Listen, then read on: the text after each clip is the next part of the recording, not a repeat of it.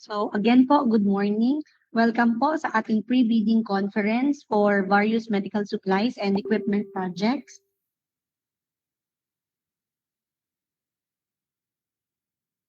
So let us start po our activity with a prayer. Lord, thank you for this day, for the presence of everyone in this call. For once again, we are gathered and given the opportunity to appreciate life and your words. Forgive us for our shortcomings and cleanse our hearts as we learn and live your words and example. Father, bless our endeavors, especially today's meeting. May you guide us in our discussions, and may you enlighten our minds in every decision that we make. Give us your grace that we may effectively do our parts for your greater glory. All this we ask in Jesus' name. Amen.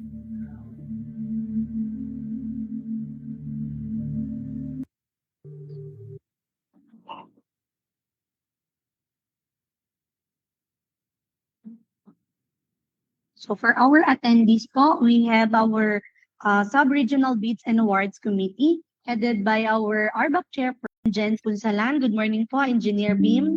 Magandang umaga po sa ating lahat.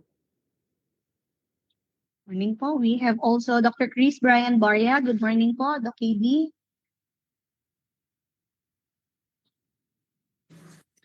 We have also Ms. Lillian Rose Contessa Incisa, our provisional member for medical equipment category.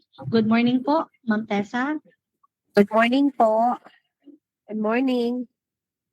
Morning, ma'am.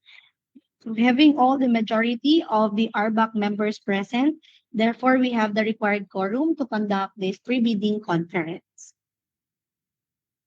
So now po, may we call on our chairperson to call this pre-bidding conference to order and to be followed by her opening message. Over to you po, Doc Angela. Thank you, Ma'am Pa. With the quorum declared by the BAC Secretariat, I call this meeting to order. Isang maganda at malusog pong araw sa ating lahat, to the BAC Vice Chair, BAC members, TWG, BAC Secretariat, end users, and of course our prospective bidders. We thank you all for joining us in our pre-bid conference. We are grateful for your continued support by joining our procurement activities. Please take this time to clear out your queries and concerns. With that, you are one with us in ensuring that. So we have also our technical working group under equipment category headed by Mr. Samuel David Banico, the TWG chairperson. Good morning po, Sir Sam. Hello po, good morning everyone. For the TWG members po, we have Dr. Xavier Vallejo. Good morning po, Dr. Xavier. We have also Mr. Mark Ryan Golmatico. Good morning po, Sir Mark. Good morning. We have also Mr. John Dominic Bolunya. Good morning po, Sir Nit. Good morning, ma'am. Morning po. We have also Attorney Angelica Dado. Good morning po, Ma'am Angie. We have also Miss Maita Mortega. Good morning po, Ma'am Maita. We have also Miss Maria Cecilia Pan. Good morning po, Ma'am Ces. Good morning. We have all members po. We have Mr. Michael Angelo Aquino, Miss Cherry May Almeida, and yours truly po, Miss Pauline Jane Loyon.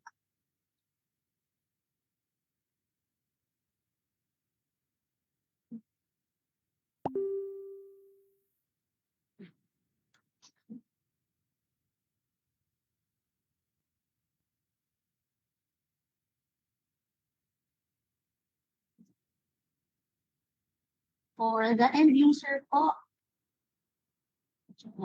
we have Mr. Aldrin Mortega. Good morning po. Morning. Morning po.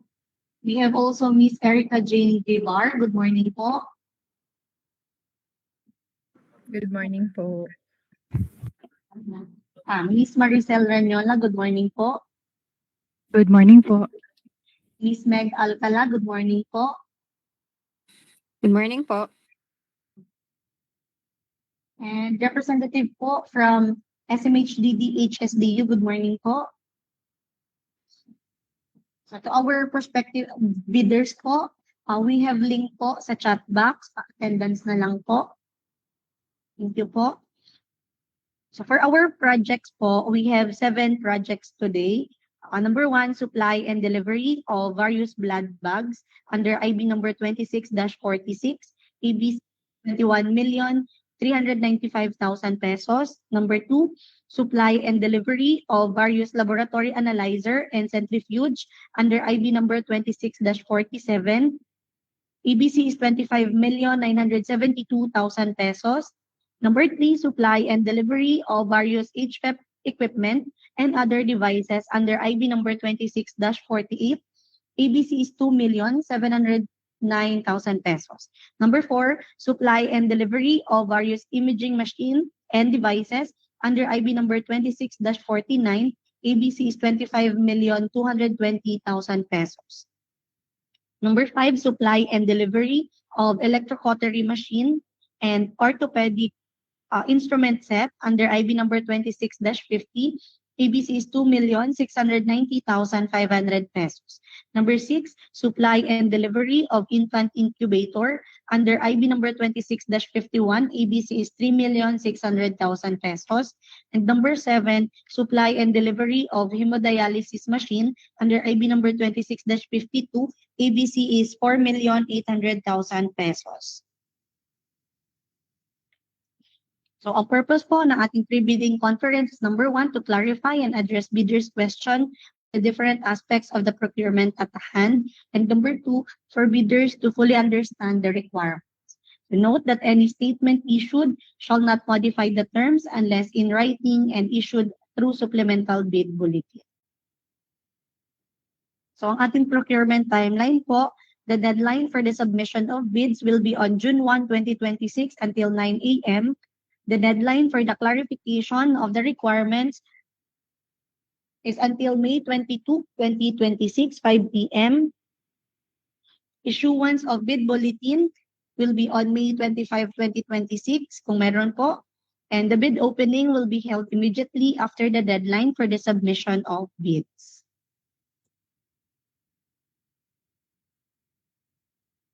So, instructions to bidders. First po, the eligibility and technical documents on table of contents. Next is the valid and updated PhilJEPS registration certificate, Platinum membership, all pages in accordance with Section 63.52 of the IRR of RA number 12009. So yung bago pong PhilJEPS ay meron na pong recitals. Kung ito na po ang inyong PhilJEPS, ito na po ang ating i-attach. Next po is the statement of all ongoing government and private contracts which are similar or not similar in nature and complexity as the project subject of the bidding. So ito pong form ng statement of all ongoing government and private contracts ay makikita po sa last part po ng bidding documents. So ito po ang gagamitin natin na form. I-fill outan lang po natin ito at ito po ay walang supporting documents. Next po is the statement of single largest completed contract which are similar in nature and complexity as the project subject of the bidding. So ito pong form ng SLCC ay makikita din po sa last part ng bidding documents. So ito po ang gagamitin natin na form at ito din po ay may kailangan pong i-support na document. So ito lamang po ang pwede natin i-attach pang support sa ating SLCC, end users acceptance, or official receipts, or sales invoice issued for the contract if completed. This is under GPPB Resolution number 16-2020. For the NFCC or net financial contracting capacity, the bidder must submit a computation of its NFCC which must be at least equal to the ABC to be bid calculated as follows. So NFCC equals current assets minus current liabilities times 15 minus the value of all outstanding or uncompleted portions of the projects under ongoing contracts, including awarded contracts yet to be started. Bid security. The bid security shall be in the form of a bid securing declaration or any of the following forms and amounts. Cash or cashier's or manager's check, bank draft guarantee or irrevocable letter of credit issued by a universal or commercial bank, 2% of the total ABC, or surety bond, 5% of the total ABC with a certificate from the Insurance Commission. Next is the compliance with Section 6, Schedule of Requirements or the Delivery Schedule. So ito po, ang kailangan lang po natin dito ay fill outan yung nasang babang part po ng Schedule of Requirements. Next is the Statement of Compliance with Section 7, Technical Specifications. So dito naman po sa ating technical specifications, ilalagay po natin kung tayo ay comply or not comply po sa kada parameter po ng technical specifications. Kung tayo po ay comply, ilalagay po natin yung reference po natin. And sa babang part po ng technical specifications, don't forget po na fill outan yung mga hinihinging information po. Next po is the notarized omnibus warrant statement. Ito po ay makikita din po natin sa last part po ng bidding documents. Ito po ay may 11 recitals na po. So before po natin i-print, pa-check lang po kung ito po ay hanggang item number 11. Next po is the performance security.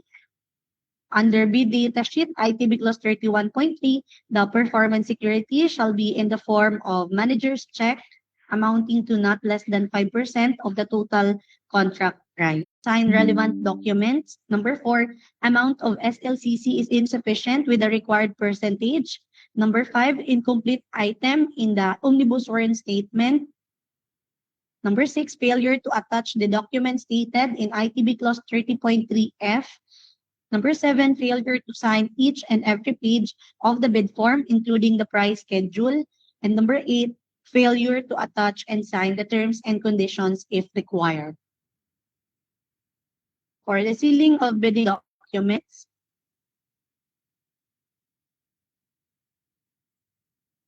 so we have the technical component po and the financial component. So ito po ay naka-folder. After po, yung technical component, ipapasok po natin sa envelope. And yung financial component naman po ay ilalagay din po natin sa another envelope. After po na malagay natin sa mga envelopes, ito ay ipapasok natin sa mother envelope. And don't forget po na i-sign ang envelope.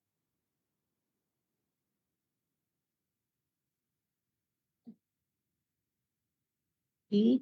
For the markings po,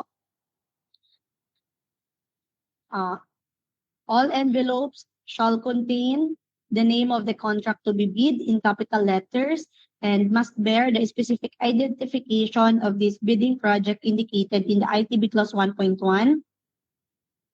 Bear the name and address the bidder in capital letters and be addressed to the procuring entity's back in accordance with ITB Clause 1.1. And bear a warning, do not open before the date and time for the opening of bids in accordance with ITB Clause 19.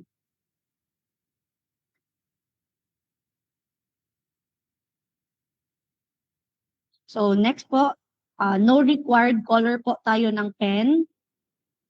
No required color po of envelope na gagamitin.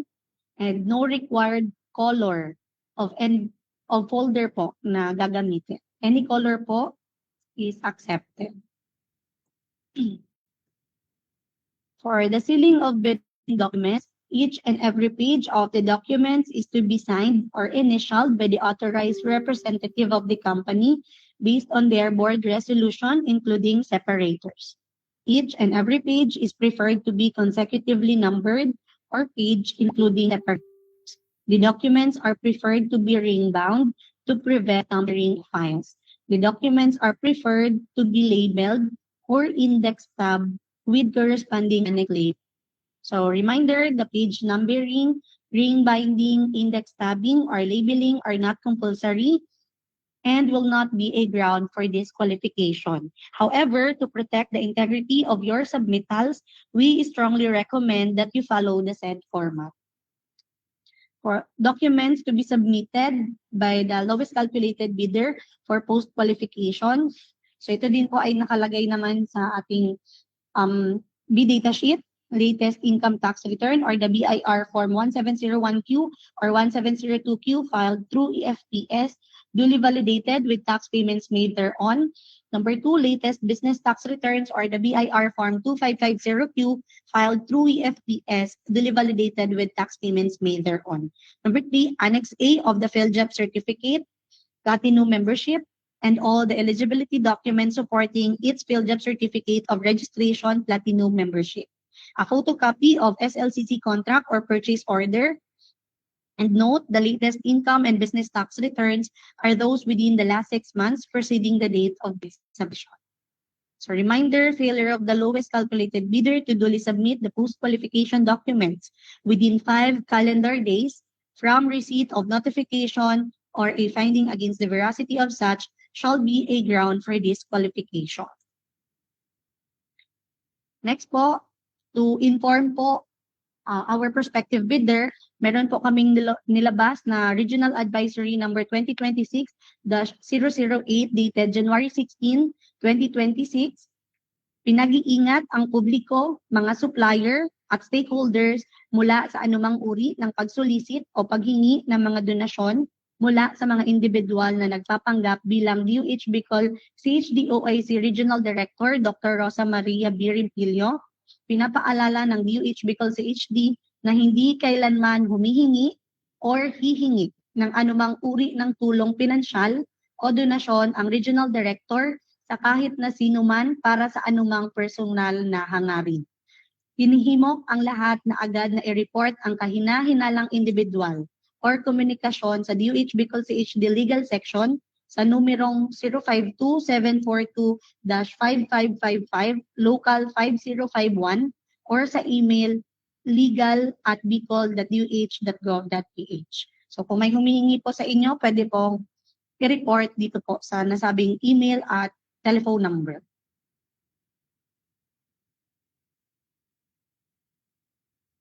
A reminder po to everyone under Section 61.1 of the IRR of RA 12009, members of the BAC, its staff and personnel, secretariat and technical working group, as well as observers are prohibited from making or accepting any communication with any bidder regarding the evaluation of their bids until the issuance of the notice of award. However, the BAC, through its secretariat, may ask the bidder in writing for clarification of its bid.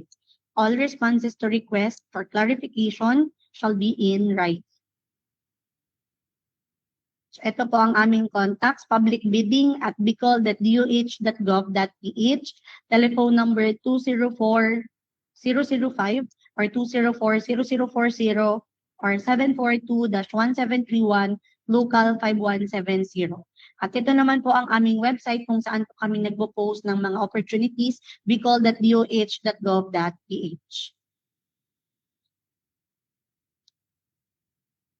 So to inform our prospective bidders po, for the electronic payment po, kung madami pong IB number or project po ang inyong sasalihan, pa-screenshot na lamang po nito. Ito po ang magiging guide po natin sa pag-email po sa amin ng inyong sasalihan po, together po with the deposit slip.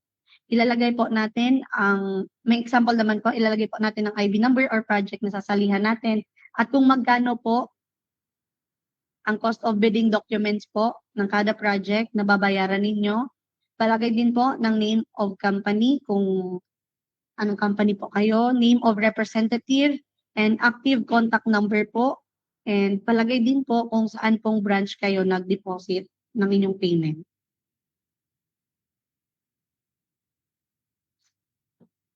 Question and answer po. Before raising your query po, please state your name and the name of company po na nire-represent. Number 3, once PTR is claimed, yun nga po, please proceed to each step for the directory. Inform supply office for your request for inspection and for delivery po. Number 5, please have engineer or sales representative always present during inspection. Number 6, please have all documents ready upon inspection also. So kung ano po yung certificates, for example, your ISO, your warranty, service manuals, operation manuals, or training certificates, they must be present during inspection po, not just during your submission for bid. Kung ano po yung nasa technical specifications, it should be given also to the end user or recipient para ma-instruct po namin prior to delivery. Should you have some technical specifications included in your product but not in our technical specifications po sa bidding, please clarify and inform us ahead of time so that may iwasan po ang pag-amend ng ating purchase order once done po. Number 4, please have all clarifications ready for in written format po sana para makita po namin yung request nyo po for queries or clarifications, and please send it po to our back and they will be the ones sila po ang magbibigay sa amin so that we will answer your queries. So I hope that answers some of the questions ahead. So good luck po to our winning bidders, and once again, thank you for joining us in delivering quality service to our health facilities. That's all po. Thank you, Ma'am Pao. Thank you po, Ma'am Meg.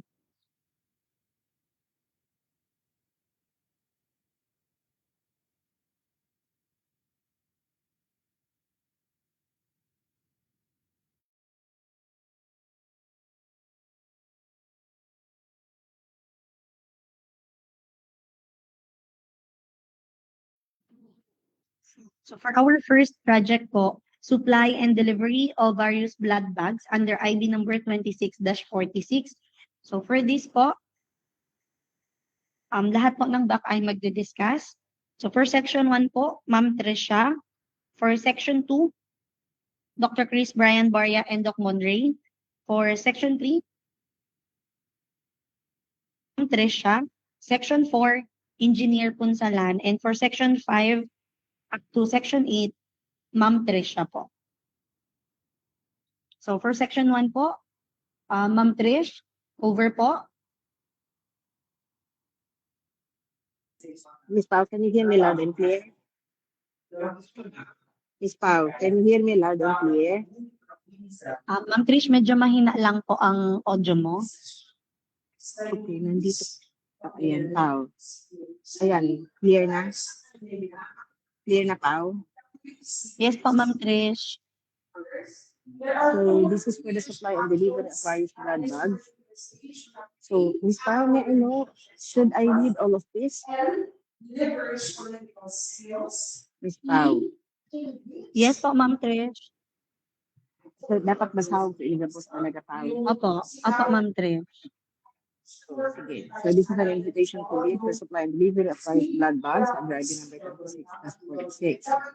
Now, the DOH, Vehicle Sector Economic Development, through the General Application Act, intend to apply the sum of 21,395 pesos being the approved budget for the contract for the ABC to payments under the contract for supply and delivery of various blood bags under ID number 26.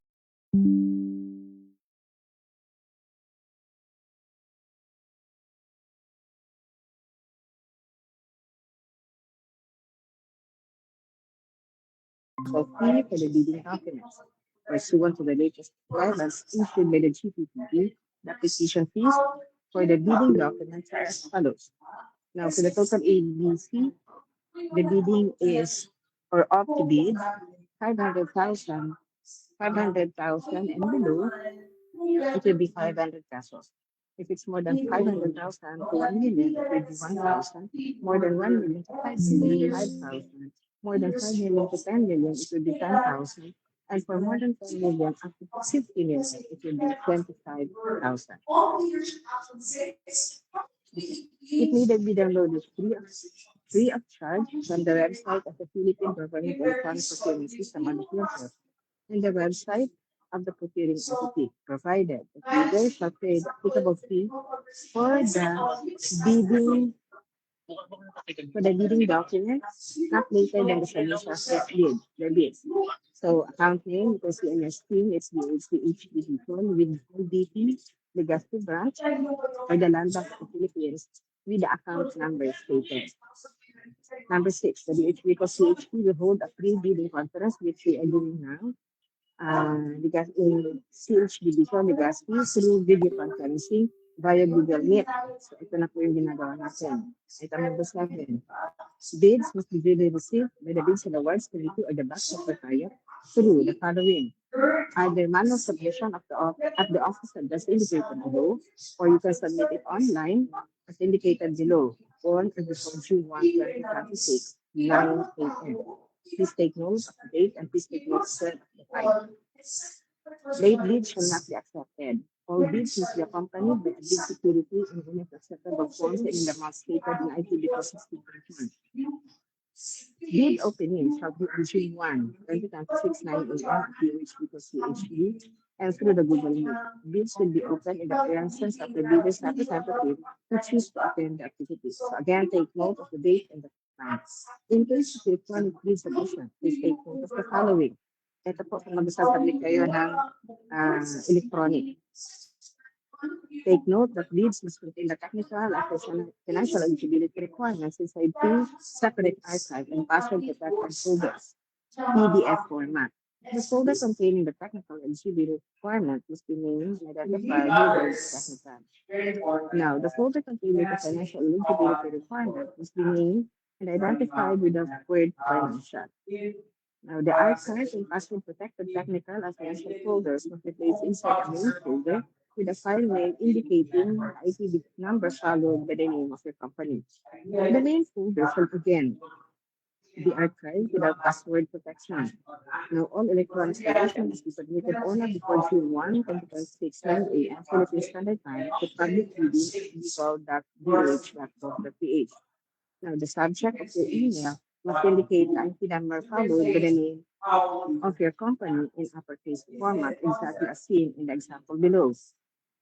Upon submission, bidder shall receive an acknowledgement from the HBCH Bank Secretariat for 596. The acknowledgement shall serve as a proof of submission of the bidding document.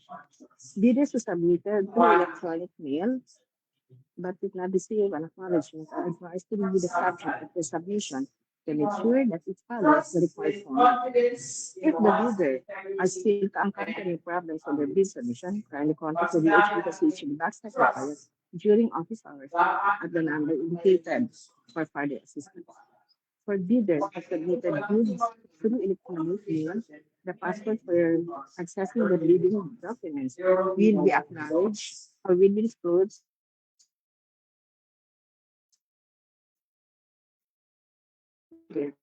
comes webcasting of human technology. The DOH because it reserves the right to reject any and all bids declared affirmative bidding or not award the contract at any time prior to contract award in accordance with section 70 of RA 1209 without incurring any liability to the affected bidders or bidder. For further information, please refer to Ms. Liberty Capado, the head of the Bank Secretariat, Procurement Management Unit, DHB.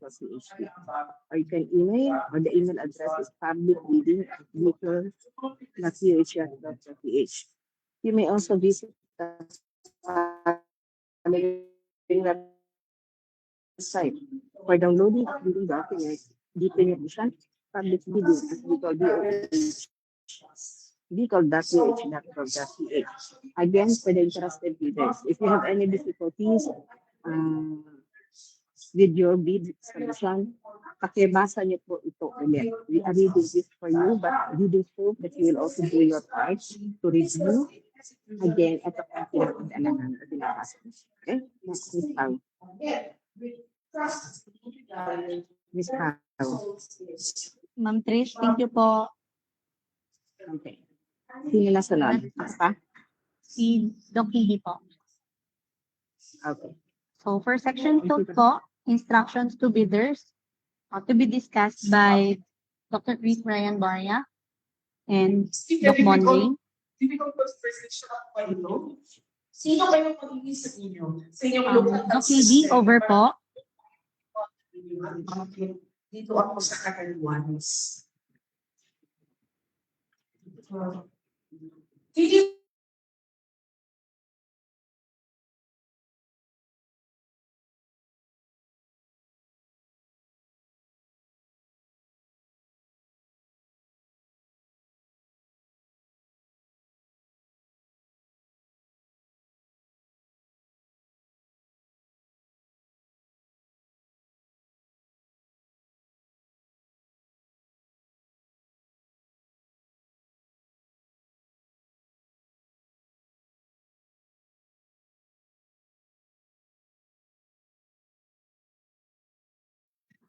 Doc Hidi.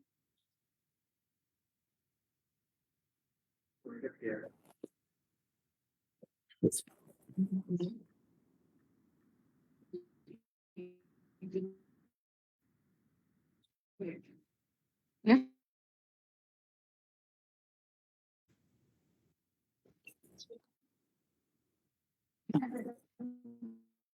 Lang po. Ms. Pao, Hello po, engineer. Dito po, mahina. Di naririnig si engineer. Asa mic niya, Mark? Pwede po palaksan.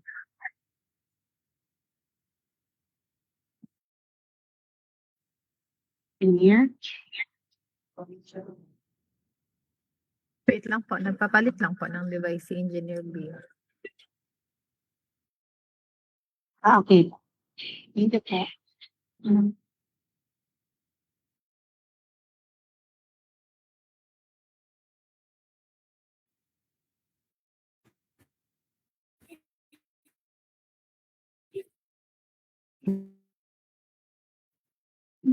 under the scope of bid, one Pakina po. email in the BDS invites bids for the project with identification number which shall be specified in the BDS. 1.2, the project is composed of number of lots or items as provided in the BDS, the details of which are described in section 7, the technical specifications. Number 2, source of fund. The procuring entity has a budget or has received funds from the funding source named in the BDS and in the amount indicated in the BDS. It intends to apply part of the funds received for this project to cover eligible payments under the contract. Number 3, corrupt, fraudulent, collusive, and coercive practices. 3.1, unless otherwise specified in the BDS, the procuring entity, as well as the bidders and suppliers, shall observe the highest standard of ethics during the procurement and execution of the contract. In pursuance of this policy, the procuring entity shall A. Define for purposes of this provision the following terms under existing laws, rules, and regulations. Corrupt practice means an act by which officials in the public or private sectors improperly and unlawfully enrich themselves, others, or induce others to do so by misusing the position in which they are placed, and includes the offering, giving, receiving, or soliciting of anything of value to influence the action of any such official in the procurement process or in the contract execution, entering on behalf of the government into any contract or transaction manifestly and grossly disadvantageous to the same, whether or not the public officer profited or will profit thereby, and similar acts as provided in RA number 9019. Number 2, fraudulent practice means a misrepresentation of facts for purposes of influencing a procurement process or the execution of contract to the detriment of the procuring entity, which includes collusive practices among bidders, that is prior to or after bid submission, close parentheses, designed to establish bid prices at artificial, non-competitive levels and to deprive the procuring entity of the benefits of free and open competition. Number 3, collusive practices. It means a scheme or arrangement between two or more bidders with or without the knowledge of the procuring entity, designed to establish bid prices at artificial, non-competitive levels. Number 4, coercive practices. It means harming or threatening to harm directly or indirectly persons or their property to influence their mixed power, their participation in the procurement process, or affect the execution of the contract. Number 5, obstructive practice. It is deliberately destroying, falsifying, altering, or concealing of evidence material to administrative proceedings or investigation, or making false statements to investigators in order to materially impede administrative proceedings or investigations of the procuring entity or any foreign government, foreign or international financing institution relative to allegations of a corrupt, fraudulent, coercive, or collusive practice, and or threatening, harassing, or intimidating any party to prevent the latter from disclosing its knowledge of matters relevant to the administrative proceedings or investigation, or from pursuing such proceedings or investigation, or acts intended to materially impede the exercise of the inspection and audit rights of the procuring entity or any foreign government, foreign or international financing institution herein. For letter B, undertake to reject a proposal for award upon prima facie determination that the bidder recommended for award has engaged in any of the prohibited practices mentioned in this clause for purposes of competing for the contract.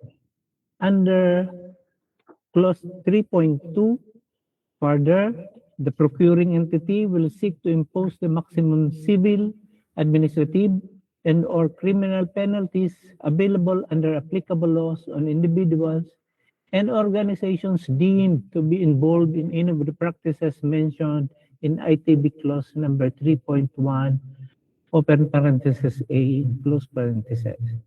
Furthermore, the funding source in the procuring entity reserves the right to inspect and audit records and accounts of a bidder or supplier in the bidding for and performance of a contract themselves or through independent auditors as reflected in the GCC clause number 3. For number 4, conflict of interest, 4.1.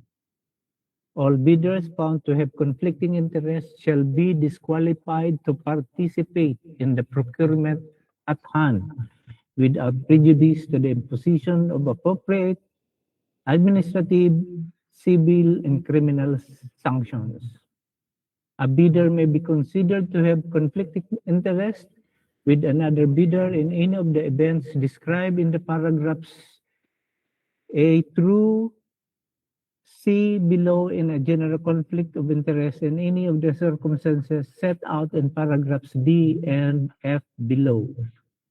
For letter A bidder has controlling shareholders or beneficial owners in common with another bidder. Letter B, a bidder receives or has received any direct or indirect subsidy from any other bidder. And letter C, a bidder has the same legally authorized representative as that of another bidder for purposes of this act. Letter D, a bidder has a relationship directly or through third parties that puts them in a position to have access to information about or influence on a bid or another bidder, or influence the decision of the procuring entity regarding this bidding process. This may include a firm or an organization that lends or temporarily seconds its personnel to firms or organizations that are engaged in consulting services for the preparation related to procurement for or implementation of the project, if the personnel would be involved in any capacity on the same project. Letter E, a bidder who participated as a consultant in the preparation of the design or technical participation of the goods and related services that are the subject of the bid. Letter F, a bidder who lends or temporarily seconds its personnel to firms or organizations which are engaged in consulting services for the preparation related to procurement or implementation of the project, if the personnel would be involved in any capacity on the same project. Under 4.2, all bidding documents shall be accompanied by an omnibus sworn statement of the bidder that it is not related by consanguinity or affinity up to the third level to the hope. The procurement agent, if engaged, the head of the project management office, the end user or implementing unit, or any members of the bids and awards committee, technical working groups, and back secretariat. 4.3, the bidder shall also disclose the ultimate beneficial ownership of the entity. Failure to comply shall be a ground for automatic disqualification of the bid in consonance with Section 59 of the IRR. For this reason, relation to the aforementioned persons within the third civil degree of consanguinity or affinity shall automatically disqualify the bidder from participating in the procurement of contracts of the procuring entity, notwithstanding the act of such persons inhibiting themselves from the procurement process. This clause shall apply to the following persons and affiliates. A, in the case of individuals or sole proprietorship, to the bidders and their spouses. B, in the case of partnership, ships to the partnership itself and its partners.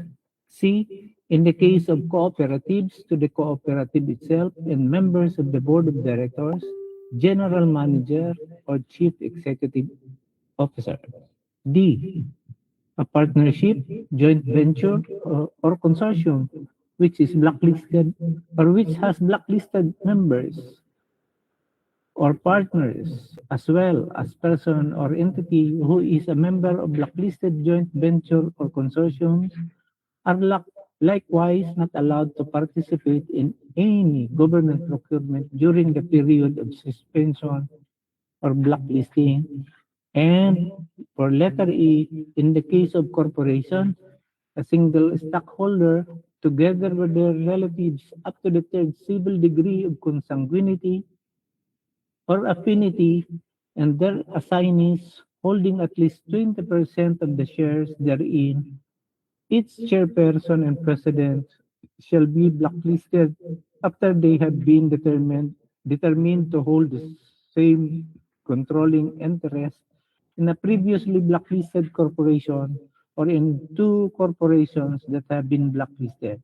The corporation of which they are part of shall also be blacklisted. For the eligible bidders under 5.1, only bids found to be legally, technically, and financially eligible will be evaluated. For procurement of goods, the following persons shall be eligible to participate in this bidding. A. Duly licensed Filipino citizens or sole proprietorship. B. Partnerships duly organized under the laws of Philippines and of which at least 60% of interested belongs to citizens of the Philippines. C. Corporations duly organized under the laws of the Philippines and of which at least 60% of the outstanding capital stocks belongs to citizens of the Philippines. D. Cooperatives duly organized under the laws of the Philippines. And E. Persons or entities forming themselves into a joint venture that is a group of two or more persons or entities that intend to be jointly and severally responsible or liable for a particular contract. Provided, however, that Filipino ownership or interest of the JV concerned shall be at least 60%. For this purpose, the Filipino ownership or interest shall be based on the contribution of each of the members of the joint venture as specified in the joint venture agreement, provided further that the primary purpose of each member of the JV must be similar or related with the requirements of the project to be bid out. Under 5.2, foreign bidders may be eligible to participate when any of the following circumstances exist as prescribed in the BDS. Letter A. When provided for under any treaty or international or executive agreement as provided in Section 4 of the IRR. Letter B. When the foreign supplier is a citizen, nation, or association of the country, the laws or regulation of which grant reciprocal rights or privileges to citizens, corporations, or associations of the Philippines. Letter C. When the goods sought to be procured are available from local supplier, or D. When there is a need to prevent situations that defeat competition or restrain trade. 5.3. GOCC may be eligible to participate only if they can establish that they are A. Are legally and financially autonomous. B. Operate under commercial law. And C. Are not attached agencies of the procuring entity. Under 5.4, the bidder must have completed within a period of 10 years from the submission of the bid, unless a shorter period is indicated in the invitation to bid and BDS, the single largest completed contract that is similar to the procurement project to be bid, and whose value must be equivalent to at least 50% of the ABC, adjusted to current prices used in the Philippine Statistical Authority Consumer Price Indices. Under 5.5, if the procuring entity determines that it is necessary to adopt a different SLCC requirement to ensure broader bidder participation while establishing their technical capacity, it may allow bidders to present a combination of contracts completed within the same period, provided the total value is at least 50% of the ABC. Thus, A. The bidder should have completed at least one similar contract amounting to at least 25% of the ABC, and B. The bidder should have completed other contracts whether similar or not, with an aggregate amount of at least 25% of the ABC. For this purpose, the procuring entity may clarify in the description of what it considers to be a similar project, which must be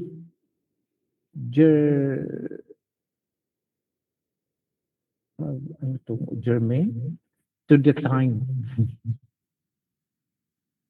class or genus of goods or services to be procured, guided by the principle of proportionality and fit for purpose approach. 5.6. The bidder must submit a computation of its net financial contracting capacity, which must be at least equal to the ABC to be bid, calculated as follows.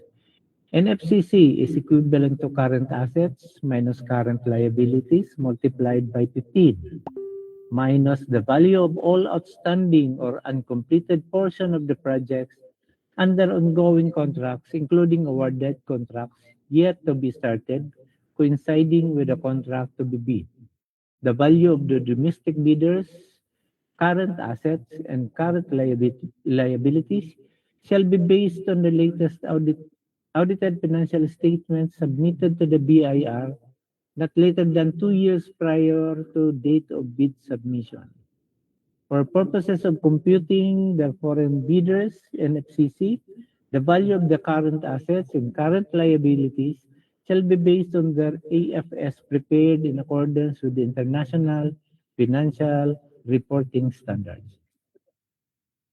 If the bidder opts to submit a committed line of credit, it must be at least equal to 10% of the ABC to be bid, provided that if issued by the foreign bank, it shall be confirmed or authenticated by local bank.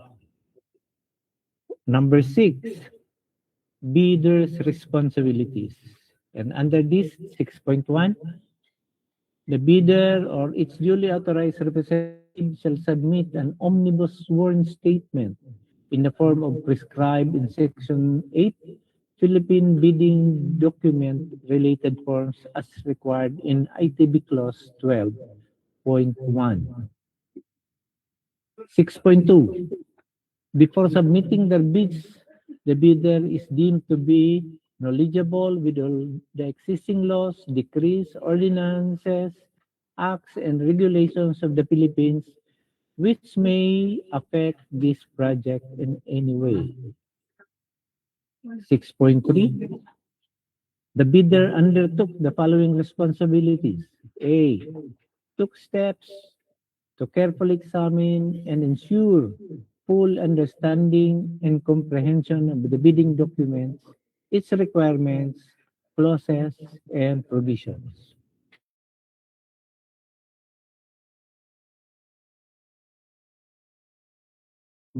Acknowledge otherwise affect an estimate available bid if any. Letter D. Complied with the responsibility to inquire or secure the supplemental bid bulletin as provided under ITB Clause 10.4. E. Ensure that it is not blacklisted or barred from bidding by the government of the Philippines or any of the agencies, offices, corporations, or LGUs, including foreign government or foreign or international financing institutions whose blacklisting rules have been recognized by the GPPB by itself or by reason of its relation, membership, association, affiliation, controlling interest with another blacklisted person or entity. F. Ensured that each of the documents submitted in satisfaction with the bidding requirement is an authentic copy of the original. Complete all are and information provided therein are true and correct. Letter G.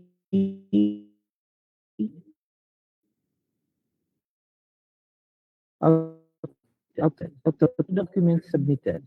H, ensured that the signatory is the duly authorized representative of the bidder, granted full authority and authority to do, execute, and perform any and all acts necessary to participate, submit the bid, to sign and execute the ensuing contract accompanied by the duly notarized special power of attorney, board or partnership resolution, or secretary certificate, whichever is applicable.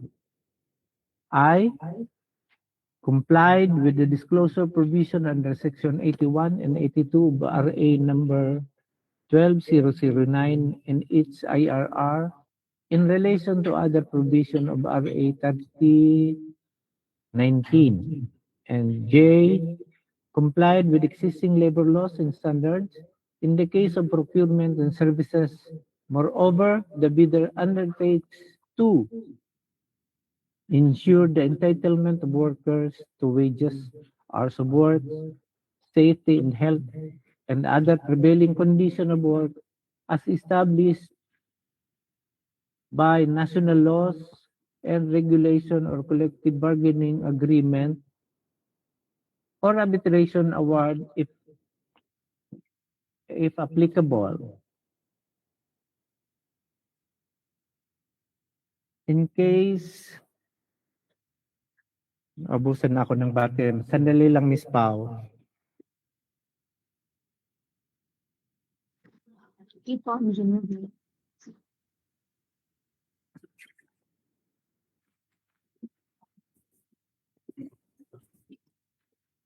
Okay.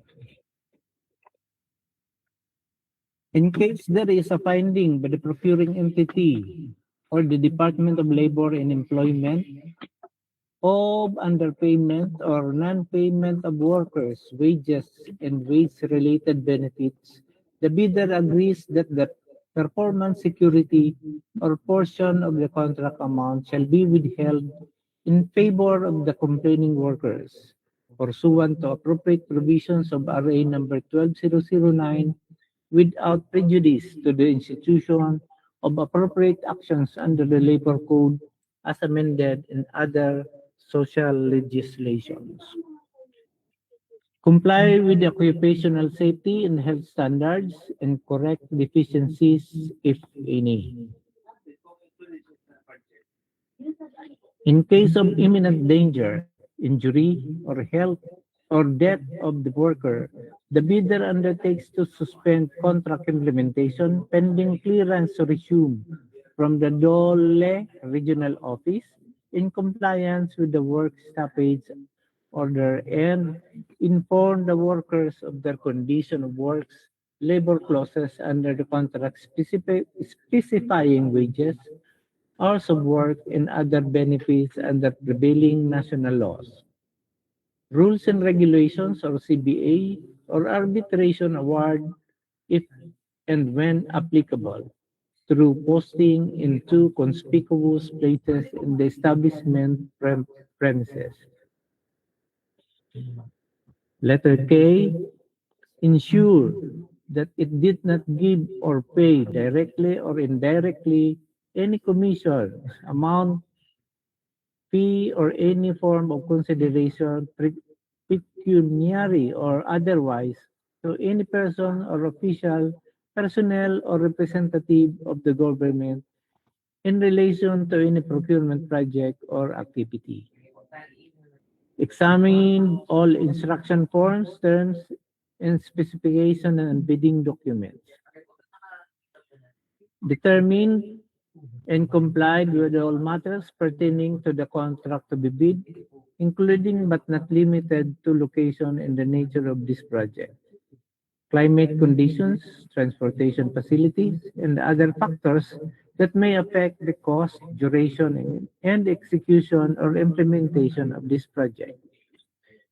And for letter N, ensure that all information in the bidding documents, including bid or supplemental bid bulletins issued, are correct and consistent The procuring entity shall not assume any responsibility regarding erroneous interpretations or conclusion by the prospective or eligible bidder out of the data furnished by the procuring entity. Failure to observe any of the above responsibilities shall be at the risk of the bidder concerned. 6.4.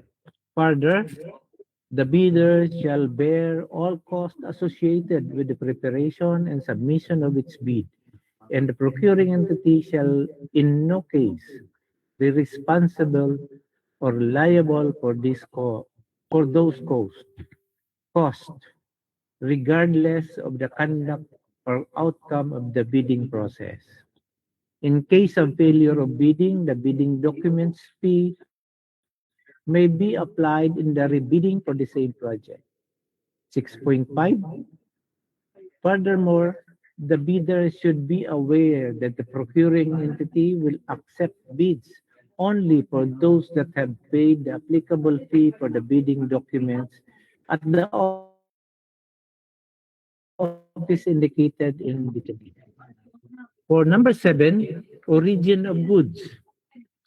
Unless otherwise indicated in the BDS, there is no restrictions on the origin of goods in other those prohibited by the decision of the United Nations Security Council taken under Chapter 7 of the Charter of the United Nations.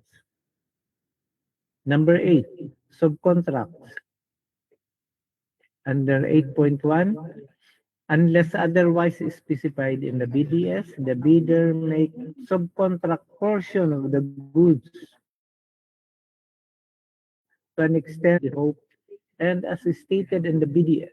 However, the contracted portion that shall exceed 20% or a different percentage of the ABC on a per project basis as approved by the GPPP. 8.2. Subcontracting of any portion of this project shall not relieve the bidder from any liability or obligation that may arise from the contract. 8.3. Subcontractors must meet the eligibility criteria and submit the same eligibility documents as the general contractor. Failure of the subcontractor to meet the eligibility criteria does not affect the eligibility of the general contractor for the project. In such case, the portion intended to be subcontracted to the eligible subcontractor shall be assumed by the general contractor. 8.4. The subcontracting arrangement, if allowed, including the time of submission of the eligibility documents of the contractor, shall be disclosed in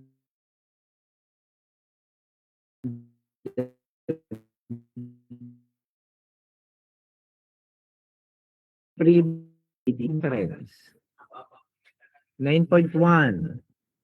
If so specified in the BDS, a pre-bid conference shall be held either at the procuring entity physical address and or online through video conferencing, webcasting, or similar technology, or a combination thereof, on the date indicated therein to clarify and address the bidder's questions on the technical and financial components of this project. 9.2. The pre-bid conference shall be held at least 12 calendar days before the deadline for the submission and receipt of bids, but not earlier than 7 calendar days from the posting of the invitation to bid and other bidding documents in the PDFs. 9.3.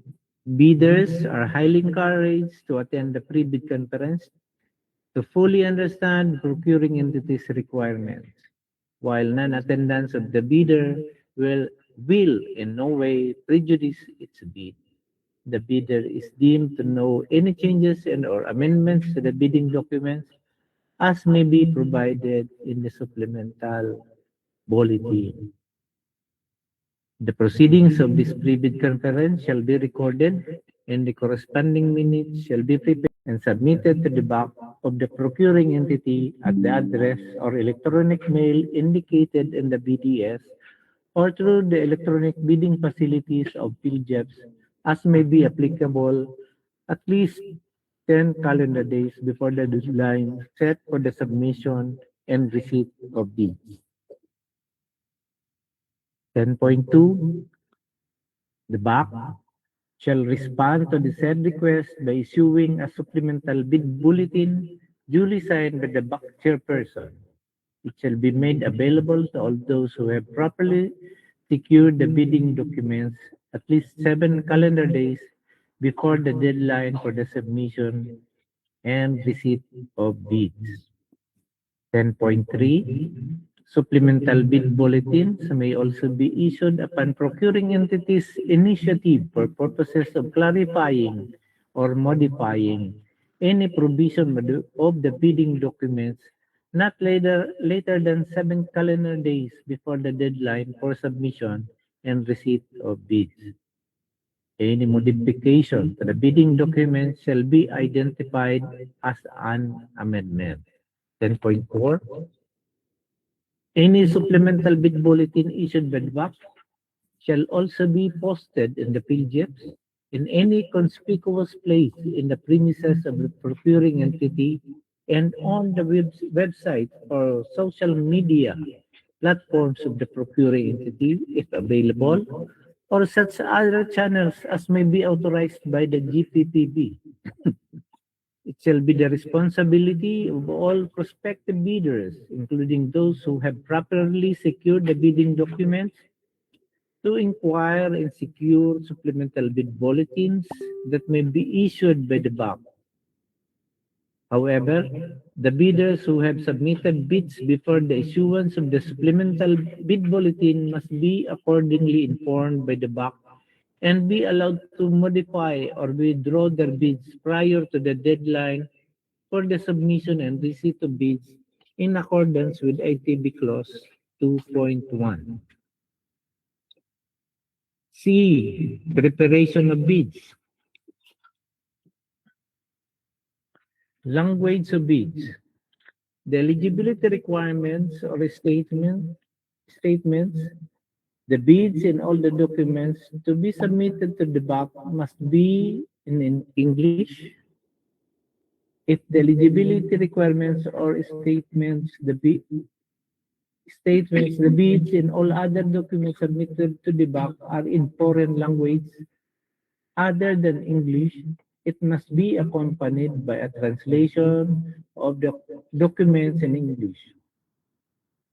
The documents shall be translated by the relevant foreign government agency, the foreign government agency authorized to translate documents, or a registered translator in the foreign bidder's country. The bidder shall cause the authentication of the translated documents and shall be authenticated with the appropriate Philippine Foreign Service establishment or post or the equivalent office having jurisdiction over the foreign bidders' affairs in the Philippines. The English translation shall govern for the purpose of interpretation of the bid. However, for contracting parties to the Apostille Convention, the document shall be authenticated through an apostille by the competent authority, as defined in Section 20.9.2 of the IRR, except for countries identified by the DFA that will still require legalization, red ribbon, by the relevant embassy of the consulate. 12. Documents comprising the bid, technical and financial components. Under 12.1, the first bid envelope shall contain the following technical documents, including the eligibility document, PhilJEP certificate of registration, platinum membership, statement of SLCC, NFCC, computation or committed line of credit, for statement of all its ongoing government and private contracts, including contracts awarded but not yet started, if any. whether similar or not similar in nature and complexity to the contract to be bid. 5. If applicable, GBA or in absence of GBA, duly notarized statements from all potential JB partners stating that they will enter into and abide by the provision of JBA in the event that the bid is successful. 6. Bid security in the prescribed form in amount in accordance with the ITB Clause 16 and validity period under ITB Clause 15. 7. Technical specification which may include production or delivery schedule, manpower requirements, or after-sale service or parts if applicable. 8. Omnibus sworn statement. And for number 9, for foreign bidders claiming eligibility by reason of their country's extension or reciprocal rights to Filipinos, a certification from the relevant government office of the country stating that Filipinos are allowed to participate in the government procurement activities not for the same item or product. 12.2. The second bid envelope shall contain the following financial documents. A. Bid form, which includes the bid price. B. Price schedules in accordance with ITB Clause 13.1. And letter C, if applicable, the certificate of domestic preference in accordance with ITB Clause 25. 12.3. Whenever necessary, modifications may be to the foregoing components specifically for major and specialized procurement to suit the particular needs of the procuring entity, subject to the approval of the GPPP. 12.4. All bids that exceed the ABC shall not be accepted unless otherwise indicated in the BDS. For foreign funded procurement, the ABC shall be applied as the ceiling to bid prices provided the following conditions are met. A. Bidding documents are obtainable free of charge in a freely accessible website. If payment of bidding documents is required by the procuring entity, payment could be made upon the submission of bids. The procuring entity has procedures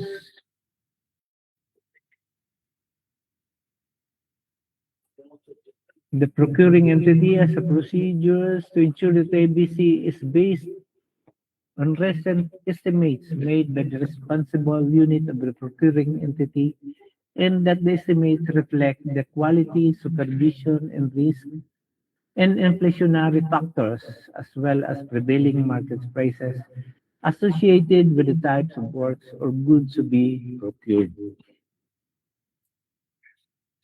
Letter C. The procuring entity has trained cost estimators in estimating prices and analyzing bid variances. D. The procuring entity has established a system to monitor and report bid prices relative to ABC and engineers procuring entities estimate. E. The procuring entity has established a monitoring and an evaluation system for contract implementation to provide feedback on actual total cost of goods and works. However, the GOP and the foreign government or foreign or international financing institutions may agree to waive the foregoing conditions. Number 13, bid prices. Under 13.1, the bidder shall accomplish the price schedule form as prescribed the procuring entity, which may include the following details. A. For goods offered from the Philippines, 1. The price of the goods quoted, example works or factory, warehouse, showroom, or off-the-shelf as applicable. 2. The cost of all customs duties and sales and other taxes already paid or payable. 3. The cost of transportation, insurance, and other costs incidental to the delivery of goods to their final destination. And 4. The price of other incidental services, if any, listed in the BDS. Letter B. For goods offered from abroad. 1. Unless otherwise stated in the BDS, the price of the goods shall be quoted delivery duty paid with the place of destination in the Philippines as is specified in the BDS. In quoting the price, the bidder shall be free to use transportation through carrier registered in any eligible country. Similarly, the bidder may obtain insurance services from any eligible source country. Number 2, the price of other incidental services, if any, listed in the BDS.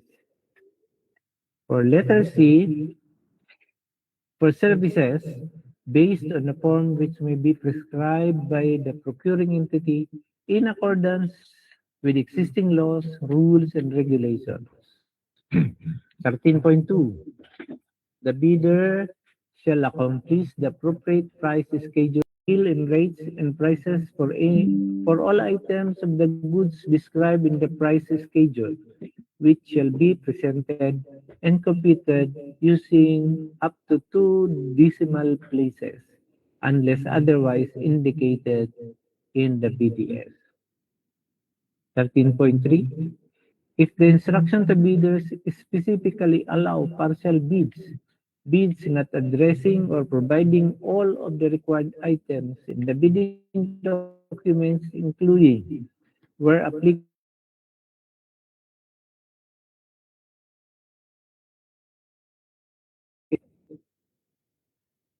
and shall be automatically disqualified. However, the government, except those required by law or regulations to be provided for. The terms EX works, cost insurance and freight, cost and insurance paid, and other trade terms used to describe the obligations of the parties shall be governed by the rules prescribed in the current edition of the International Commercial Terms, Incoterms, published by the International Chamber of Commerce, Paris. 13.4.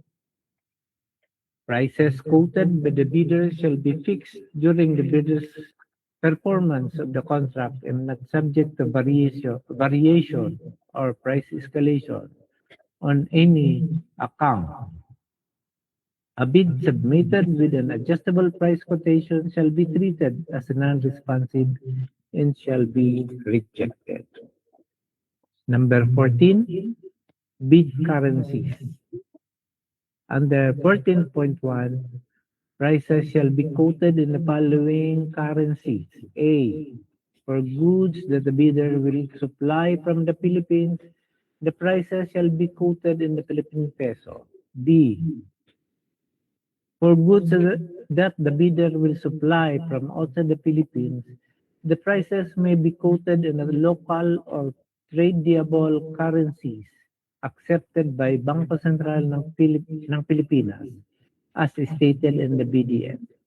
However, for purposes of this evaluation, bids denominated in foreign currencies shall be converted to Philippine currency based on the exchange of rate published in the BSP Daily Reference Exchange Rate Bulletin on the day of the bid bulletin. 14.2. If so allowed in accordance with ITB Clause 14.1, the procuring entity, for purposes of bid evaluation and comparing the bid prices, will convert the amounts in various currencies in which the bid price is expressed by Philippine peso at the foregoing exchange rate. 14.3. unless otherwise specified in the BDS, payment of the contract price shall be made in Philippine peso. 15. Bid validity. Under 15.1, bids shall remain valid for the period specified in the BDS, which shall not exceed 120 calendar days from the date of the opening of bids.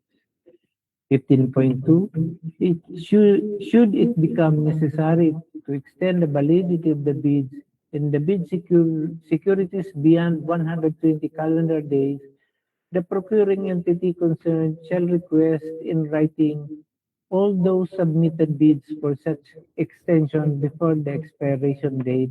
Therefore, bidders, however, shall have the right to refuse to grant such extension without forfeiting their bid security. Bid security. Under 6.1, the bidder shall, at its option, submit a bid security in a form and amount as stated in the BDS, which may include the following. Under column 1, form of bid security. A. Cash or cashier's or manager's check issued by the bank. For bidding conducted by the LGUs, the cashier or manager's check may be issued by other banks certified by the BSP as authorized to issue such financial instruments. And the total amount of bid security not less than the required percentage of the ABC as indicated in column 2, 2%. For letter B, bank or bank guarantee or irrevocable issued by a bank, provided however that it shall be confirmed or authenticated by the local bank if issued by the foreign bank. For bidding conducted by LGUs, bank guarantee, bank draft, or bank guarantee or irrevocable letter of credit may be issued by other banks certified by the BSP as authorized to issue such certain financial instrument. So it is 5%. Letter C, surety bond callable upon demand issued by a surety or insurance company duly certified by the Insurance Commission as authorized to issue such security. It is 5%. D. Bid securing declaration. Not applicable. Bid security shall be denominated in Philippine peso and posted in favor of the procuring entity. 16.2. The bid security should be valid for the period specified in the BDS. Any bid not accompanied by the acceptable bid security shall be considered as non-responsive and rejected by the procuring entity. 16.3. In no case shall the bid security be returned later than the expiration of the bid validity period indicated in the BDS unless it has been extended. In case the bidder is required to extend its validity, the bidder may, at its discretion, substitute a bid security declaration for the extended period as a replacement of its bid security, provided that the option to substitute is indicated in the BDS. 16.4. Upon signing and execution of the contract pursuant to ITB Clause 30 and the posting of the performance security pursuant to ITB Clause 31, the bid security of the successful bidder will be discharged, but in no case later than its validity period as indicated in the ITB Clause 16.2. 16.5. The bid security may be forfeited based on any of the following grounds as provided under Rule 8, 10, 11, and 8, 10, 11, and 21 of the IRR. Letter A. If a bidder withdraw its bid during the period with validity specified in the ITB clause 15, number 2, does not accept the correction of errors pursuant to ITB clause 26.5B, arithmetical error. And number 3, as a finding against the veracity of any of the documents submitted as stated in ITB clause 27.2. 4. Submit eligibility requirements containing false information or falsified documents. 5. Submit bids that contain false information or falsified documents or the concealment of such information in the bids to influence the outcome of eligibility screening or any other stage of the public bidding. 6.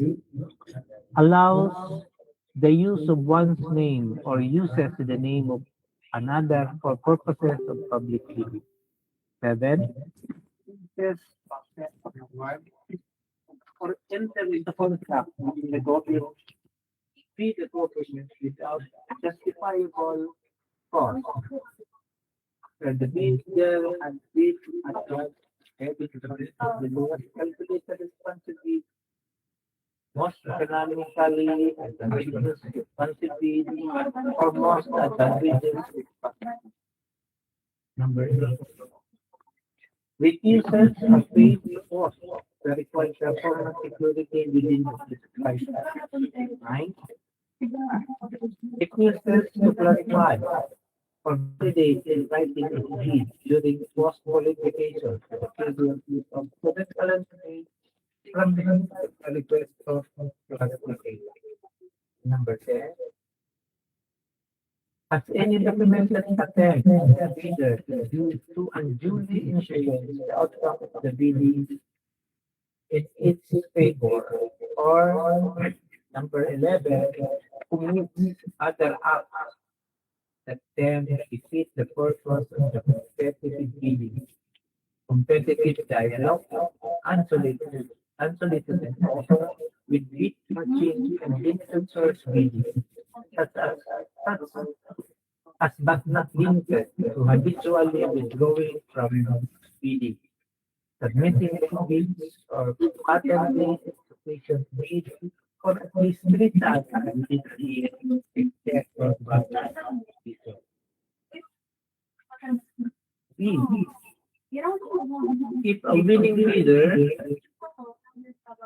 fails to sign the contract in accordance with clause 30, number 2, fails to purchase performance security in accordance with clause 81, or number 3, fails to enter into joint venture after the bid declared successful in the case of potential JV. For number 7, formal incentive fee. 17.1. Bidders shall submit their bids to their duly authorized representatives, which will be appropriate for provided in Section 8. Philippine bidding documents related for or more before the deadline is specified in ITB clause 19 in 2 separate sealed bids envelopes, which shall be submitted simultaneously with the renewal of filed highlights. The first shall contain the components of the bid, including the eligibility requirements of the ITB clause 12, and the second shall contain the financial component of the bid. This shall also be observed in each lot in the case of procurement. 17.2. Or as mentioned in ITB clause 17.1 must be completed without any alterations to their format. No substitute form shall be accepted.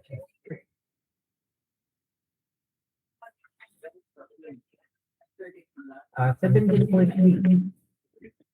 Each and every page of the bid form, including its writing schedule under Section 8 thereof, shall be signed by the two authorized representatives of the bidder.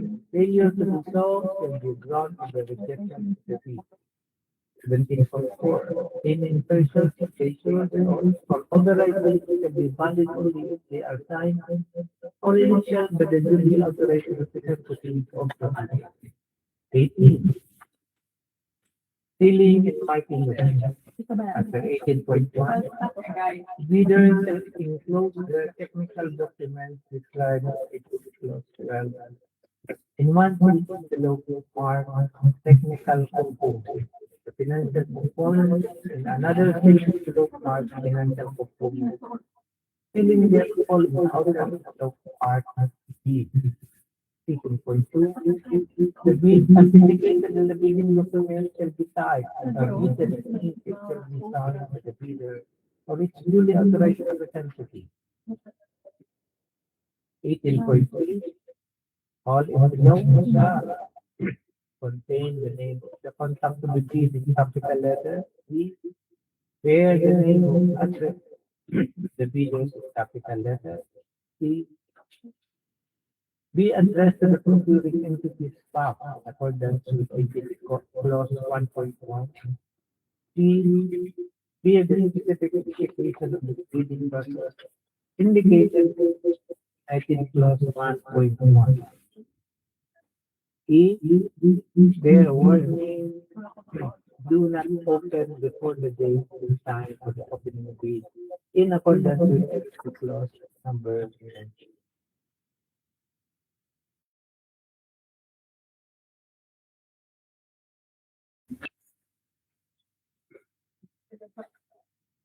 Under 18.4, for manually submitted bid envelopes that are not properly sealed and marked as required in the bidding documents, the same shall be accepted.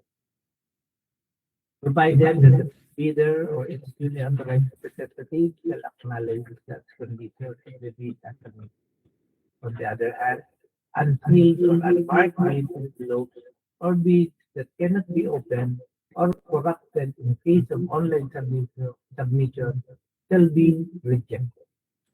The bank shall assume no responsibility for misplaced or lost contents of the improperly sealed or marked bid or by its premature opening.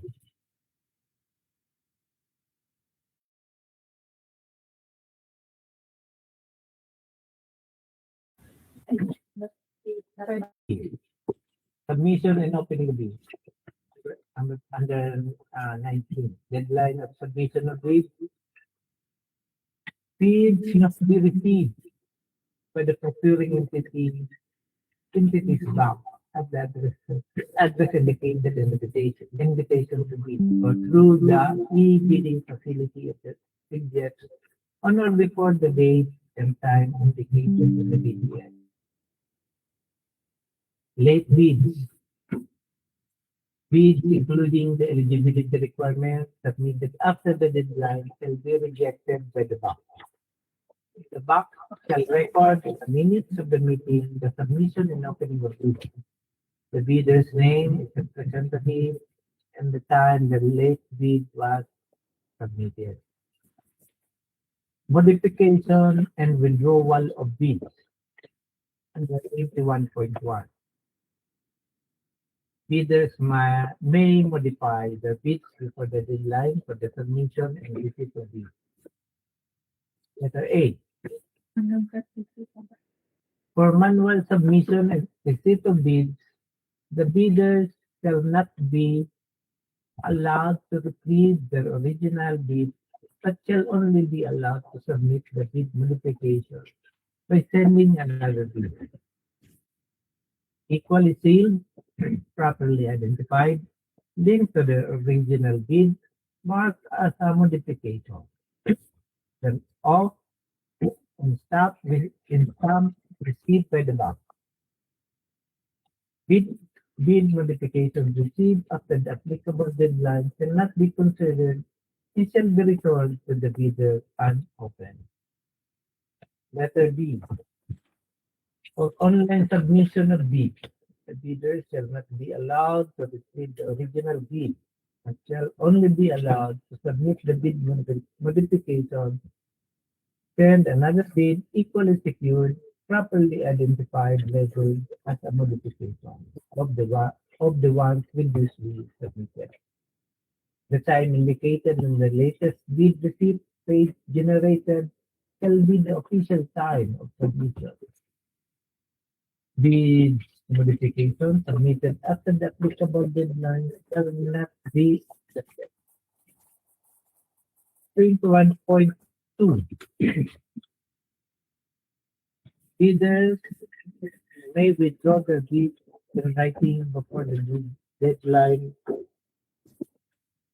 for submission and receipt of bid.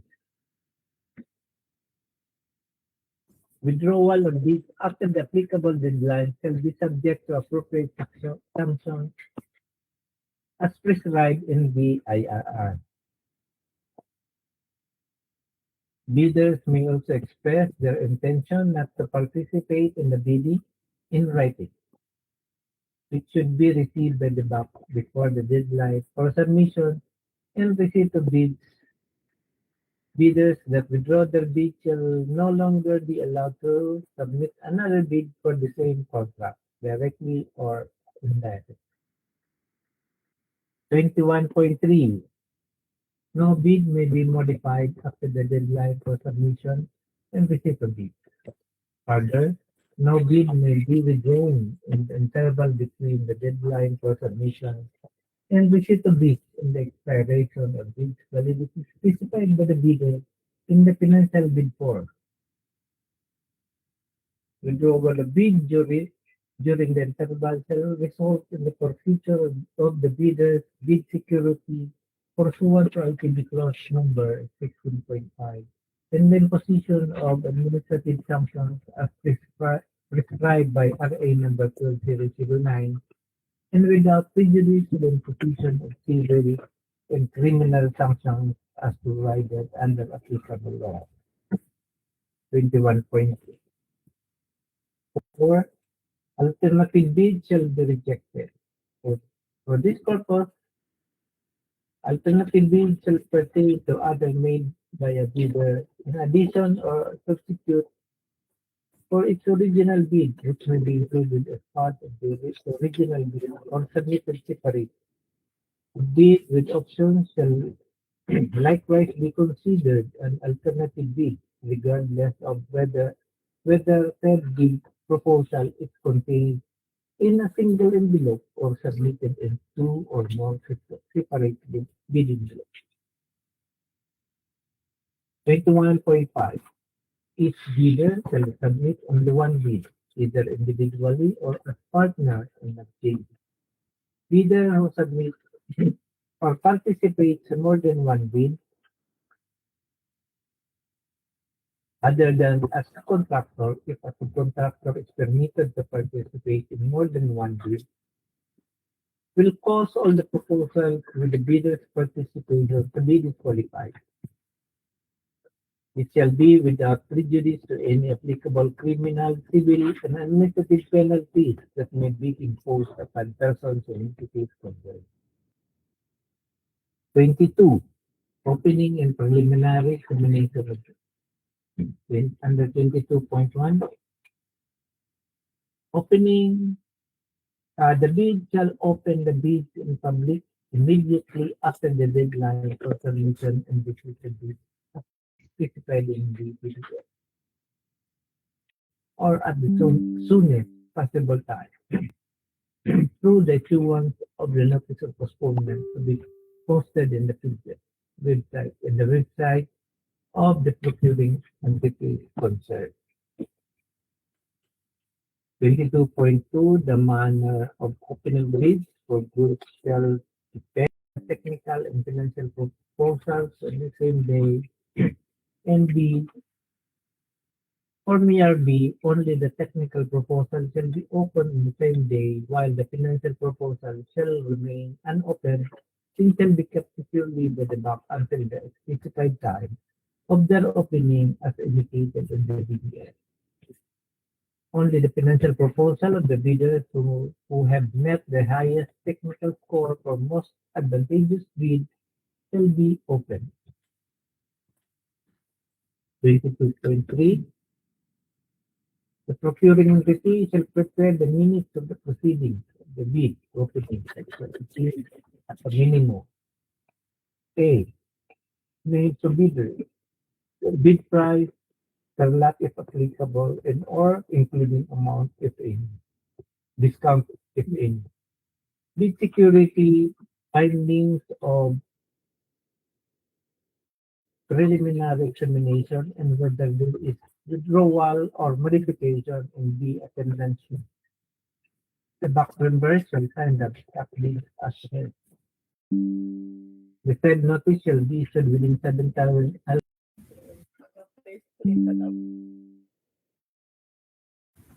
Letter E, evaluation on comparison of bid. Process to be confidential. Under 23.1. Members of the BAC, its staff and personnel, secretariat, and PWG as well as observers are prohibited from making or accepting any communication with any bidder regarding the evaluation of their bids until the issuance of notice of award, unless otherwise allowed in ITB Clause 24. 23.2. In effort, the bidder to influence the procuring entity in its decision to respect of bid evaluation, bid comparison, or contract award will result in the rejection of the bid. Number 24, clarification of bids. To assist in the evaluation, comparison, and post-qualification of the bid, the procuring entity may ask in writing any bidder for clarification of its bid. All responses to request for clarification shall be in writing. Any clarification submitted by the bidder in respect to its bid is not responsible for the request of the procuring entity shall not be considered.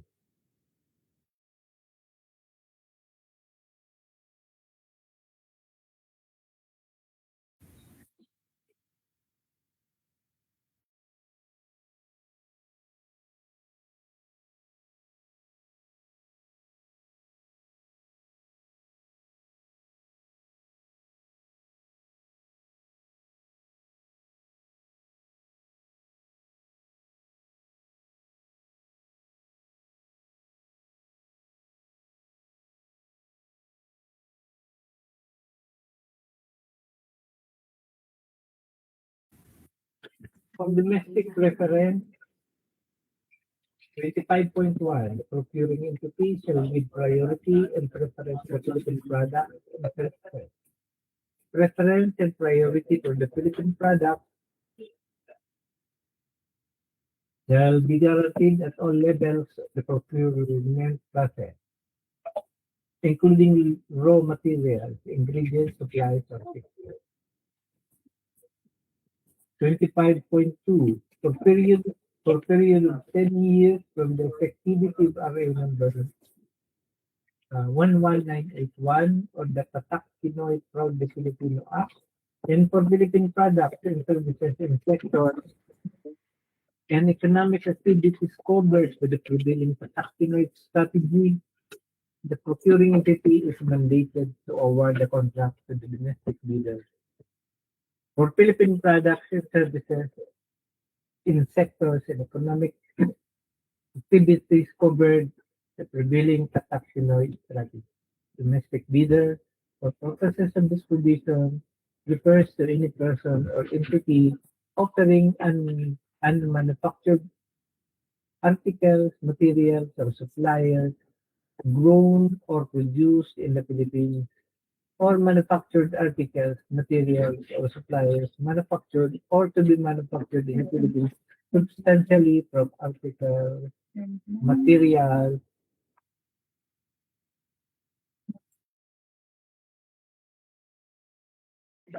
or suppliers that are or will be produced or manufactured by the Philippines, as the case may be. 25.3.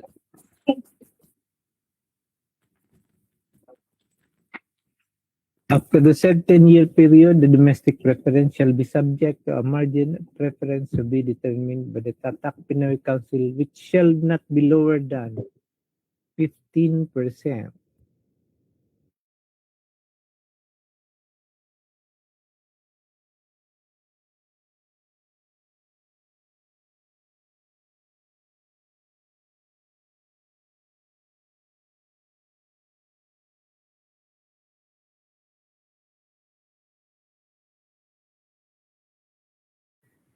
$25.5, the procuring entity shall award the project to the domestic bidder if the bid is not more than 25% in excess of the lowest foreign bid.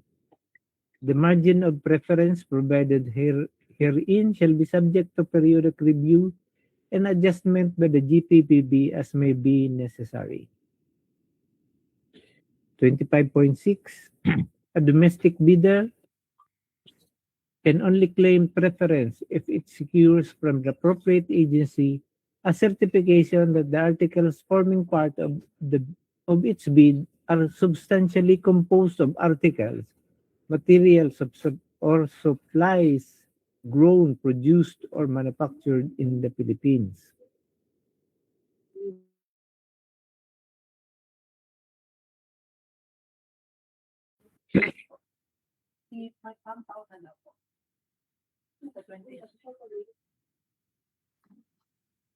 Engineer. 25.7.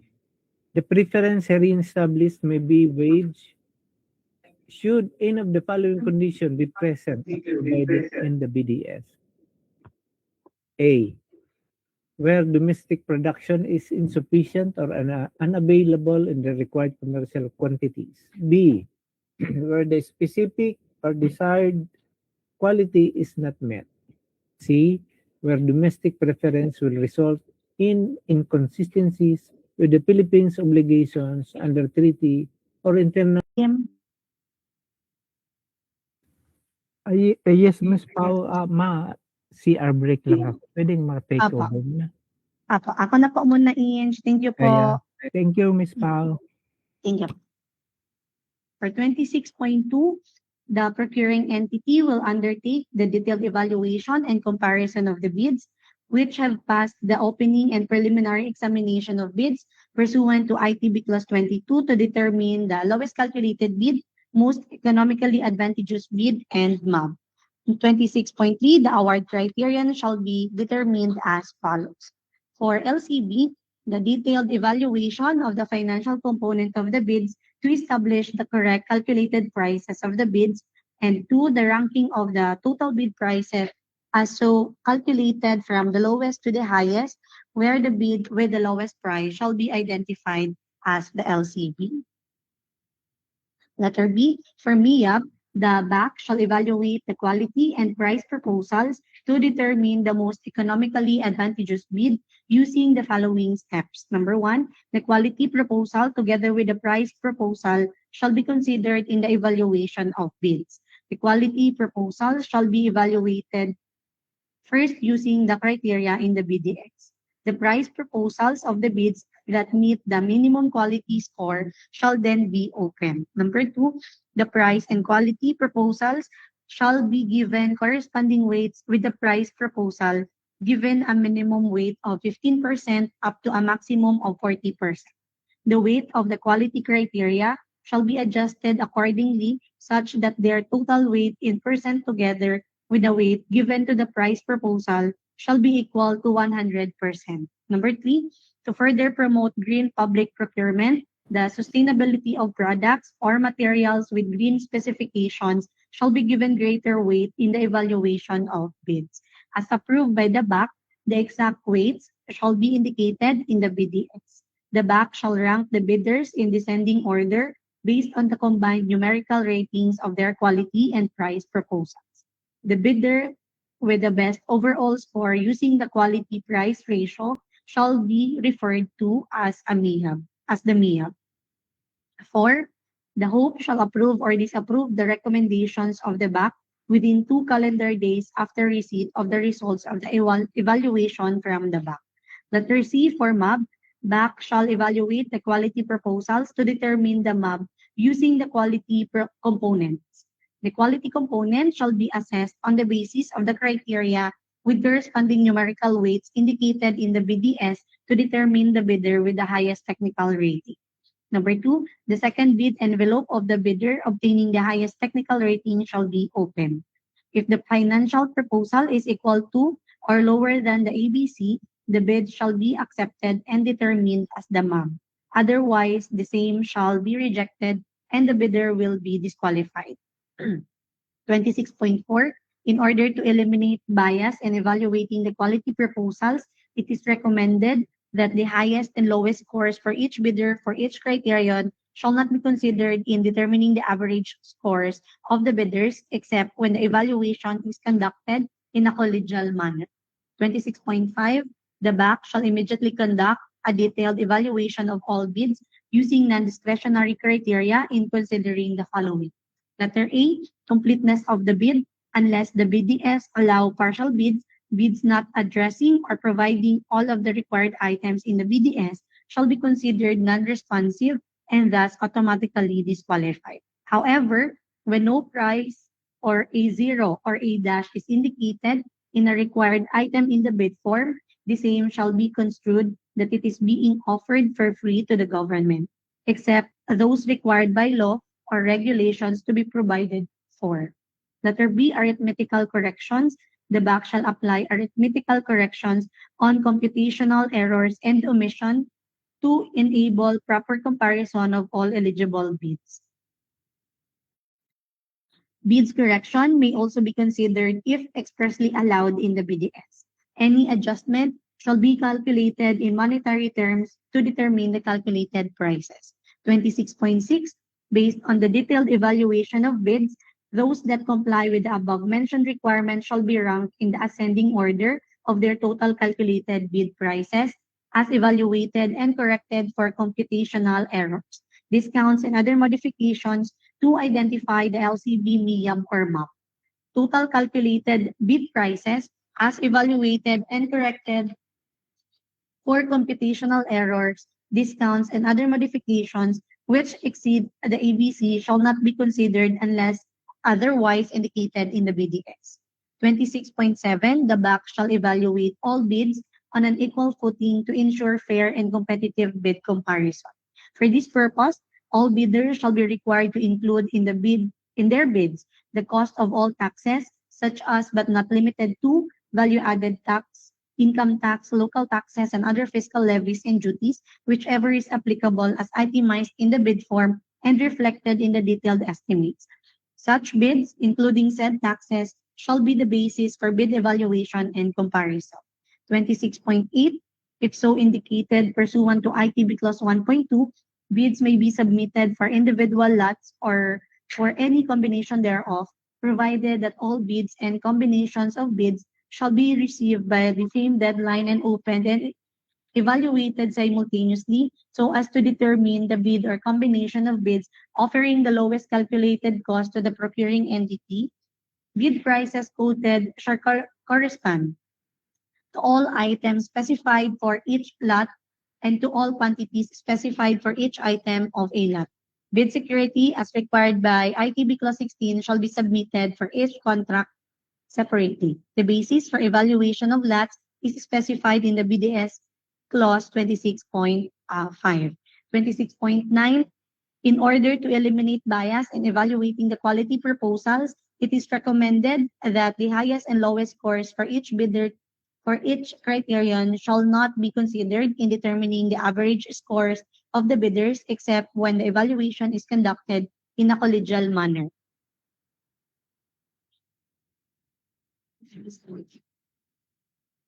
27, post-qualification. 27.1, the BAC shall determine to its satisfaction whether the bidder is evaluated as having submitted the LCB, MERB, or MAB, as the case may be,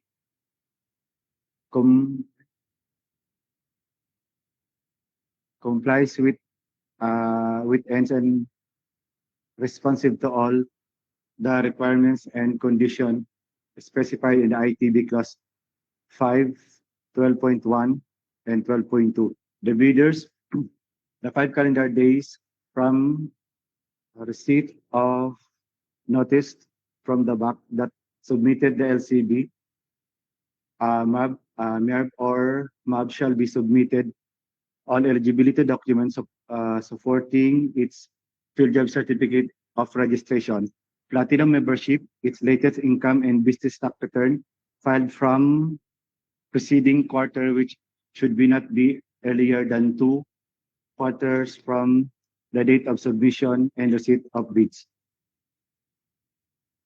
In order to appropriate license and permit required by the law and stated in the BDS. 27.2, failure to submit of the post-qualification requirements on time or finding against the veracity thereof shall be disqualified the bidders for award, provided that in the event that finding against the veracity of any of documents submitted in made, it shall case by forfeiture of the bidder security. 27.3, the determination shall be based upon an examination of the documentary evidence of the bidder's qualifications submitted pursuant to ITB Clause 12.1 and 12.2, as well as other information as the procuring entity deems necessary and appropriate using a non-discretionary pass or fail criterion, which shall be completed within a period of 12 calendar days. 27.4, if the BAC determines that the bidder with the LCB, MEAB, or MAB fails to meet the post-qualification criteria, it shall immediately notify the said bidder in writing of its post-qualification and the grounds for such determination. 27.5, immediately after the BAC has notified the first bidder of its post-disqualification and notwithstanding any pending request for reconsideration thereof, the BAC shall initiate and complete the same post-qualification process on the bidder with the second LCB, MEAB, or MAB. If the second bidder passes the post-qualification and the request for reconsideration of the first bidder has been denied, the second bidder shall be post-qualified as the bidder with the LCB, MEAB, or MAB. 27.6, if the second bidder, however, fails the post-qualification, the procedure for post-qualification shall be repeated for the bidder with the next LCB, MEAB, or MAB, and so on until the LCRB, MEAB, MARB, as the case may be, is determined for award subject to the procedure of notice and execution of award. 27.7, if the BAC determines that the bidder with the LCB, MEAB, or MAB passes all the criteria for post-qualification, it shall declare the said bid as the LCRB, MEAB, MARB, single calculated responsive bid, single economically advantageous responsive bid, or single advantageous bid. 27.8, within a period not extending or not exceeding 10 calendar days from the determination and declaration through a resolution by the BAC of the LCRB, MEAB, MARB, SCRB, CRB, or SARB, as the case may be, and its recommendation of the award, the HOPE or its duly authorized representative shall approve or disapprove the said recommendation. 27.9, in case of approval, the HOPE or its duly authorized representative shall immediately issue the notice of award to the bidder with the LCRB, MEAB, MARB, SCRB, CRB, or SARB, as the case may be. In the event that the approving authority shall disapprove the resolution on the award of the contract, such disapproval shall be based only on valid, reasonable, and justifiable grounds to be expressed in writing. Copy of the decision disapproving the resolution shall be furnished to the BAC and the bidder. 28, Preservation Clause. 28.1, notwithstanding the eligibility or post-qualification of a bidder and without incurring any liability, The Hope or its duly authorized representative at any stage of the procurement reserves the right to review its qualifications, reject any and all bids, declare a failure of bidding, or not award the contract in the following situations. Letter A, if it has reasonable grounds to believe that a misrepresentation has been made by the said bidder, or that there has been a change in the bidder's capability to undertake the project from the time it submitted its eligibility requirements. Letter B, should such review uncover any misrepresentation made in the eligibility and bidding requirements, statements or documents, or any changes in the situation of the bidder which will adversely affect its capability to undertake the project so that it no longer meets the prescribed eligibility or bid evaluation criteria, the procuring entity shall consider the said bidder as ineligible and disqualify it from participating further in the bidding process or being awarded the contract. 28.2, based on any of the following grounds, the procuring entity reserves the right to reject any and all bids, declare a failure of bidding at any to award the contract without thereby incurring any liability, and make no assurance that a contract shall be entered into as a result of the bidding. Letter A, if there is prima facie evidence of collusion between appropriate public officers or employees of the procuring entity, or between the BAC and any of the bidders, or if the collusion is between or among the bidders themselves, or between a bidder and a third party, including any act which restricts, suppresses, or nullifies, or tends to restrict, suppress, or nullifies competition, or influences, or tends to influence the bidding process. Letter B, if the BAC is found to have failed in complying with applicable law or in following the prescribed bidding procedures, or letter C, if there are any justifiable and reasonable ground where the award of the contract will not redound to the benefit of the government, in instances where, number one, the physical and economic conditions have significantly changed so as to render the project no longer economically, financially, or technically feasible as determined by the Hope. Number two, the project is no longer necessary as determined by the Hope. And number three, the source of funds for the project has been withheld or reduced through no fault of the procuring entity. Letter F, award of contract. 29, contract award. 29.1, subject to ITB Clause 27, the Hope duly authorized representative shall award the contract to the bidder whose bid has been determined to be the LCRB, NIARB, MARB, SRB, CIARB, or SARB as the case may be. 29.2, prior to the expiration of the period of bid validity as applicable and submitted personally or sent by registered mail or electronically to the procuring entity. 29.3, within 10 calendar days from receipt by the winning bidder of the notice of award, the following conditions should be complied with before the contract may be awarded. Letter A, submission of the following documents: valid JVA if applicable, or the SEC certificate of registration of the foreign corporation if applicable. Letter B, posting Clause 31, and letter C, signing of the contract as provided in ITB Clause 30. 29.4, at the time of contract award, the procuring entity shall not increase or decrease the quantity of goods originally specified in Section 6 Schedule of Requirements. ITB Clause 30, signing of the contract. 30.1, within 10 calendar days from receipt of the NOA, the winning bidder shall post the required performance security, sign and date of the contract, and return it to the procuring entity. 30.2, the procuring entity shall enter into a contract with a successful bidder within 10 calendar days that may be required by existing laws and or specified in the bid data sheet. 31, performance security. 31.1, to guarantee the faithful performance of its obligations under the contract, the winning bidder shall post a performance security prior to the signing of the contract. Furthermore, the successful bidder shall be required to update the performance security posted before the issuance of an amendment to order if any. 31.2, sectors enumerated under Section 76.1 of the IRR may be allowed to post a performance securing declaration as specified in the bid data sheet. 31.3, the performance security shall be in any form selected by the procuring entity in the amount indicated in the bid data sheet, which shall not be less than the percentage of the total contract price in accordance with the following price schedule. Form of performance security, letter A, cash or cashier's or manager's check issued by a bank. Amount of performance security not less than the percentage of the contract price, 5%. Letter B, bank draft or guarantee or irrevocable letter of credit issued by a local bank, 5%. Surety bond callable upon demand issued by a surety or insurance company duly certified by the IC as authorized to issue such security, 30%. 31.4, the performance security shall be denominated in Philippine peso and posted in favor of the procuring entity, which shall be forfeited in the event it is established that the winning bidder is in default in any of its obligations under the contract.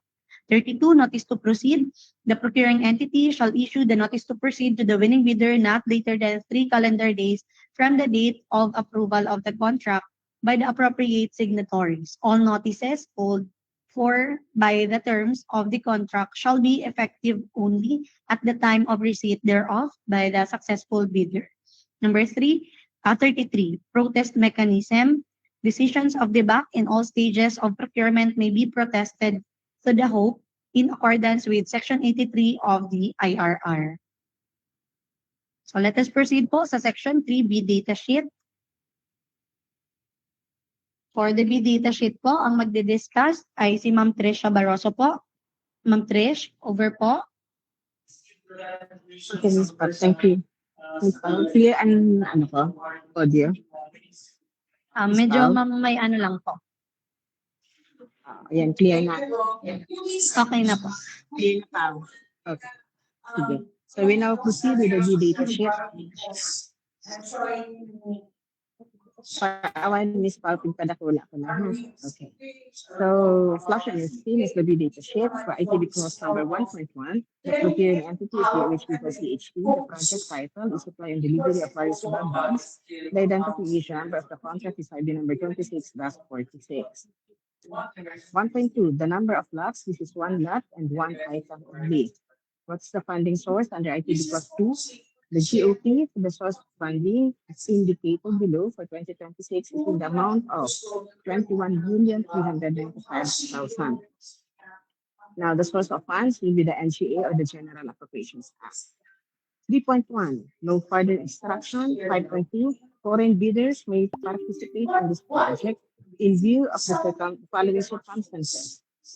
5.2.b, when the foreign supplier is a citizen, corporation, or association of a country, the laws or regulations of which grant reciprocal rights or privileges to citizens, corporations, or associations of the Philippines. The bidders as NCC, Ms. Pao. Ms. Pao. Okay. The bidders as pwede po wag galawin ng galawin, nalilito na po ako. The bidders SLCC, similar to the contract to be bid, should have been completed within 5 years prior to the deadline for the submission and receipt of bids. The single largest completed contract equivalent of 50% of the total ABC a bidder opts to bid, which shall be supported with the following documents. So these are the following documents na sasubmit nyo to kasama ng SLCC. And user's acceptance or official receipt or sales invoice issued for the contract if completed. This is under the GPPB Resolution number 16-2020. Failure to submit a copy of the single largest completed contract with the required supporting document is a valid ground for disqualification of the bidder. Contracts referring to supply and delivery of medical supplies. This is under ITB 5.5. Now, under ITB 7, no further instruction. ITB 8.1, subcontracting is not allowed. 8.4, this is not applicable. Item ITB clause 9.1, the procuring entity will hold a pre-bid conference. Ginagawa na natin po ngayon. Okay, so next, Ms. Pao. Now, ano po ang address ng procuring entity? That's DOH because CHP Legazpi City 400, and the address is Liberty B. Tapado, the head of the back secretariat. We already discussed this a while ago kung saan niyo po ipapadala yung bidding documents. Okay? Now, under ITB Clause 12.4, the ABC is 21,395,000. Please take note of the ABC for this project. It's 21,395,000. Any bid with a financial component exceeding the amount, it shall not be accepted. Now, ITB 13.1, no incidental services are required. ITB 13.1.B.I, the price of the goods shall be quoted. DDP Philippines, DOHB or CHB, Legazpi City, are the applicable international commercial terms or the Incoterms for the project. Item 13.1, no incidental services are required. Item 13.2, no further instruction. Item 14.5B, the bid prices for goods supplied from outside of the Philippines shall be quoted in Philippine peso. ITB 14.3, payment of the contract price shall be made in Philippine peso. Item 15.1, bids will be valid for 120 days from bid opening.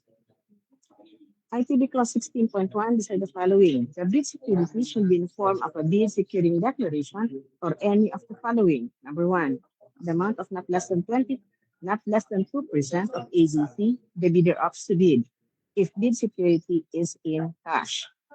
Number 2, the amount not less than 2% of ABC, the bidder opts to bid, if bid security is in cashier's check. Number 3, the amount of not less than 2% of ABC, the bidder opts to bid, if bid security is in a manager's check. Number 4, the amount of not less than 5% of ABC, the bidder opts to bid, if bid security is in bank draft. Number 5, the amount of not less than 5% of the total ABC, the bidder opts to bid, if the bid security is in a guarantee. And last, number 6, the amount of not less than 5% of the total ABC, the bidder opts to bid, if bid security is irrevocable. Or, next, Ms. Pao. Number 7, the amount of not less than 5% of the total ABC, the bidder opts to bid, if bid security is surety bank. Okay? Now, item 16.2, the bid security shall be valid until September 29, 2026. Please take note again of the date. 16.3, substitution of the bid security is not allowed. Very clear naman po ito. We've been discussing this already. Item plus 19, the address for the submission of the bids is DOHB to CHB, Legazpi City, through A, manual submission at the office address given, or 2, online or electronic submission on or before June 1, 2026, 9 a.m. The deadline for submission of bids is June 1, 2026, 9 a.m. po. Pag sobra na po sa 9 o'clock, hindi na po yan active. Okay, next, ITB plus 22.1 HP po. The date and time will be again June 1, 2026, 9 a.m. ITB plus 22.2, 26.5 na tayo. Partial bids are allowed. Partial bids are allowed. All goods are grouped in lots listed below. Bidders shall have the option of submitting a proposal on any or all lots in evaluation, and contract award will be undertaken as per lot basis. Lots shall not be divided further into sub-lots for the purpose of bidding, evaluation, and contract award. Lots should be formed of similar items that are likely to attract the maximum competition. A lot is the quantity and number of items that will be included in a single contract. Option 1, each item to be evaluated and compared with other bids separately and recommended for contract award separately. Option 2, all items to be grouped together to form one complete lot that will be awarded to one bidder to form one complete contract. For ITB 26, arithmetical correction is allowed. 26.6, no further instruction. 27.1, post-qualification. Now, for the post-qualification, the LCB, or the lowest calculated bid, shall submit the following documentary requirements with a non-extendable period of 5 calendar days from receipt of the notification. Please take note, ng LCB po, hindi na mag-accept or sinasabi po dito within a non-extendable period of 5 calendar days.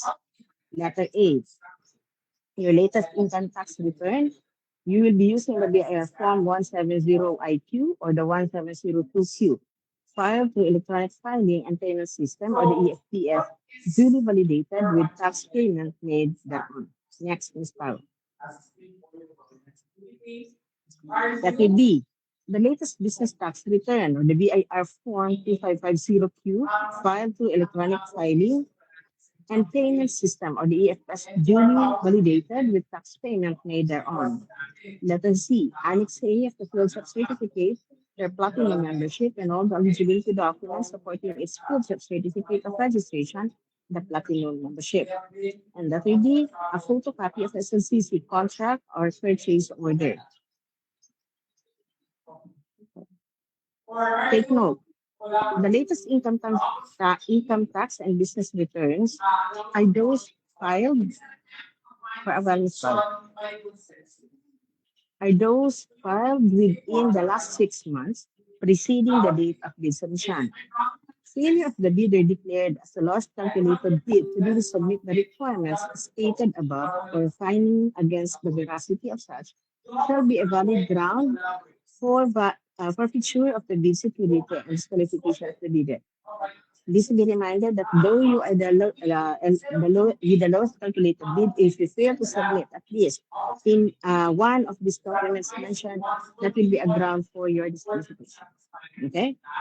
Now, the post-qualification shall verify, validate, and certify the veracity and authenticity and validity of all the Class 8 eligibility documents supporting the field job certificates of registration and membership in accordance with Section 8.5.2 of the Implementing Rules and Regulation and all the other statements made and documents submitted by the bidder with the lowest calculated bid or the highest rated bid using non-discretionary criteria as stated in the bidding documents. Okay. For ITB plus 30.3, aside from conformity with the technical specification, the below mentioned documents must be included in the technical envelope. Ano po ito? Valid Philippine Food and Drug Administration PFDA license to operate or the LTO.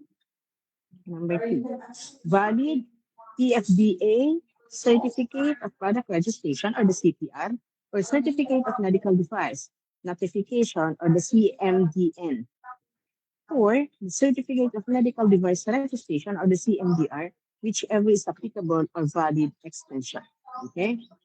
Number 3, or proof of application for renewal filed from within 120 calendar days from the original expiry date. Okay, this is under IRRRA 97.9711. Number 4, certification. Certification or application for renewal filed. Okay, nabasa ko na yan. Ito, number 4, certification. Agreement, contract between the bidder and the manufacturer, distributor, importer, or wholesaler as specified in your CPR, that the bidder is an authorized dealer or distributor of the items to be bid. Number 3. Number 5, product inserts, product information, or these are the product literature, okay, or brochure. Again, failure to submit above mentioned documents is a ground for disqualification of the bidder. ITB class 31.2, not applicable. ITB class 31.3, the performance security shall be in the form of manager's check amounting to not less than 5% of the total contract. Thank you po, Ma'am Trish. For section E, yes, Ma'am Trish. Po? For section 4 po, general conditions of contract to be discussed by Dr. Chris Brian Barria, the KB, mover po. Okay, so baka na-disconnect lang po si Doc PB. Number 1, general terms.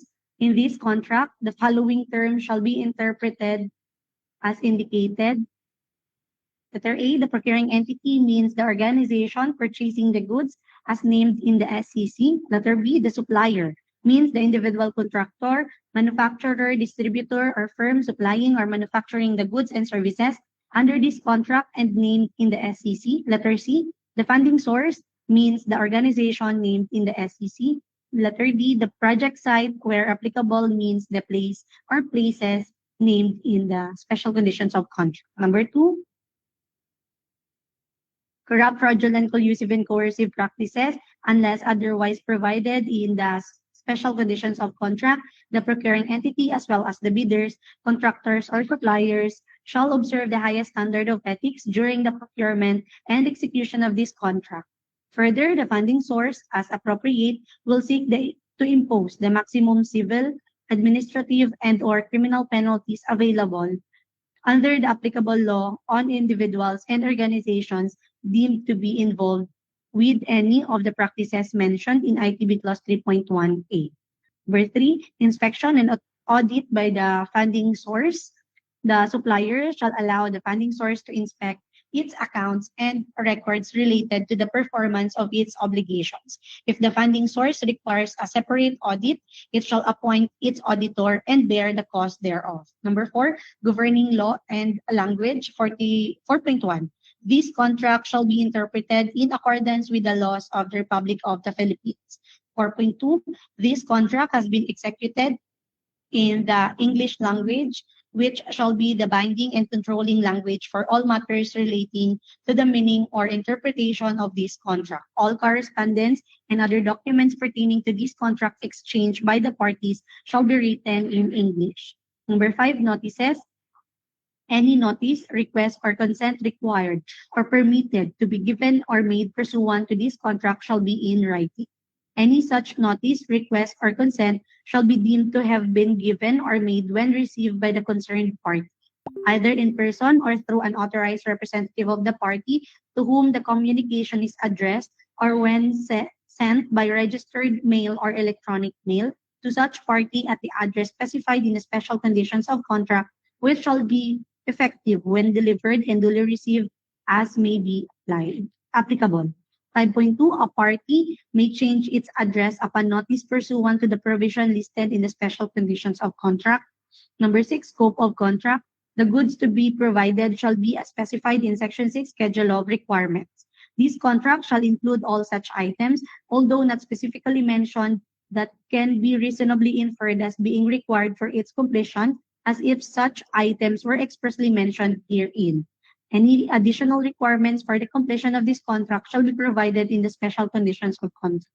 7, subcontracting or subcontracting arrangements. The following rules shall apply for both locally funded projects and projects financed through official development assistance, except those covered by treaty or international or executive agreements. Letter A, the subcontracted portion of the contract shall be subject to the approval of the HOPE and the following conditions. 1, subcontracted portion shall not exceed 20% for goods or a different percentage on a per project basis as approved by the GPPB. The threshold percentage fixed herein shall be subject to the periodic review and adjustments as may be deemed appropriate by the GPPB. And number 2, the subcontracted portion shall be limited to components that are not deemed significant or material to the project as determined by the procuring entity. Letter B, subcontracting arrangements, if allowed, including the time of submission of the eligibility documents of the subcontractor, shall be disclosed in the bidding documents. Letter C, subcontractors must meet the eligibility criteria and submit the same eligibility documents as the general contractor. Failure of a subcontractor to meet the eligibility criteria does not affect the eligibility of the general contractor for the procurement project. In such case, the portion intended to be subcontracted to the ineligible subcontractor shall be assumed by the general contractor. Letter D, the general contractor shall remain liable for the subcontractor's action, defaults, delays, and negligence. Letter E, the general contractor and the subcontractor are obliged to comply with the provisions of the contract and shall share liability jointly and severally in cases of violation of safety standards or other labor standards insofar as the subcontracted portion is concerned. And letter F, for purposes of post-qualification in accordance with its objective and process under the IRR, the value of the entire completed and accepted project, including the subcontracted portion, shall be credited as experience of the general contractor. In the case of the subcontractor, the following rules shall apply. 1. The subcontractor shall get credit for 100% of the value of the subcontracted portion of the project performed, and 2. Subcontractors shall be eligible to concessional windows of GFIs that treat receivables from the government as loan security. The receivables of subcontracted due from their general contractor shall similarly be accepted as loan security by GFIs. Number 8, procuring entities' responsibility. 8.1, whenever the performance of the obligations in this contract requires that the supplier obtain permits, approvals, import, and other licenses from local public authorities, the procuring entity may assist the supplier in complying with such requirements in a timely and expeditious manner. 8.2, the procuring entity shall pay all costs involved in the performance of its responsibilities in accordance with the scope of contract. Number 9, prices. 9.1, for goods and services covered under this contract as awarded, all bid prices shall be deemed fixed and not subject to price escalation during contract implementation, except as otherwise provided in the succeeding provisions. 9.2, prices charged by the supplier for goods delivered and or services performed under this contract shall not vary from the prices quoted by the supplier in its bid, unless there is a change in price resulting from amendment to order issued in accordance with GCC Clause 28. Number 10, advance payment. 10.1, for goods sourced from within the Philippines, advance payment may be made as follows. Letter A single advance payment not to exceed 50% of the contract amount shall be allowed for contracts entered into by a procuring entity for the following services where the requirement of down payment is a standard industry practice. 1. Hotel and restaurant services. Number 2, use of conference or seminar and exhibit areas. And number 3, lease of office space. Letter B, advance payment not to exceed 15% of the contract amount unless otherwise directed by the President shall also be allowed for procurement of goods required to address contingencies arising from natural or man-made calamities in areas where a state of calamity has been declared by appropriate authorities. And letter C, upon submission of an irrevocable letter of credit or bank guarantee issued by local bank, advance payment not exceeding 15% of the contract amount shall be allowed and paid to the supplier within 60 calendar days from the signing of the contract. The irrevocable letter of credit or bank guarantee, which must be for an equivalent amount, shall remain valid until the goods are delivered and accompanied by a claim for advance payment. 10.2, for goods supplied from abroad, unless otherwise indicated in the special conditions of contract, the terms of payment shall be as follows. Letter A, upon contract signing, 15% of the contract price shall be paid within 60 days from signing of the contract and upon submission of a claim and a bank guarantee for the equivalent amount valid until the goods are delivered and in the form provided in Section 8, Philippine Bidding Documents related forms. Letter B, upon delivery, 65% of the contract price shall be paid to the supplier within 60 days after the date of receipt of the goods and upon submission of the documents through specified in the special conditions of contract provision on delivery and documents. Letter C, upon acceptance, the remaining 20% of the contract price shall be paid to the supplier within 60 days after the date of submission of the acceptance and inspection certificate for the respective delivery issued by the procuring entity's authorized representative.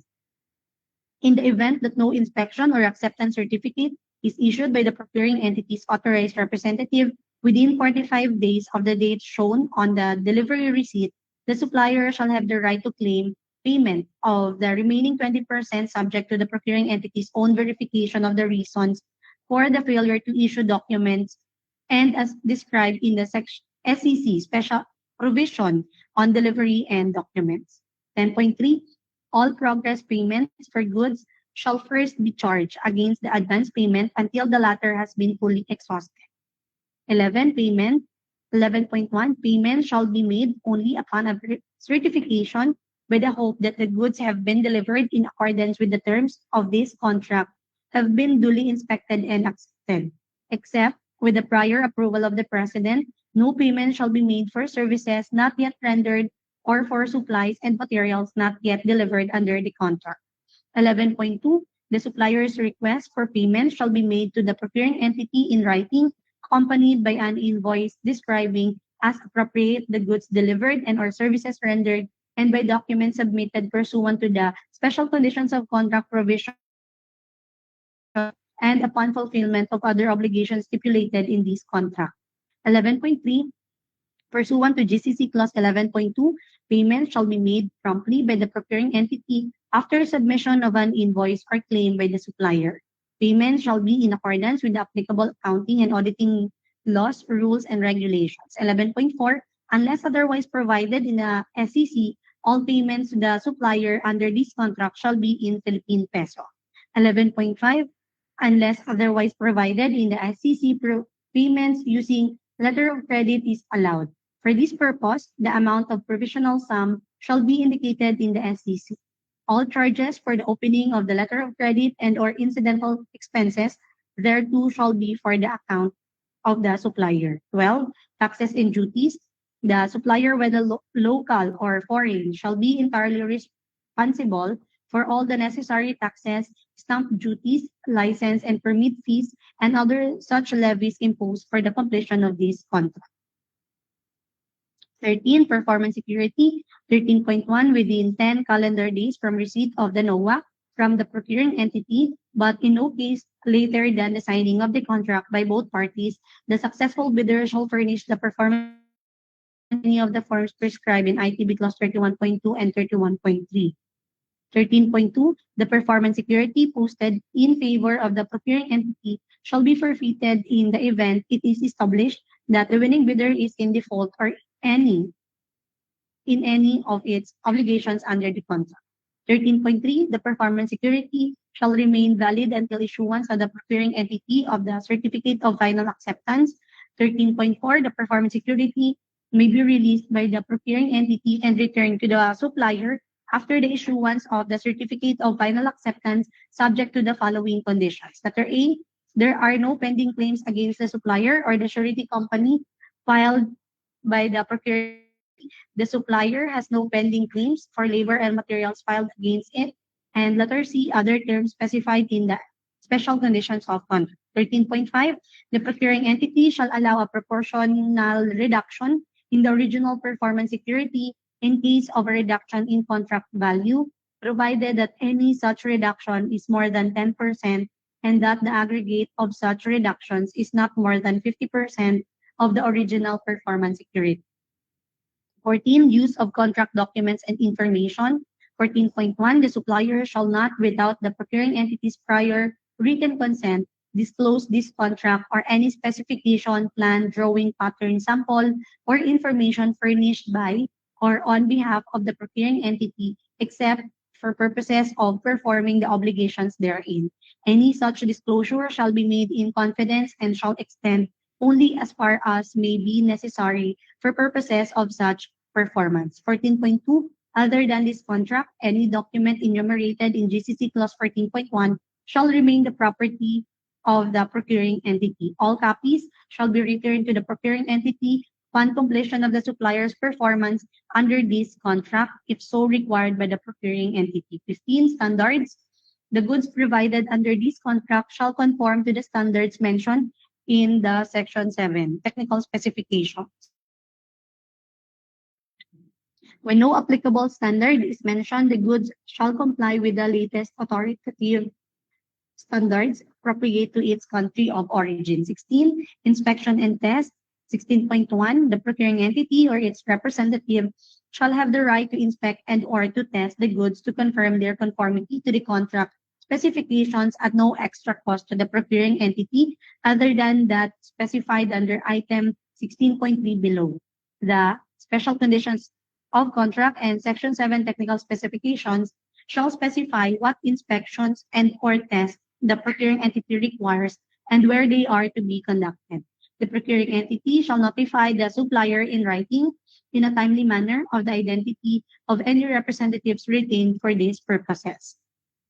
16.2. If applicable, the inspections and tests may be conducted on the premises of the supplier or its subcontractors at point of delivery and or at the goods final destination. If conducted on the premises of the supplier or its subcontractors, all reasonable facilities and assistance, including access to drawings and production data, shall be furnished to the inspectors at no cost to the procuring entity. The supplier shall provide the procuring entity with the result of such inspection. And 16.3, the procuring entity or its designated representative shall be allowed to attend the test and or inspections referred to in this clause, provided that the procuring entity shall bear all of its own costs and expenses incurred in connection with such attendance, including but not limited to all traveling and board and lodging expenses. 16.4, the procuring entity shall reject the goods or any part thereof that fail any test and or inspection or do not conform to the specifications. The supplier shall either rectify or replace such rejected goods or parts thereof or make alterations necessary to meet the specifications at no cost to the procuring entity. Upon giving due notice to the supplier pursuant to GCC Clause 5, the test and or inspection may be repeated by the procuring entity at no additional cost. 16.5, the supplier agrees that neither the execution of a test and or inspection of the goods or any part thereof, nor the attendance by the procuring entity or its representative to the said test and or inspection shall release the supplier from any warranties or other obligations under this contract. 17, warranty. 17.1, the supplier warrants that the goods supplied under the contract are new, unused, of the most recent or current models, and with all recent improvements in design and materials, except when the technical specifications required by the procuring entity provides otherwise. 17.2, the supplier further warrants that all goods supplied under this contract shall have no defect arising from design, materials, or workmanship, or from any act or omission of the supplier that may develop under normal use of the supplied goods in the conditions prevailing in the country of final destination. 17.3, to ensure correction of manufacturing defects, the supplier shall be required to provide a warranty for a minimum period specified in the special conditions of contract. At the option of the procuring entity, the obligation for the warranty shall be covered by letter A, retention money in an amount equivalent to at least 1%, but not exceed 5% of every progress payment, or B, special bank guarantee equivalent to at least 1%, but not to exceed 5% of the total contract price, or letter C, other such amount if so specified in the special conditions of contract. 17.4, the said amount shall only be released by the procuring entity after the lapse of the warranty period as specified in the special conditions of contract, or in case of expendable supplies after the consumption thereof, provided, however, that the supplies delivered are free from patent and latent defects and all the conditions imposed under the contract have been fully met. 17.5, the procuring entity shall promptly notify the supplier in writing of any claims arising under the warranty. Upon receipt of such notice, the supplier shall, within the period specified in the SEC, repair or replace the defective goods or parts thereof at the soonest possible time without cost to the procuring entity. 17.6, if the supplier, after having been notified on the warranty claim, fails to remedy the defects within the period specified in GCC Clause 17.5, the procuring entity may proceed to take such remedial action as may be necessary at the supplier's risk and expense, and without prejudice to any other rights which the procuring entity may have against the supplier under the contract and other applicable laws. 18, delays in the supplier's performance.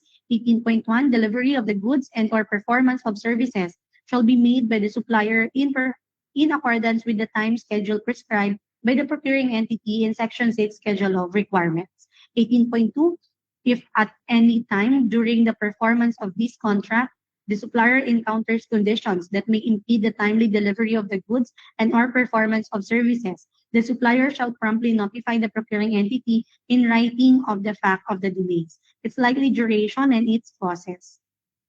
As soon as practicable after receipt of the supplier's notice and upon causes provided for under GCC Clause 23, the procuring entity shall evaluate the situation and, if warranted, extend the supplier's time for performance, in which case the extension shall be ratified by the parties by amendment of contract. 18.3, except as provided under GCC Clause 23, any delay by the supplier in the performance of its obligation shall render it liable to the imposition of liquidated damages pursuant to GCC Clause 19, unless an extension of time is agreed upon pursuant to GCC Clause 28. 19. Liquidated damages. 19.1. When the supplier fails to satisfactorily deliver the goods under the contract within the specified delivery schedule, inclusive of duly granted time extensions, if any, the supplier, manufacturer, or distributor shall be liable for liquidated damages in amount equal to 1/10 of 1% of the cost of the delayed goods scheduled for delivery for every day of delay until such goods are finally delivered and accepted by the procuring entity. 19.2, the procuring entity needs to prove that it has incurred actual damages to be entitled to liquidated damages. Such amount shall be deducted from any money due or which may become due the supplier, manufacturer, or distributor, or collected from any securities or warranties posted by the supplier, manufacturer, or distributor, whichever is convenient to the procuring entity.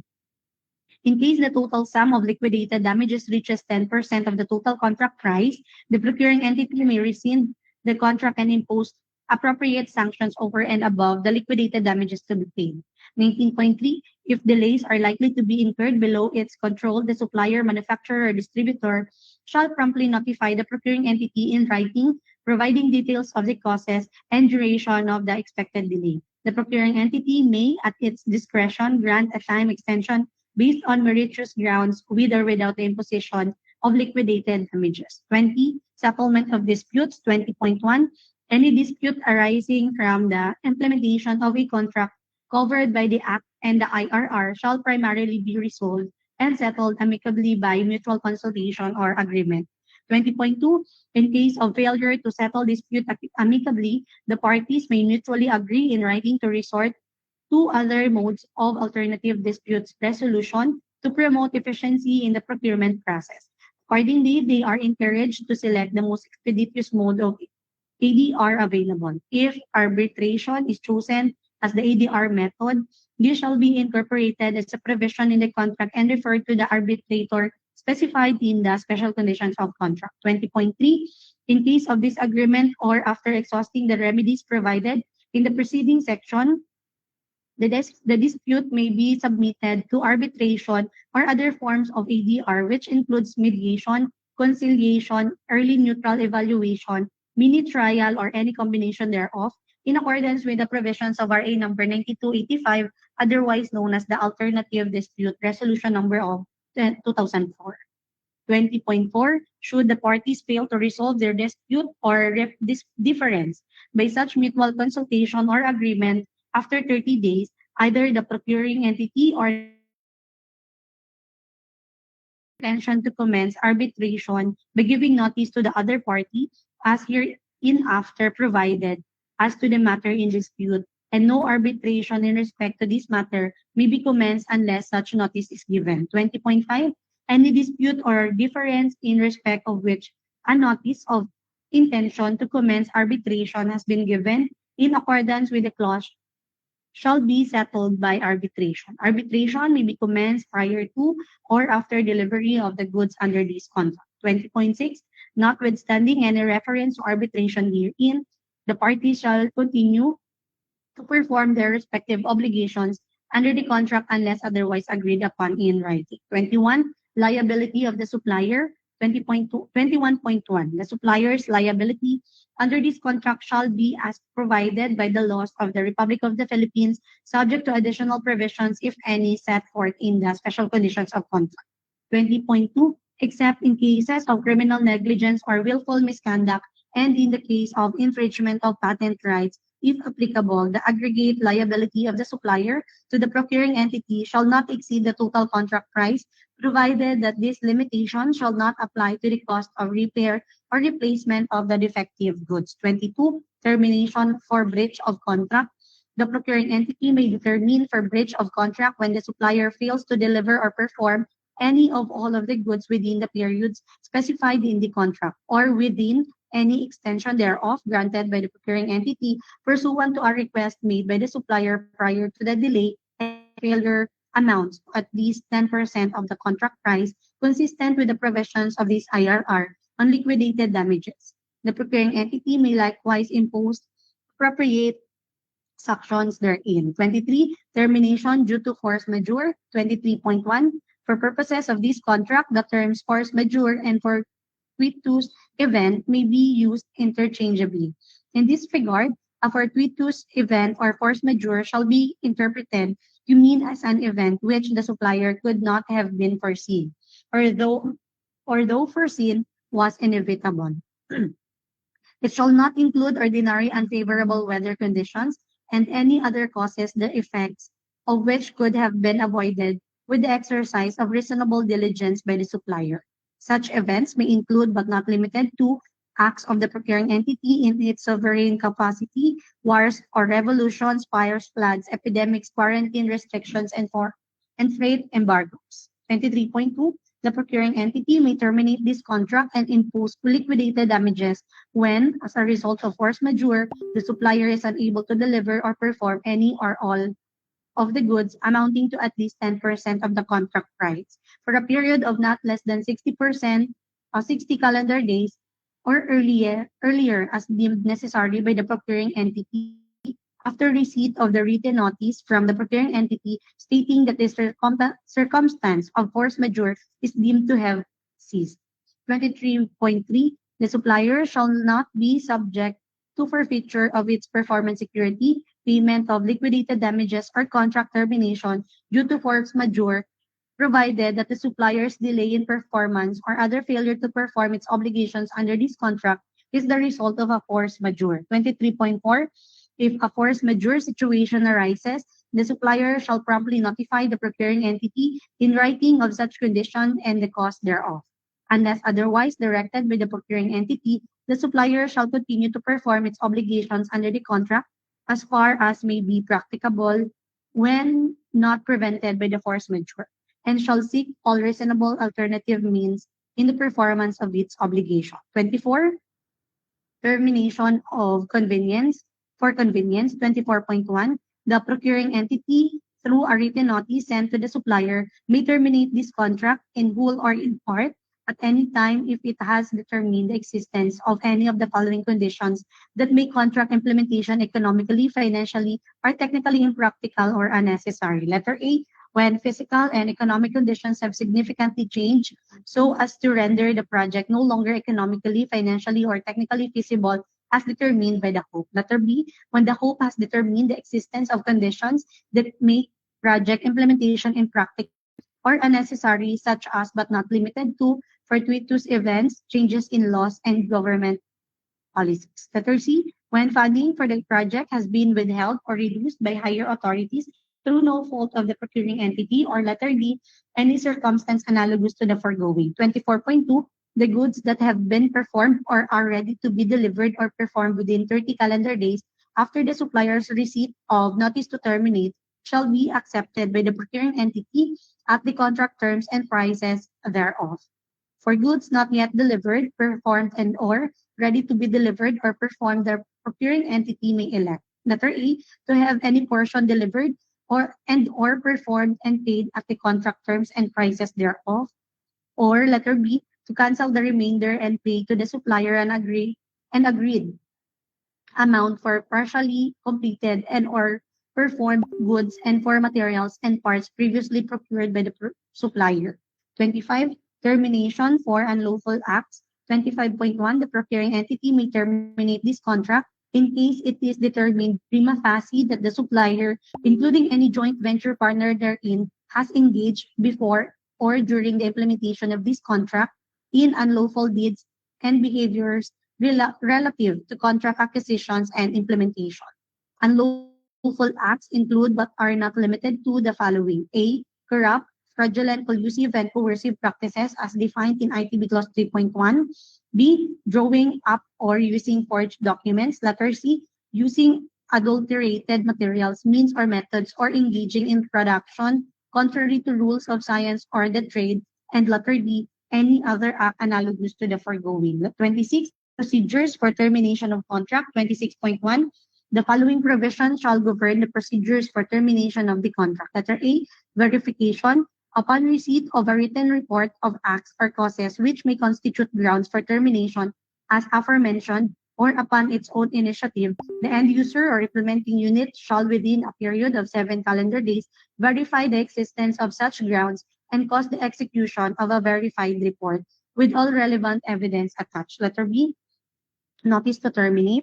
Upon recommendation by the end user or implementing unit, the HOPE shall terminate contracts only by written notice to the supplier conveying the termination of the contract. The notice shall state that the contract is being terminated for any of the grounds aforementioned, and a statement of the acts that constitute the grounds constituting the same, the extent of the termination, whether in whole or in part, an instruction to the supplier to show causes as to why the contract should not be terminated, and special instructions of the procuring entity, if any. The notice to terminate shall be accompanied by a copy of the verified report. Letter C. Show cause. Within a period of 7 calendar days from receipt of the notice of termination, the supplier shall submit to the HOPE a verified possession paper stating why the contract should not be terminated.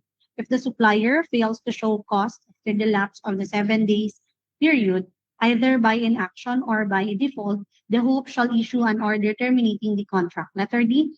Precision of notice of termination. The procuring entity may, at any time before receipt of the supplier's verified possession paper, withdraw the notice to terminate if it is determined that certain items or works subject of the notice had been not completed, delivered, or performed before the supplier's receipt of the notice. Letter E. Decision. Within an unextendable period of 10 calendar days from receipt of the verified possession paper, the HOPE shall decide whether or not to determine the contract. It shall serve as a written notice to the supplier of its decision, and unless otherwise provided, the contract is deemed terminated from receipt of the supplier of the notice of the decision. The termination shall only be based on the grounds stated in the notice to terminate. Letter F. Contract Termination Review Committee. The HOPE may create a committee to assist in the discharge of its function under the IRR. All decisions recommended by the CTRC shall be subject to the approval of the HOPE. Letter G. Takeover contracts. If a procuring entity terminates the contract due to default, insolvency, or for a cause, it may enter into a negotiated procurement takeover of contracts pursuant to Section 35C of RA number 12009. Letter H. Procuring entities options in termination for convenience in contracts for goods.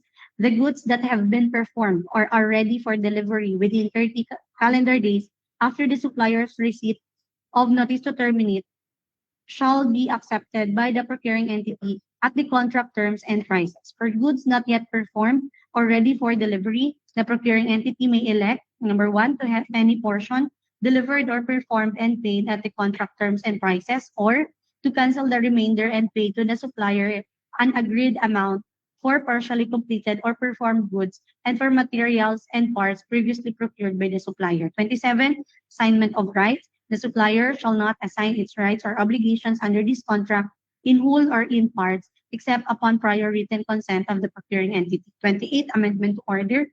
No variation in or modification of the terms of this contract shall be made except by written amendment signed by the parties in accordance with the provisions on amendment to order subject to applicable laws, rules, and regulations.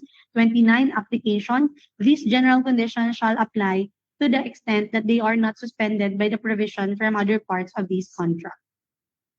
Next is Section 5, Special Conditions of Contract, to be discussed by Ma'am Trisha. Ma'am Trish, over po.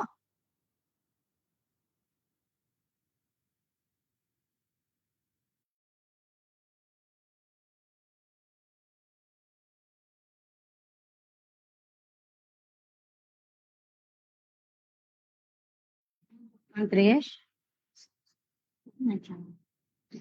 Okay. So for GCC Clause 1, the procuring entity is DOH Bicol CHD, and the funding source, the GOP through the source of funding is indicated below for 2026 in the amount of 21,395,000 pesos. The source of funding is NGA, the General Appropriations Act. GCC Clause 1B, the project sites are defined in Section 6, Schedule of Requirements. GCC Clause 6.2, delivery and documents. For purposes of this contract, EXW, FOB, FCA, CIF, CIP, DDP, and other trade terms used to determine the obligations of the parties shall have the meaning assigned to them by the current edition of Incoterms published by the International Chamber of Commerce, Paris. The delivery terms of the contract shall be as follows.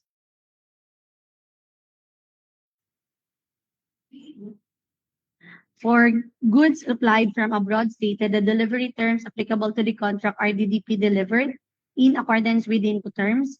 For goods supplied from within the Philippines stated, the delivery terms applicable to this contract are delivered. Risk and titles will pass from the supplier to the procuring entity upon receipt and final acceptance of the goods at their final destination. Delivery of the goods shall be made by the supplier in accordance with the terms specified in Section 6, Schedule of Requirements. The details of shipping and or other documents to be furnished by the supplier are as follows. Delivery of the goods shall be made by the supplier in accordance with the terms specified in Section 6, Schedule of Requirements. The winning bidder shall comply with the request for Schedule of Delivery form prior to delivery. So ito po yung link ng request for Schedule of Delivery. For goods supplied from within the Philippines, upon delivery of the goods to the project site, the supplier shall notify the procuring entity and present the following original documents to the procuring entity. Supplier's invoice showing the goods description, quantity, unit price, and total amount. Delivery receipt or note, railway receipt or truck receipt. Supplier's factory inspection report. Manufacturer's and or supplier's warranty certificate. Certificate of origin for imported goods. Delivery receipt detailing number and description of items received signed by the authorized receiving personnel. Certificate of acceptance inspection report signed by the procuring entity's representative at the project site, and 4 copies of the invoice receipt for property signed by the procuring entity's representative at the project site. For goods supplied from abroad, upon shipment, the supplier shall immediately communicate and notify the procuring entity and the insurance company the full details of the shipment, including contract number, description of the goods, quantity, vessel, bill of lading number of and date, port of loading, date of shipment, port of discharge, etc. Upon delivery to the project site, the supplier shall notify the procuring entity and present the following original documents as applicable to the documentary requirements of any letter of credit issued taking precedence. Supplier's invoice showing the goods description, quantity, unit price, and total amount. Negotiable, clean ship on board bill of lading marked freight prepaid, as well as a copy of the non-negotiable bill of lading. Supplier's factory inspection report. Manufacturers and or suppliers warranty certificate, certificate of origin for imported goods, delivery receipt detailing number and description of items received signed by the procuring entity's representative at the project site, certificate of acceptance inspection report signed by the procuring entity representative at the project site, and invoice receipt for property signed by the procuring entity's representative at the project site. For purposes of this clause, the procuring representative at the project site is BSL SNRL.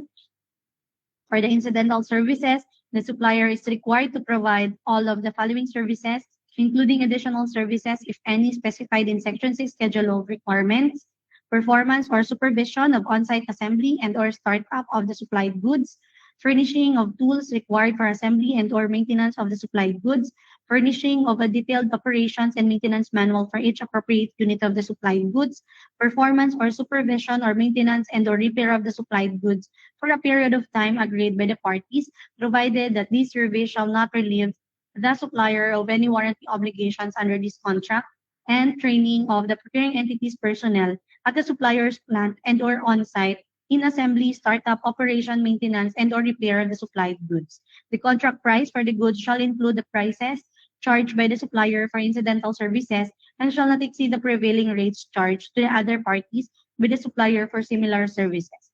For the spare parts, the supplier is required to provide all of the following materials, notifications, and information pertaining to spare parts manufactured or distributed by the supplier. Such spare parts as the procured entity may elect to purchase from the supplier, provided that this election shall not relieve the supplier of any warranty obligations under this contract, and in the event of termination of production of the spare parts, advance notification to the procuring entity of the pending termination in sufficient time to permit the procuring entity to procure needed requirements, and following such termination, furnishing at no cost to the procuring entity the blueprints, drawings, and specifications of the spare parts requested.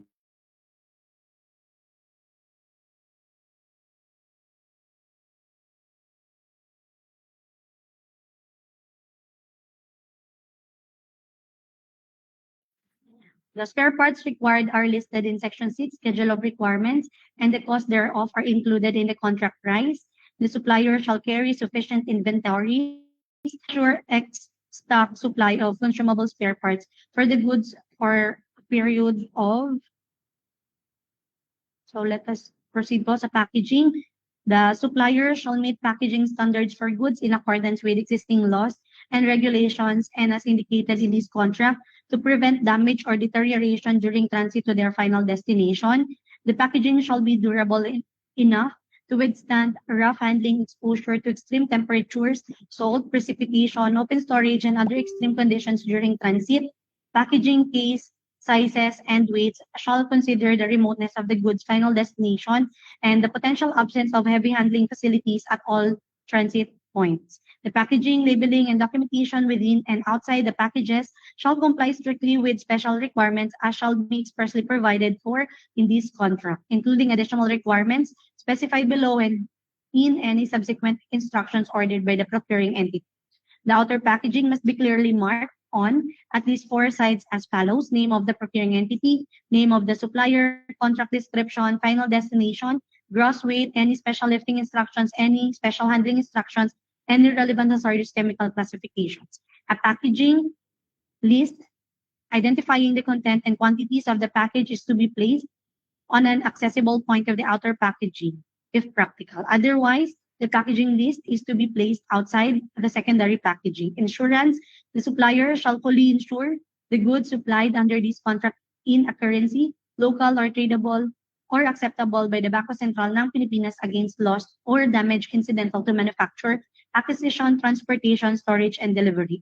The risk and ownership of the goods remain with their supplier until their final acceptance by the procuring entity unless otherwise specified in this contract. Transportation: the supplier shall arrange and pay for the delivery of the goods with the cost included in the contract price. When required under this contract to deliver the goods CIF, CIP, or DDP, the supplier shall ensure the transport of the goods to the port of destination or any other specified place of destination in the Philippines as indicated in this contract. The supplier shall arrange for transport, insurance, and storage to the specified destination with the related cost included in the contract price when required under this contract to transport the goods to a specified place of destination within the Philippines defined as the project site.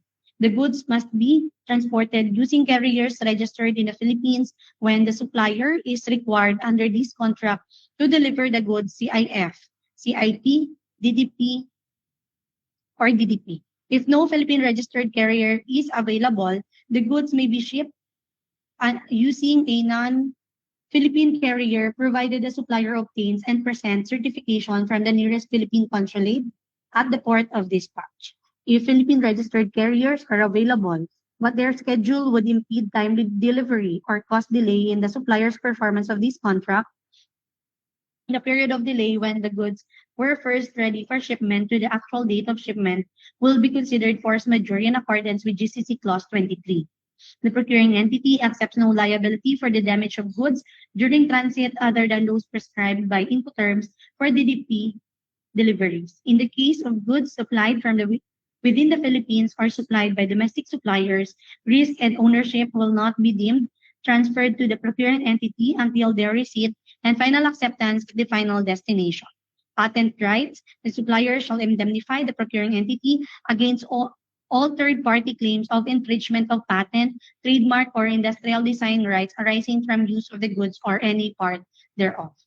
10.3, the procuring entity is allowed to determine the terms of payment on the partial or staggered delivery of the goods procured, provided such partial payment shall be correspond to the value of the goods delivered and accepted in accordance with prevailing accounting and auditing rules and regulations. 11.5, payment using letter of credit is not allowed. 16.1, the inspection and test that will be conducted are referred to Section 6, Schedule of Requirements, Technical Specifications. 17.3, if the goods pertains to expendable supplies 3 months after acceptance by the procuring entity of the delivered goods or after the goods are consumed, whichever is earlier. If the goods pertain to non-expendable supplies, 1 year after acceptance by the procuring entity of the delivered goods, the period for correction of defects in the warranty period is referred to Section 7 Technical Specifications. Choose if expendable or not expendable. 17.4, if warranty security is in the form of retention money, the supplier shall formally request its refund. Okay. So let us proceed po sa Section 6. Section 6 and Section 7 and Section 8 po to be discussed by Ma'am Trisha Barroso. Ma'am Trish, over po.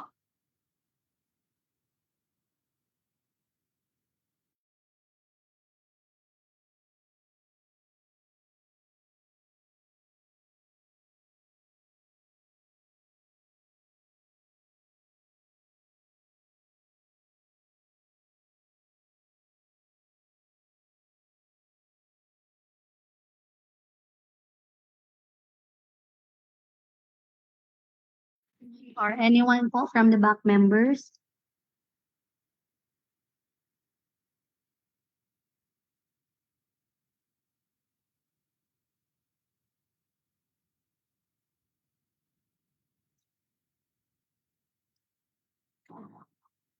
So it's already 12:22 po. May we know po sa ating back members po? If you want po na mag-recess po muna tayo.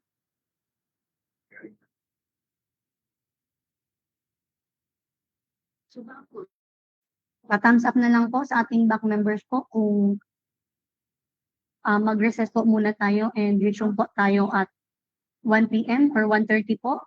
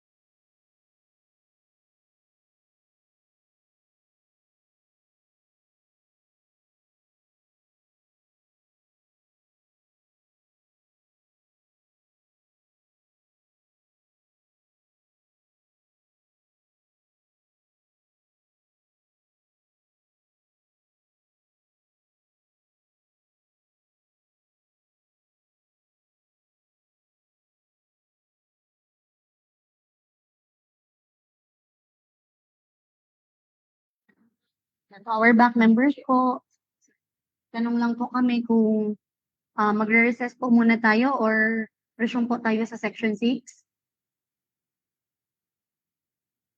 Anyone po from the back members?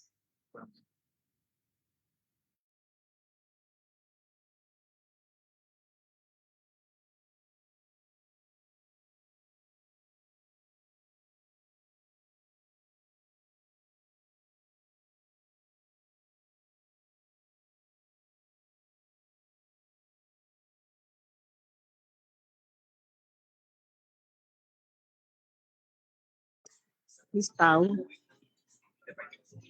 Yes po, Ma'am Trish. can we have a lunch break first? Okay po, Ma'am Trish. Ano Maybe po yung for a 1 hour lunch break to give us time for lunch. Okay po. 1:30 po, Ma'am Trish. Okay lang po. Okay. And Okay. to our participants po. So, let's have a lunch po muna and we'll resume po at 1:30 p.m. Thank you po and happy lunchtime.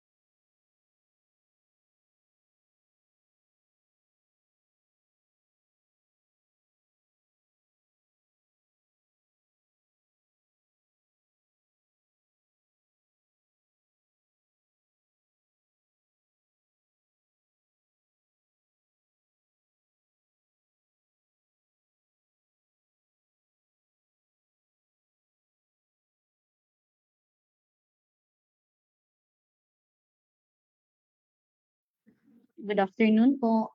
May we know po sa ating participants kung sino na po ang nakabalik sa ating meeting link? Thumbs up na lang po. Thank you po, Doc Angela. Thank you, Doc Mon. Thank you po, Engineer Bill. Thank you po, Ma'am Tessa.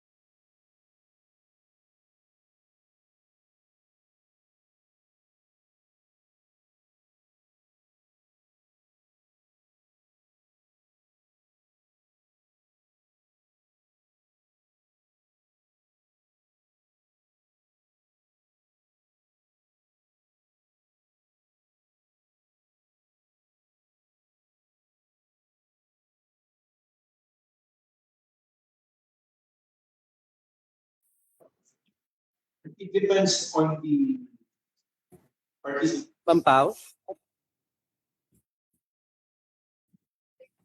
Hello po, good afternoon. So let us afternoon continue po. po our first project. For Section 6 po, Schedule of Requirements, and Section 7 and 8 to be discussed by Doc Monray. Doc Mon, over po.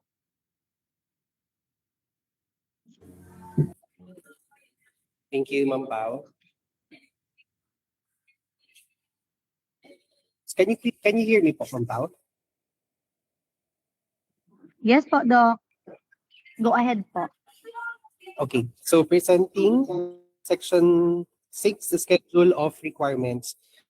So delivery schedule is presented here, expressed in weeks or months, indicated the required delivery date, which shall be understood as the date the goods will be delivered to the project sites. So for item number 1, the blood bag, the following are the schedule, delivery schedule. So in tranches, so the first delivery, 30 calendar days upon the receipt of approved notice to proceed. Second delivery, 120 calendar days. For item number 2, for blood bag, single. So the delivery schedule is also the same. So parehong item 1 and item 2, pareho yung schedule in tranches. So first, second, third delivery will be 2 calendar days upon the receipt of notice to proceed. And the fourth delivery, the last tranche, is 300 calendar days upon the receipt of approved notice to proceed. So for item number 3, so transfer back.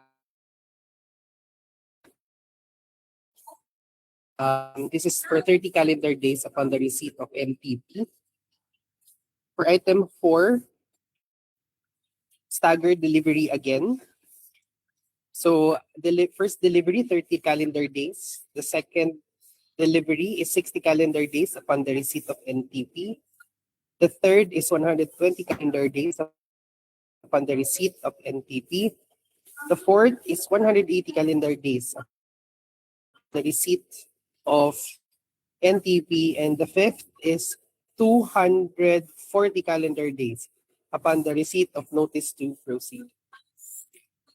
So here at the bottom, we are expecting the prospective bidders to write name of the company, the bidder, as well as the name of the authorized representative, together with his or her signature and the date when the document was signed.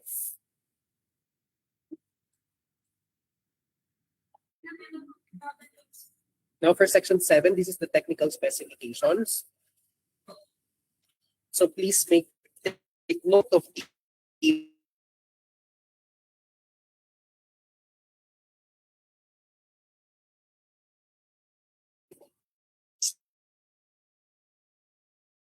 compliance. So bidder must state the word comply specifications and provide the corresponding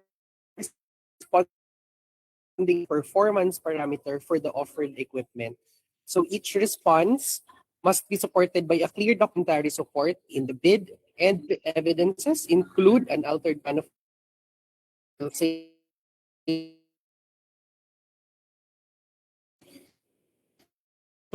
official um, official specification sheet, product samples, independent test results, and entire support. If the document,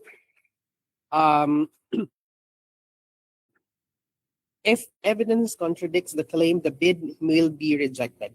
So, any false, whether in compliance, whether in the compliance form or documents found during evaluation, post-qualification, or Mampaw,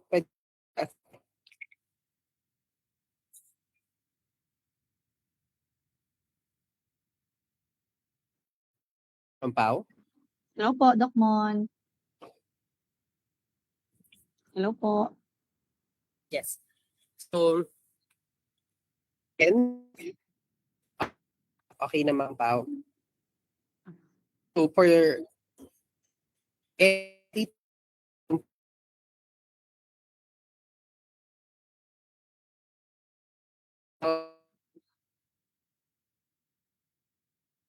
Doc Mon, medyo choppy po ang line mo. considered fraudulent if IT law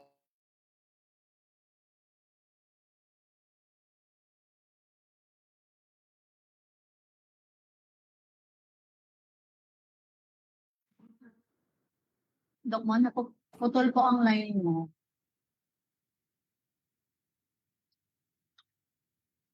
Hello, Ma'am Pao. How about now Hello? po? Okay, okay na po, Doc. Hello? Ma'am Hello Pao, can you po. hear me? Yes po, Doc. Ma'am Pao? Go ahead po, Doc Mon.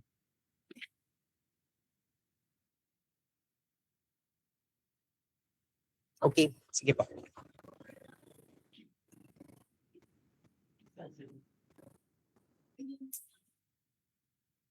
Ma'am Pao?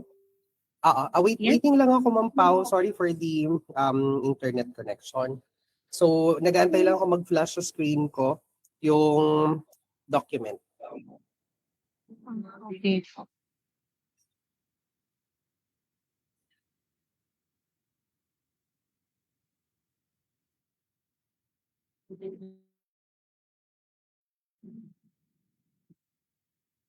So, Doc, for the interest of time po, i-slowly run down ko po yung technical specifications po for the 4 items.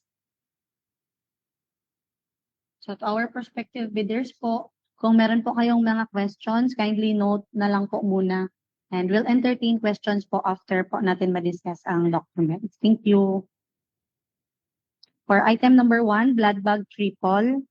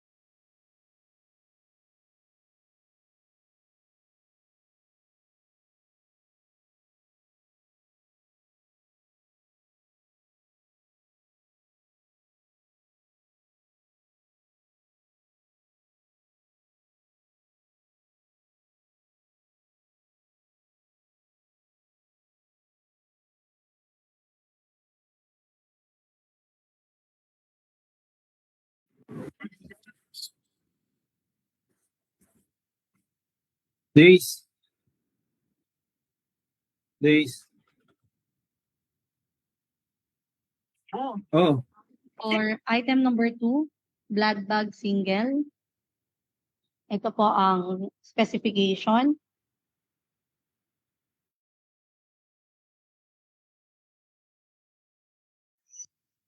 Ma'am Pao, I'm back.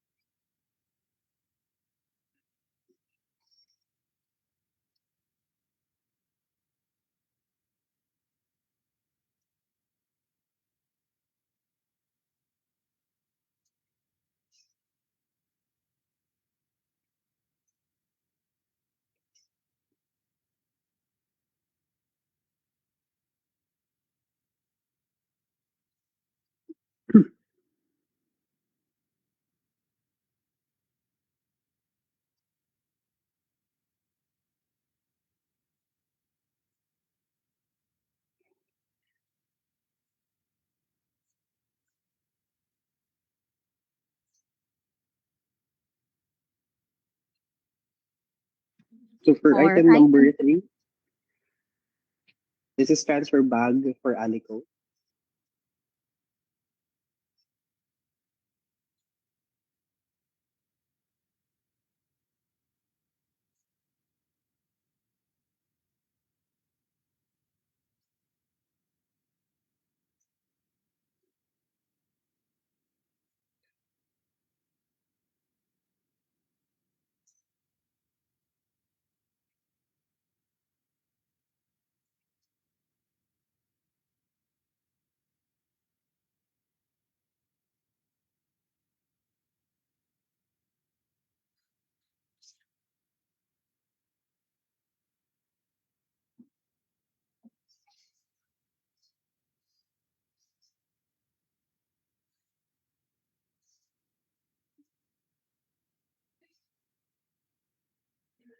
Item number 4, blood bag.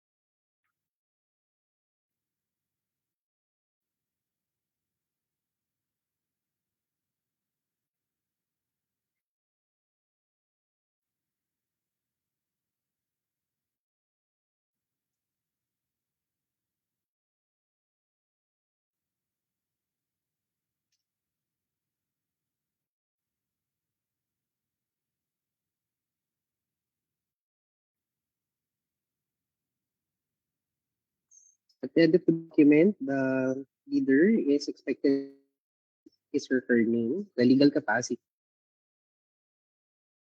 and of course, as well as the date when the document was signed.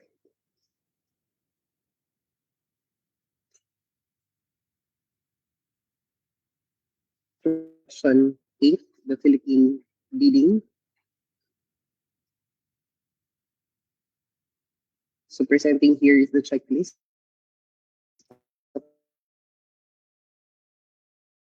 The technical.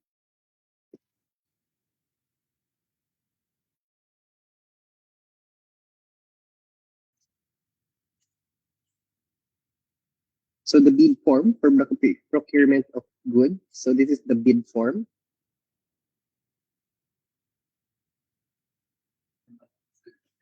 So this form should be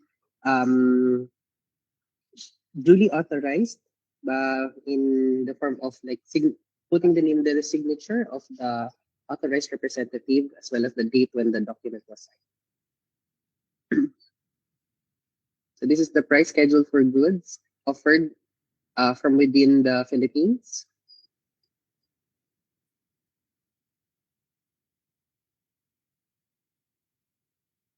And this is the price schedule for goods offered from abroad.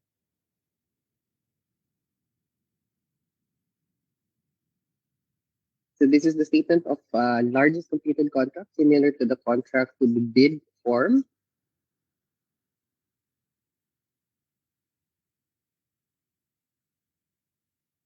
And the statement of all ongoing government and private contracts, including contracts awarded but not yet started.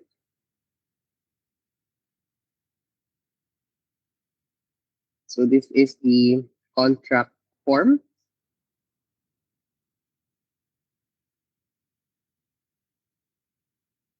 As well as the omnibus sworn statement.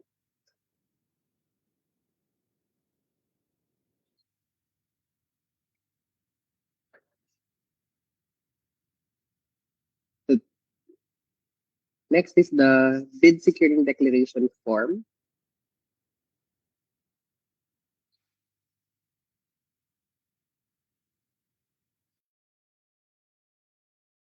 Lang po ang bid data sheet po natin.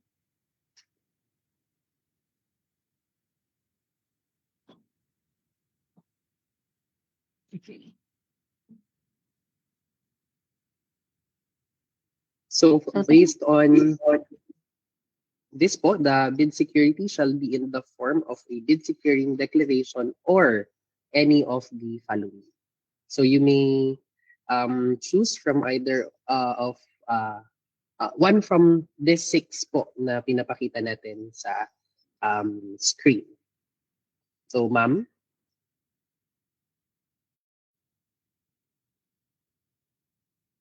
Thank you. nag-chat na po, no? Noted po. Thank you po.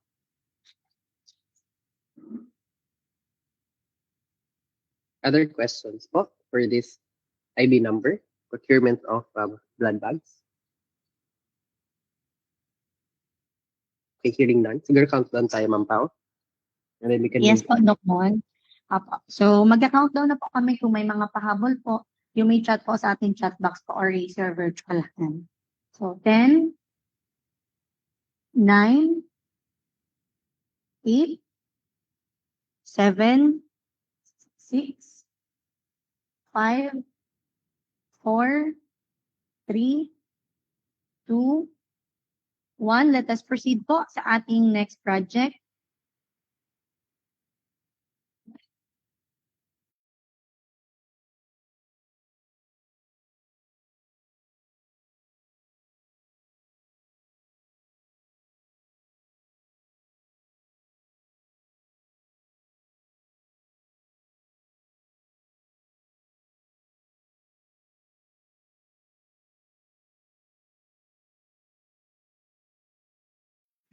For our next project po, supply and delivery of various laboratory analyzers and centrifuge under IB number 26-47. May we know po sa active bidders kung meron pong interested sa project po na naka-flash sa ating screen.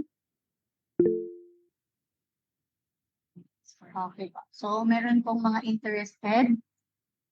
So, for this project po, ang magdidiscuss ay si Doc Chris Brian Varia, Doc KB. Nandito ka na po.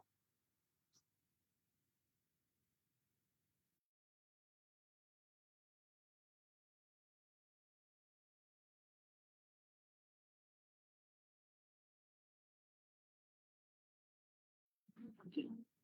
Disconnected pa po si Doc KB. Doc Mon, kaya pa po ba ng signal mo, Doc?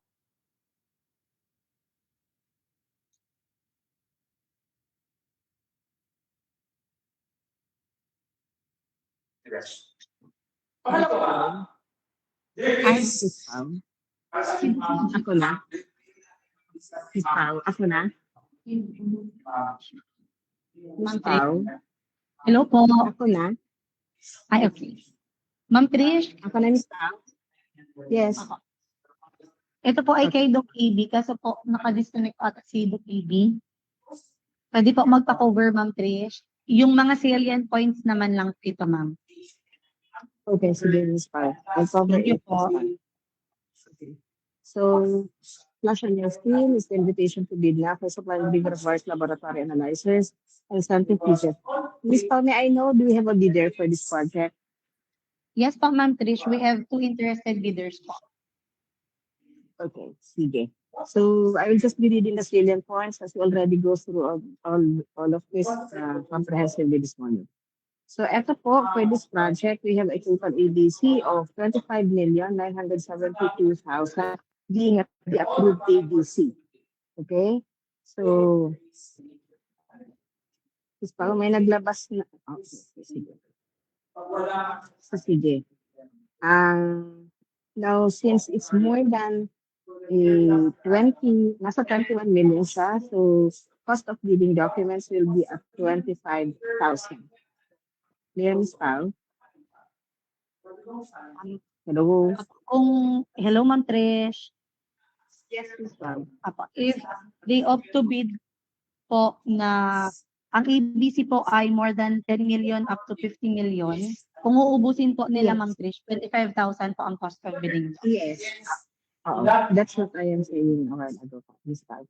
Okay, okay, sige, next, Miss Pao. We'll just go through the salient points of this project. Sige.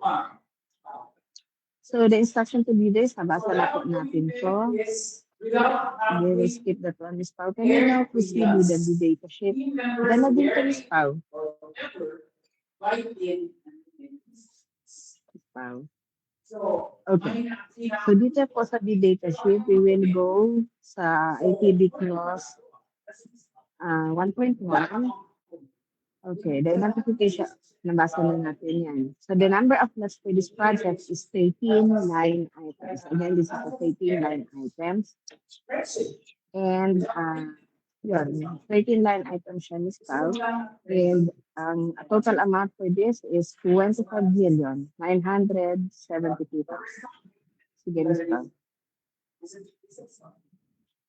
Next is avoidance. Sige.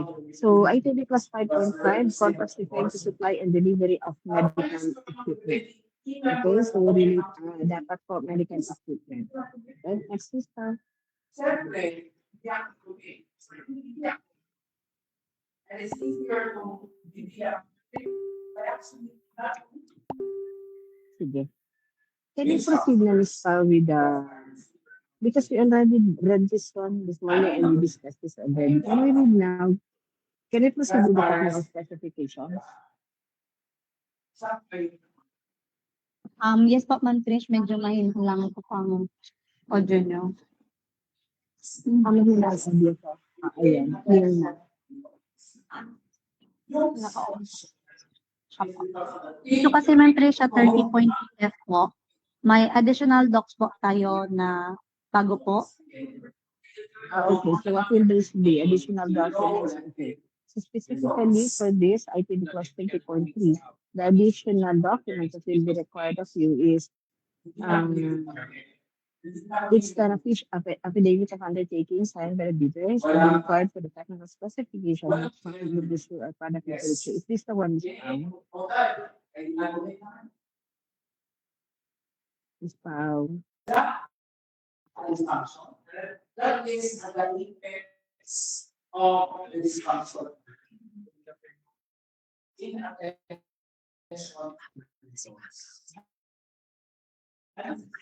very important in terms of health. Because Okay. We now proceed with the schedule of requirements. Ms. Pao? Yes po, Ma'am Trish. that's why Naririnig ako loud and clear. Medyo, Ma'am Trish, mas malakas po yung background. Okay, sige. not just the leader, all members. Ayan. Ma'am Trish. Okay na, Pao. Ayan, Pao. Can you hear me, Pao? Medyo mahina pa po, Ma'am Trish. Nasa laws kaya ako pa. Medyo okay na po. Ayan. Okay. So I will not be reading the schedule of requirements for this Miss Pao. Saroon mo na lang. Apo. Okay, sige.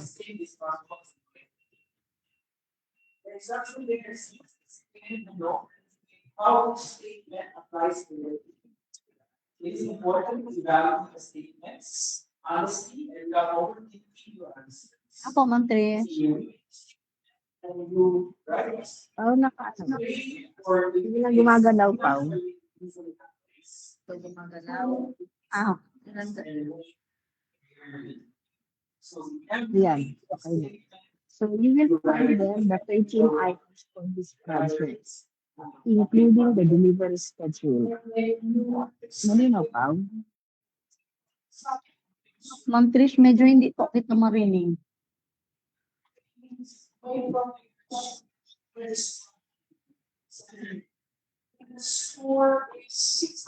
And what about now, Pao? Nadadami mo na.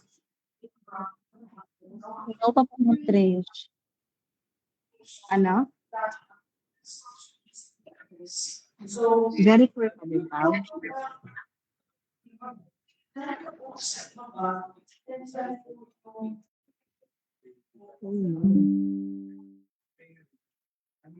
Nadadanog ako, Pao. Dai. Medyo okay na po, Ma'am Trish. Okay, sige. Na-discuss na ini Miss Pao. Should I read this one or i-scroll down na lang yun? Sige, sige.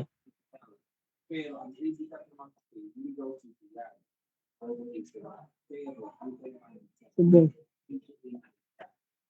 Okay, so we now proceed with the technical specification. I need not read this one by one. Slowly, this will be scrolled down by by the backsec. And for the bidders, should you have any questions, please just raise it later on.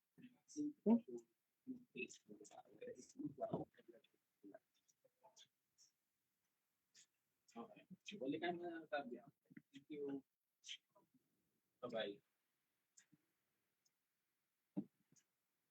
Ito.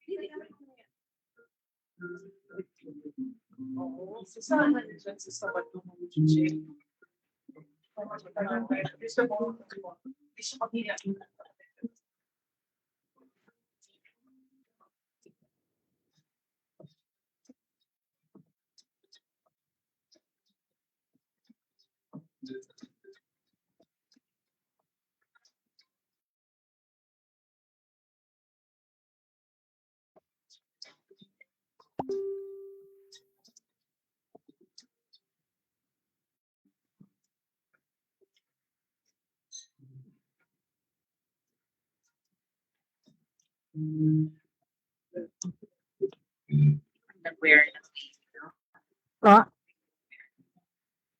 Wala mo sa dito.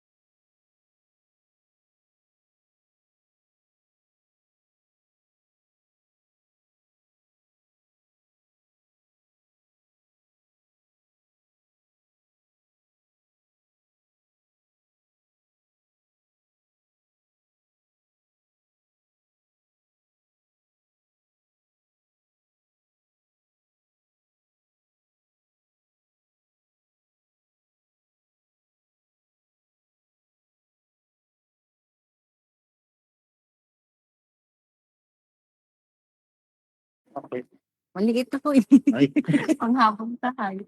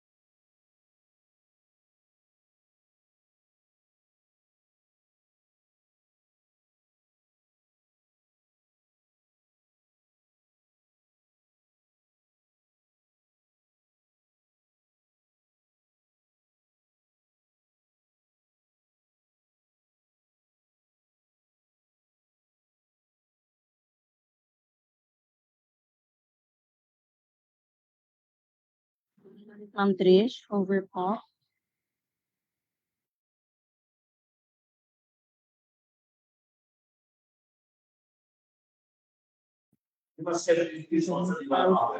Given questions from the leaders. Ms. Pao. Yes po, Ma'am Ms. Trish. Pao. May we know if there are questions or clarifications from our leaders?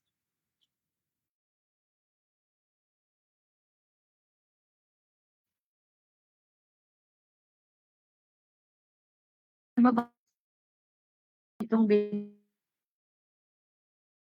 Oh,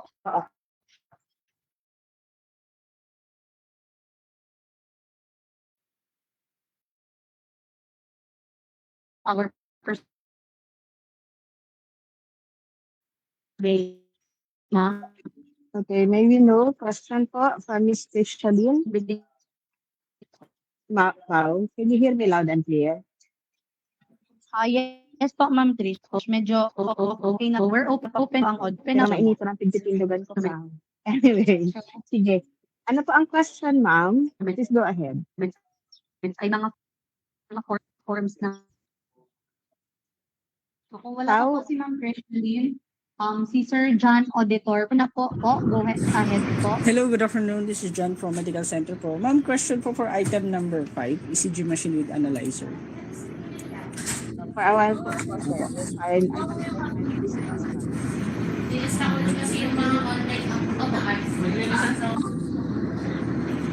Yes po, sir. Please proceed with your question. In our item 5. Yes po, ma'am. I have 2 questions po. Ma'am, one is yung sa minimum printing width ng papers po. Baka pwede pong i-minimum is up to 80 mm po. Minimum printing width of 90 millimeter. Minimum of 80 millimeters po. 80. Okay. So, hindi to 80, but rather Hindi po. 80. Minimum of 80 Bababaan millimeters po. Opo. Next po, Bababaan po. next question po is regarding sa defibrillator. Ay, sorry po. Sir, for a while po, clarification. Binababaan niyo po yung sa text specs from 90, you are trying to negotiate to make it 80. Is that Yes it? po, ma'am. Yes po, ma'am. Yan po yung standard size ng model namin. Okay, sige pa. Alin pa po, sir? Next, ma'am, is yung right under po, yung defibrillator in electromagnetic interference protected po. Are we on the same item? Opo. Same item po, item number 5 din po. May I clarify po if yung ECG machine po ba is gagamitin sa within MRI range po ba para kailangan po yung electromagnetic interference protection? Okay. Ms. Pao, can you please check whether we have with us the end user? Yes po, we have end user po dito, Ma'am Trish, from intra-unit. So, sir, we will take note of your queries and clarifications. But since it's already during the bid conference po, please wait as we will be issuing a bid bulletin relative to this. Okay po. Sige po, ma'am. Okay. Then last question Yes po, na sir. po. Okay, sige. Go Last ahead. question na po. Yung kasunod na rin po under po dyan, HL7 compatibility for data transfer. Okay. Ika-clarify lang po if yung HL7 connectivity po ba built-in na po kasama ng unit or as compatible option lang po siya? Okay. So the question is whether compatible options siya or naka-built-in.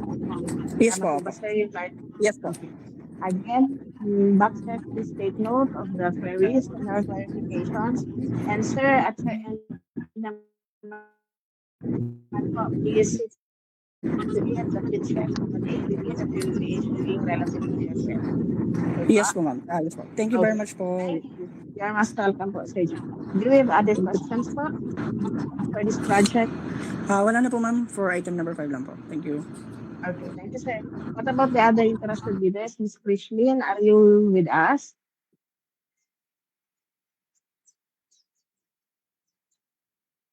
Ms. Krishlyn? Ms. Pao, it seems hindi na naka-online si Ms. Krishlyn.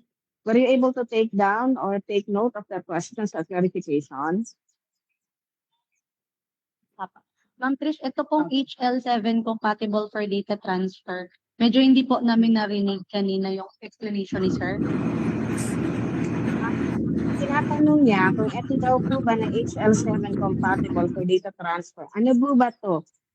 Is it included or compatible lang siya? Or naka-built in? So yun yung clarification niya. Ano ba siya? Parang built in or separate siya? Okay, Ma'am Trish, thank you po. Okay. Ano pa, Ms. Pao? So, next po, Ma'am Trish, na nag-raise po Any other ng questions or hand, clarification? PMND. Good afternoon po. Sarah po from OneTap. Sa item number 1 po, blood chemistry analyzer full Ma'am, automated. ma'am, can you please check? Ma'am, please check your audio. We have difficulty po hearing you at our end. Hello po. Am I audible po? Ayan. Yes po, much better. Sa given capacity po. Sa may pababa po. Ma'am, may you know your name po and what company? Sarah po from OneTap. Come again, ma'am? Sarah po from OneTap. Ms. Pao, please take note. There's a query from Ms. Sarah of OneTap. And po, Yes, Ma'am Trish. if mako-consider Okay, po please go na ahead with the question, Ms. Sarah.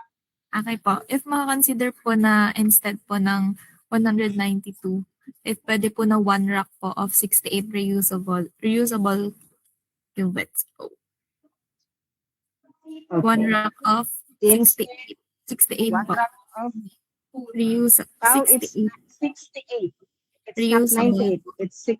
Yes po. Okay. The other thing, Since ma'am. po yung 192 po kasi is disposable. So, lower number po ng cubits. Since ito naman pong i-offer po namin is reusable po. And makakaano pa rin naman po siya dun sa throughput po na 360. Okay. Sige. So,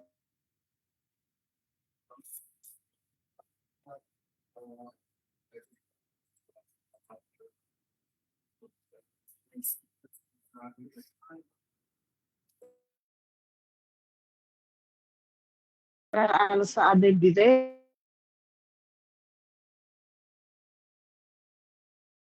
Pao?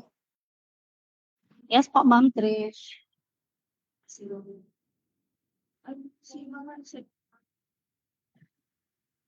Wait lang po. So, naka-raise po ng hand si Ma'am Maricel Ranyola. Go ahead, Ma'am. Hello, Ma'am Pa. Thank you po. Bali po, may we again reiterate po yung reminders namin earlier para po sa ating mga prospective bidders. So regarding po dito sa mga na-raise na clarification, may we also request po that they submit a communication letter regarding the clarifications po kung ano po yung mga kaya nilang i-offer versus doon sa original text specs. So sana po makapag-submit sila ng letter sa ating back po. Thank you po. Okay. Thank you, Ma'am Maricel. Okay. So may nagsagot na din pa. Any other questions or clarification po? Hello po. Dun po sa item number 12 po. Sa microhead refuge, 24 placer po.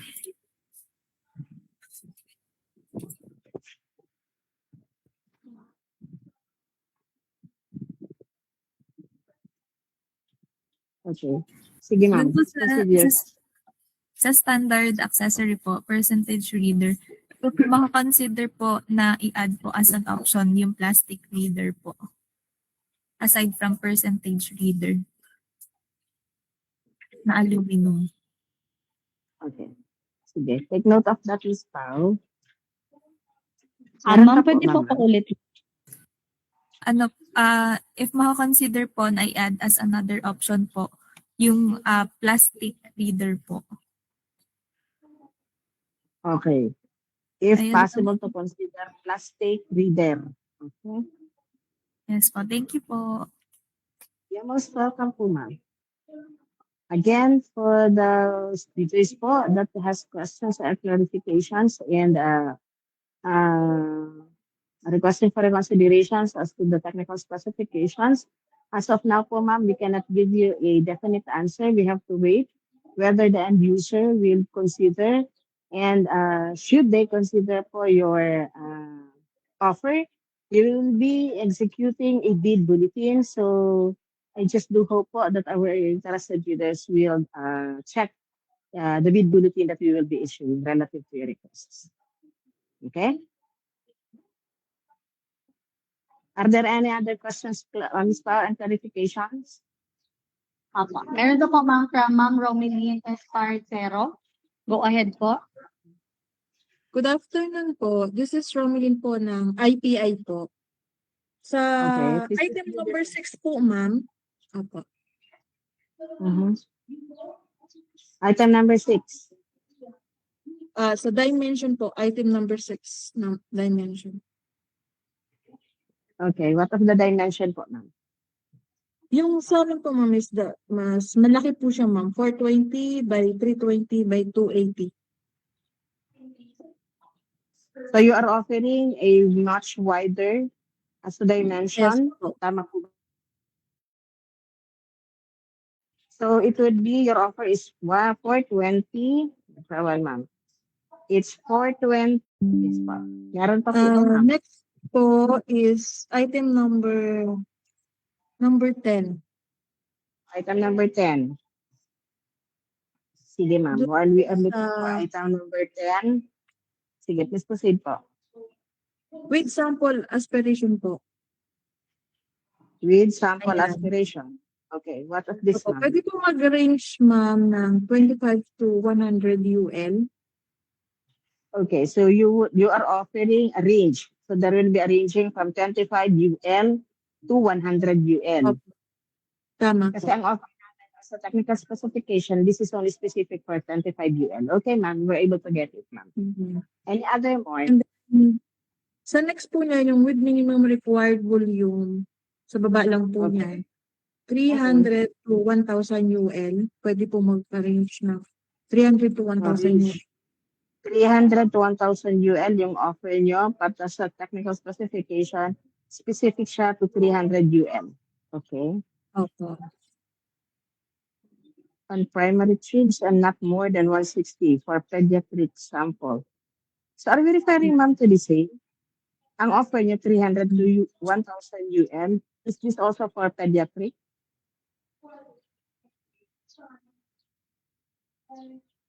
For primary po, ma'am.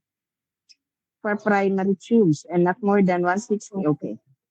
So Ms. Pao, clarify the 300 to 1,000 UL, this is only for primary tubes. Okay. Okay. Any other more, ma'am? Sa number 13 po. 13, Ms. Pao. Opo. Doon po sa wavelengths po natin. Okay. Ayan. Wavelength, range.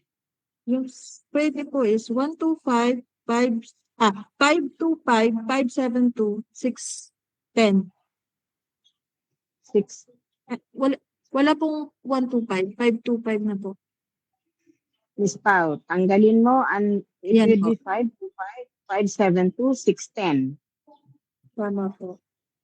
Okay. So may 572 talaga, ma'am? Ha? Yes po, ma'am. Opo, ma'am. Sige, ma'am. So we are taking notes po, ma'am, of your offer. Any other items po, ma'am? Next po is yung sa touchscreen po, ma'am. Yung sa amin po is 780 po. Touchscreen. So nandito po is, wala naman nilagay. 3 by 20 and 240. Opo. 320 by 240. Ito po ba, ma'am, na 320 by 240? Inches po ba ito na kinonvert? Hindi.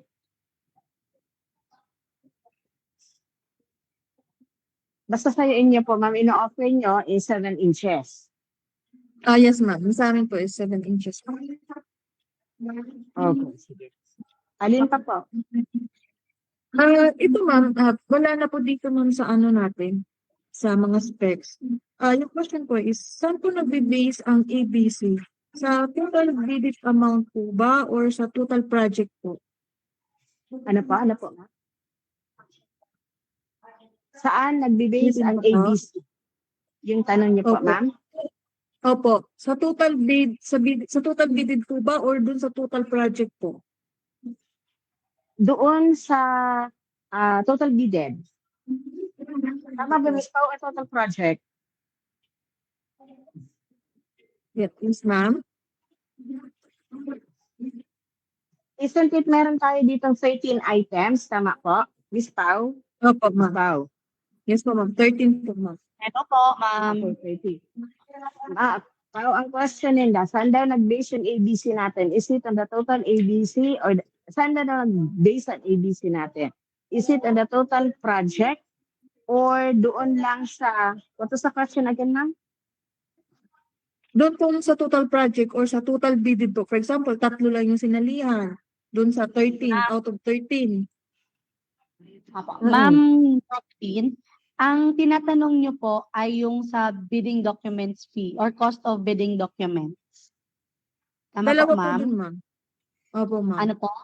Okay. Ma'am, dito po sa project na ito, naka-opt to bid po ito. So kung ang sasalihan niyo po, ma'am, ay lahat itong items, 13 items, yung total ABC po nung 13 items, naka-bracket po doon sa invitation to bid, number 5.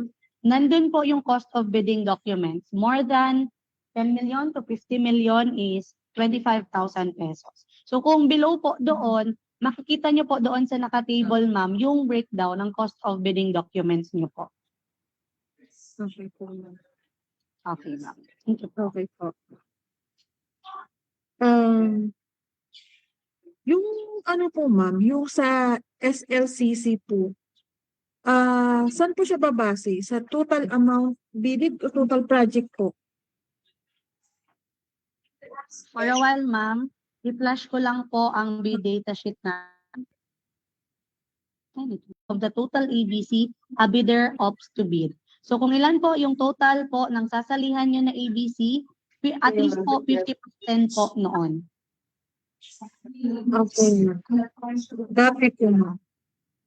Okay, ma'am. Okay. Thank you po. Welcome po, ma'am. Ano na, Pao? Okay na, Pao? Yes po, ma'am Tri. Do you have other questions? Hello, good afternoon. Ma'am Pao, Ma'am Trish, good afternoon po. Good afternoon. Yes po, please proceed. Ma'am Elmer from MCTC, clarification lang, isang copy lang ulit, yung original copy, wala ng photocopies. Yes po. Ano ba yung Isang original copy isang- lang po. Technical and eligibility component and one original copy naman po ng financial component. Okay, noted. Salamat. Okay For po. every component, isa lang. Is Pao. Tama. Original. Yes po, Ma'am Trish. No. Hello po. Yes po, Ma'am Trish. Tama po.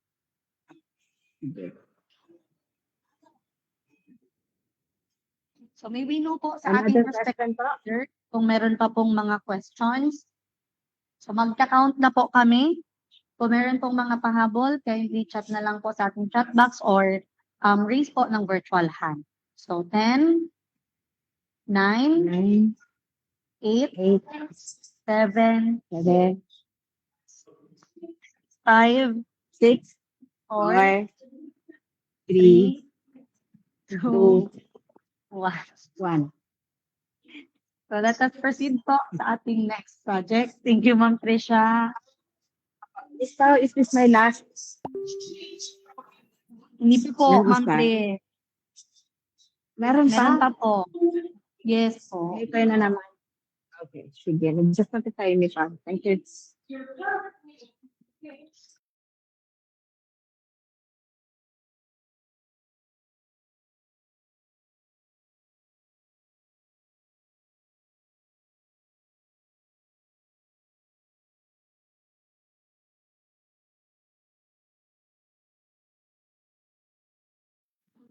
So let us proceed po sa ating next project, supply and delivery of various HPEP equipment and other devices under IB number 26-48.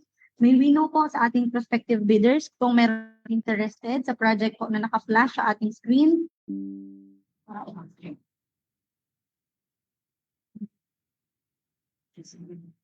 Ay, okay. Wala pa daw naka-flash sa screen. Thank you, Ma'am Erica. Okay, nakikita na po ba ang bidocs po ng 26-48? Okay po, thank you. Ma'am Trish? Mapa-cover po ng kay Ma'am Wena.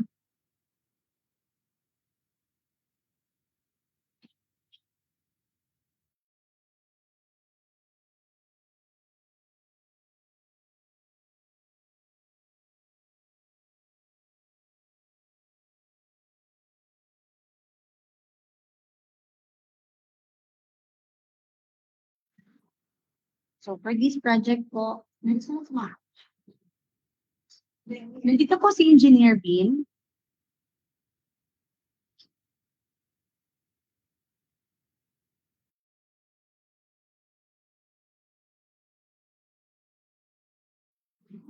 Engineer, mapa-cover po ng kay Ma'am Wena.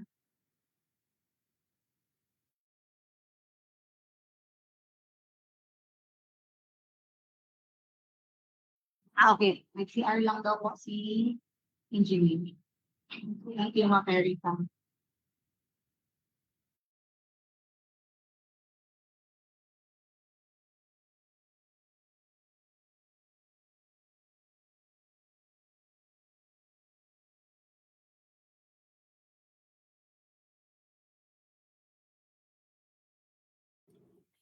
Hello, Miss Pao. Hello po, Engineer. Okay ang audio ko. Yes po. Okay, so good afternoon. This is the invitation to bid for the supply and delivery of various HPEP equipment and other devices. So the Department of Health Bicol Center for Health Development, through the General Appropriations Act, intends to apply the sum of 2,709,000 pesos only, being the approved budget for the contract to payments under the contract for supply and delivery of various HPEP equipment and other devices under IB number 26-48. Bids received in excess of the ABC shall be automatically rejected. So a complete set of bidding documents may be acquired by interested bidders on May 12, 2026 to June 1, 2026 from the address given and websites below upon payment of the applicable fee for the bidding documents pursuant to the latest guidelines issued by GPPB. The applicable fees for bidding document is 5,000 pesos only.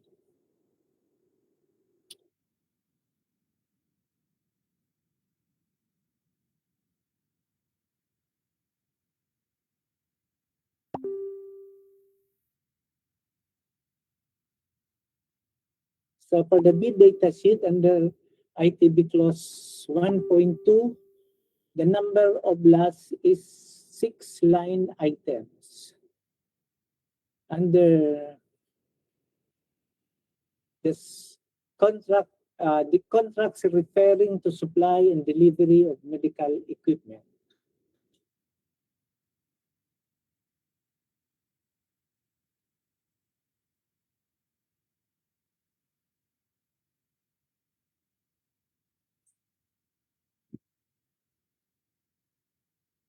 So we have here this schedule of requirements. We have 6 items. Item 1, the ABG machine with ABC of 760,000. Number 2, blood bag tube sealer, 345,000. 3 hemoglobinometer, 195,000. Number 4, magnetic stirrer with heating ceramic plate for 52,000.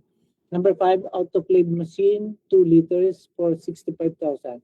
All the item from 1 to 5 with a delivery schedule of 60 calendar days upon receipt of NTP. Next, for item number 6, the digital BP apparatus, we have an ABC of 1,292,000 to be delivered within 30 calendar days upon receipt of NTP. So you should put your signature over printed name of authorized representative.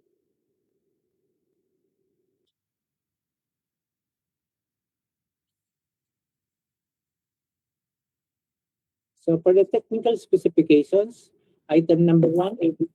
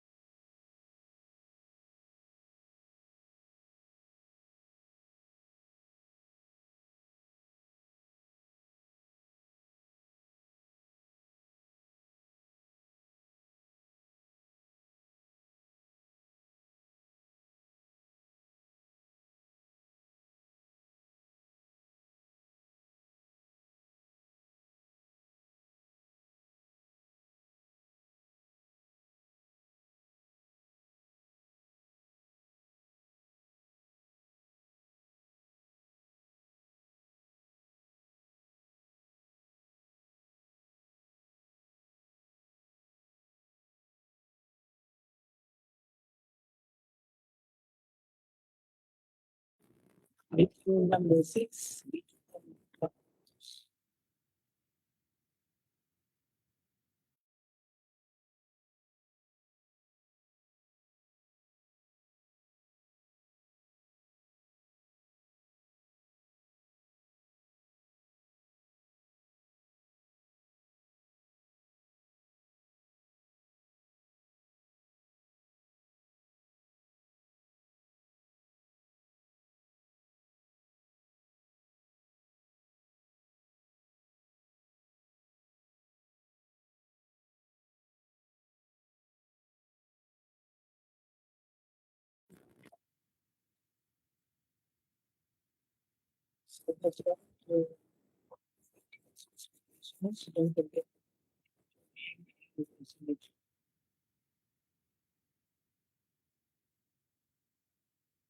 Engineer Beam.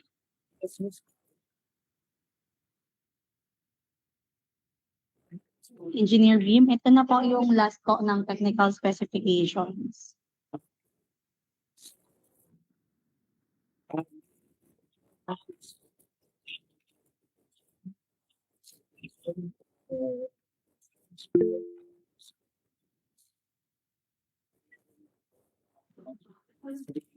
Engineer Beam.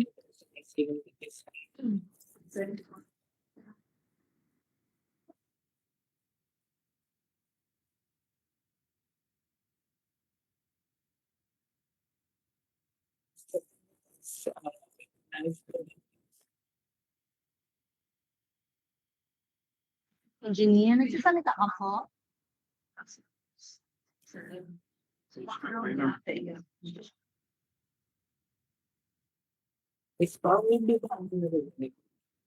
Hello po, Inch. Ano po?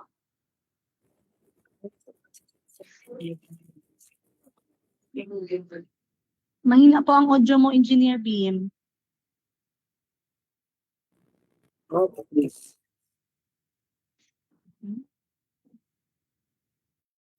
Hello po.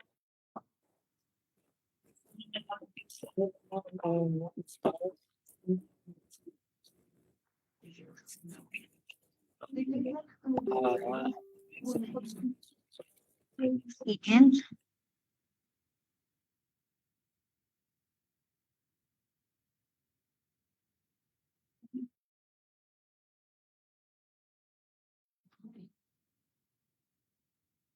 So for the interest of time po, ito na po yung last part ng technical specifications and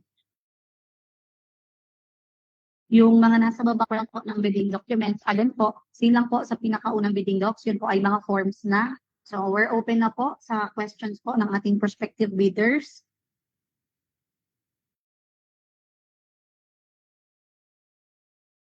Maaari hago.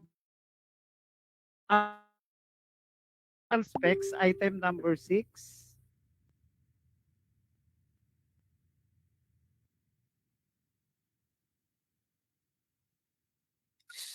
Cool.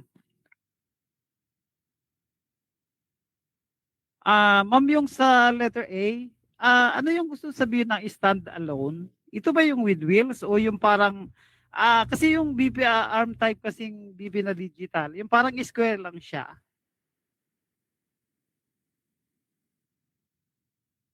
Hello? Apo. Ang tanong mo sir kung ito po ay with wheels or yung nakabox lang po? Oo, yung nakabox, yung parang inilalagay lang sa lamesa. Kasi kung sa with wheels, parang medyo mababa yung ABC. Okay. Noted sir. Parang square lang ba yan, ma'am, na parang di ba nilalagay sa lamesa? Baka yan yung gusto sabihin niya standalone lang. Or kung with wheels kasi wala namang specification na with wheels eh. Baka yun yun siguro. Things to clarify lang, ma'am.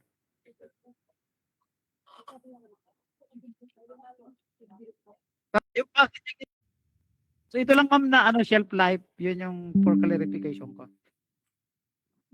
Okay po. Meron pa Yun po lang sir? ma'am. Actually yun lang ma'am. Thank you po. Thank you. Next po is from One Tap. Go ahead po. Pwede po na at least 1,000. Po sa nakalagay po dimension ay manufacturer's specifications. Pero may nakalagay po na fix for footprint. Ika-clarify ko lang po sana if pwede po na yun na lang pong manufacturer's specifications.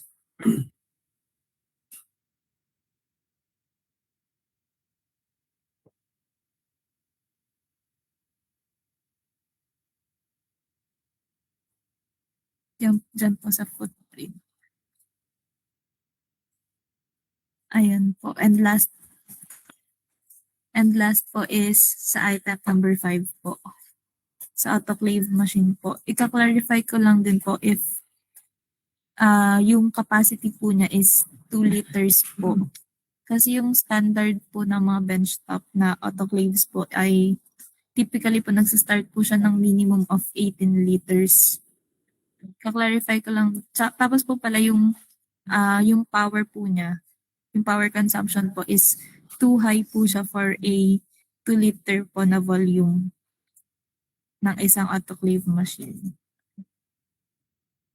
Yan, too high po siya for 2 liters. And confirm ko lang din po if yung 2 liters po ba na capacity po ay intended po ba siya as a minimum po.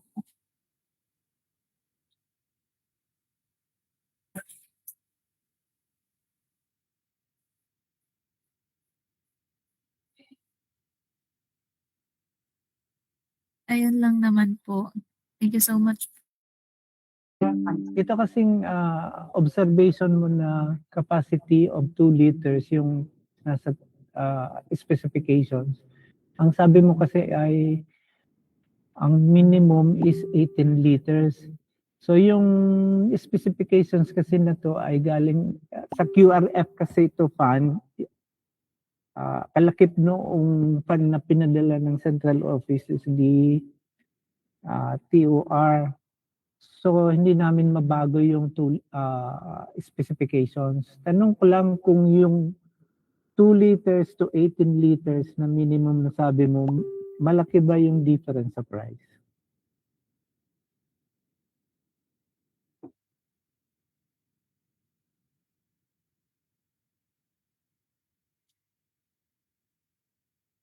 Good morning po. This is a colleague po of Sarah, Bianca from Wanta po. As per our team po, medyo malaki po kasi yung difference po sa price nung 2 liters sa 18 liters po. Okay, thank you, ma'am. Yun lang naman. Miss Pau, please go ahead na. Thank you po, Engineer po. So, wala na pong nag-chat sa ating chat box and wala na din pong nag-raise ng hand. Kung may mga pahabol po, kindly chat na lang po or raise po your virtual hand. So, magka-countdown na po kami. 10, 9, 8, 7, 6, 5, 4, 3, 2, 1. So let us proceed po sa ating next project.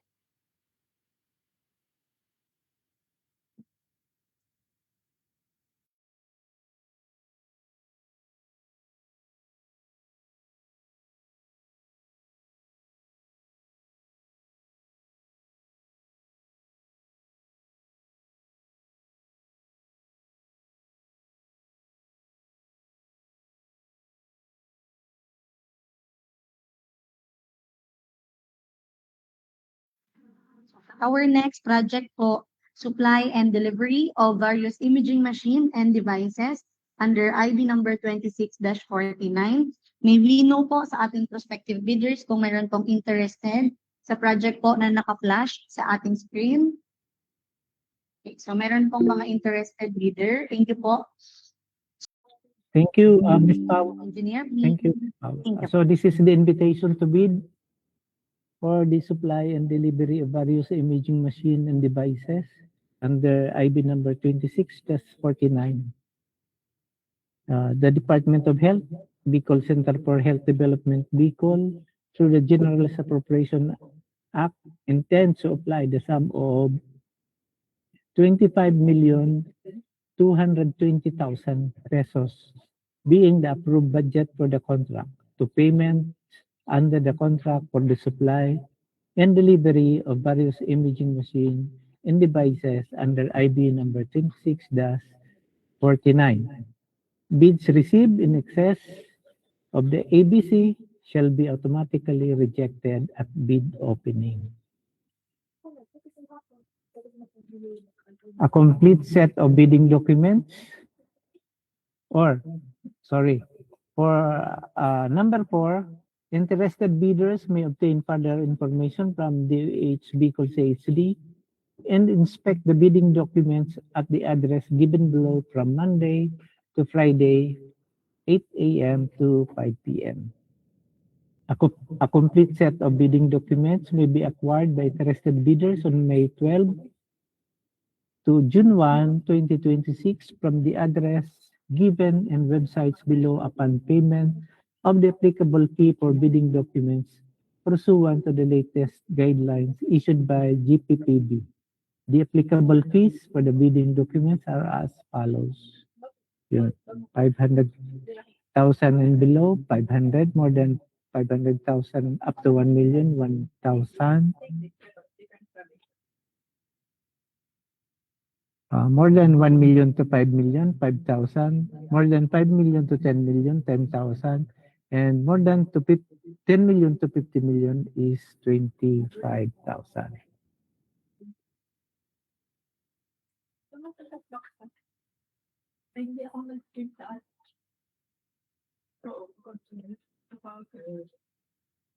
For the bid data sheet under ITB clause number 1.1, the project title is Supply and Delivery of Various Imaging Machine and Devices.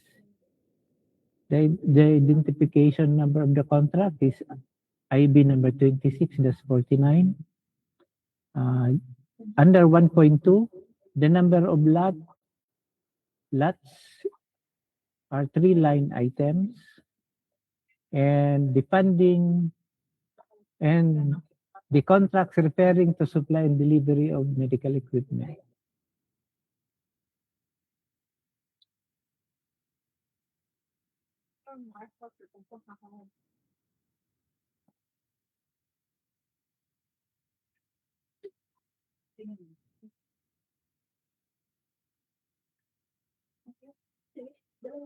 So for the schedule of requirements, we have three item number here.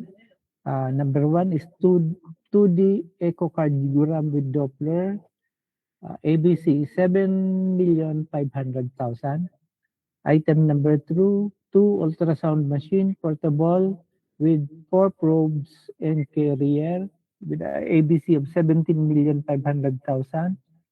And item number 3 video laryngoscope with an ABC of 220,000. All of these 3 line items or item numbers is to be delivered within 60 calendar days upon the receipt of NTP. So put your name and signature over the printed name.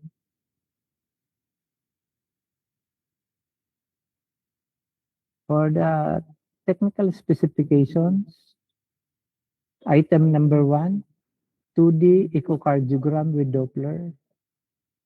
We will run down na lang po ito.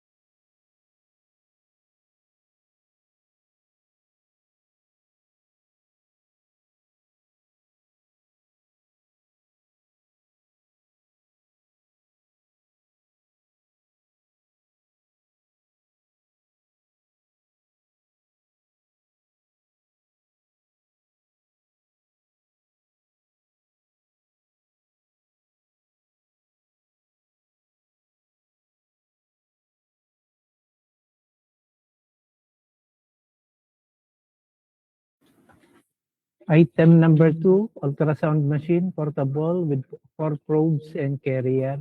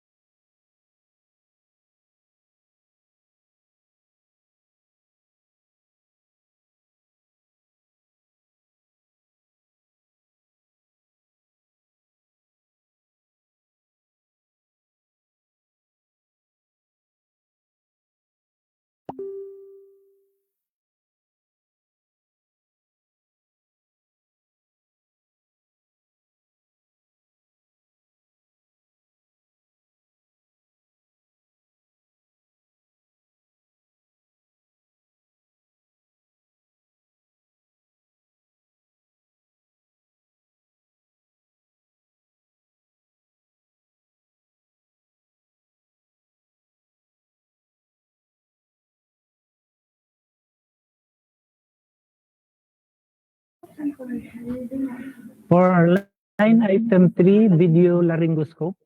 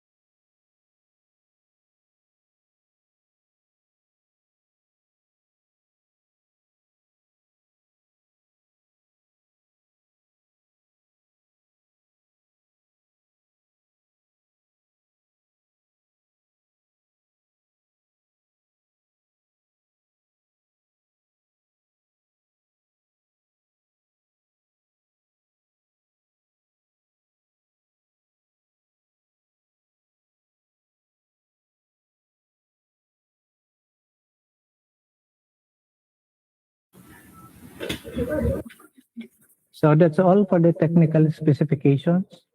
So please don't forget again to put your name and your legal capacity and your signature. So the floor now is open for any comments, observations, kung meron po kayong gustong idagdag, the floor now is open for your suggestions.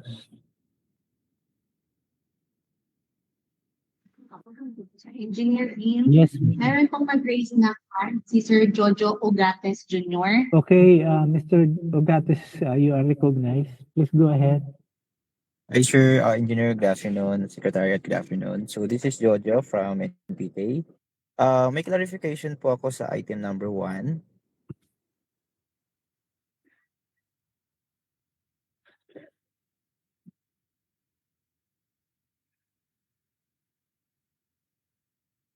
Ayan po. Nakalagay po dito, clarification lang po, engineer. Nakalagay po is support 8 hours continuous scanning. Ano po yung pinapoint out dito, engineer? Nasa taas po. Sa malapit sa mataas. Yan. Yan, sa technical specs. Nakalagay po, engineer, support 8 hours continuous scanning. So, Mr. Ogates, ibibigay ko po kayo dito sa mga end users, sa mga nurses. Please. Sige po. Good afternoon, sir. Ang minimum po dito is 8 hours po na continuous scanning, even running po, kahit hindi naka-plug yung machine natin. Since it has a built-in battery po na rechargeable. Kumbaga po, 8 hours po yung lifespan ng rechargeable battery. Thank you po. 8 hours. Parang mataas po ata yun, ma'am. Yung 8 hours if naka-battery mode. So, what would you suggest, Mr. Ogates? Kasi sir, usually po kasi sa mga medical devices, ang battery po talaga, if battery operated na siya, it lasts up to 4 to 5 hours po siguro pinaka-safe if wala ng plug and play. Masyadong mataas po yung 8 hours, parang whole day pong naka-battery mode. Okay, We will take your suggestion, Mr. Ugarte, but we will issue bid bulletin on the final decision on this. Any more? Isa pa, engineer, yung 3D, 4D imaging, ito ba optional or ano po ito? Pwedeng wala, pwedeng meron? Ito po yung pino-point out po ba dito?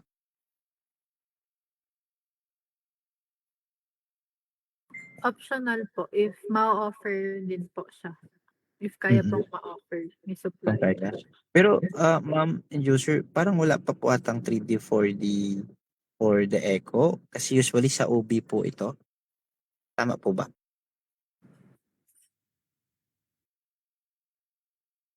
Visit na lang. Sige po, i-revisit namin sir and we will check din po. We will verify. Apo, kasi yun po yung pagkarinig ko ma'am, yung 3D, 4D is for OB po talaga siya. And last na lang ma'am, may clarification.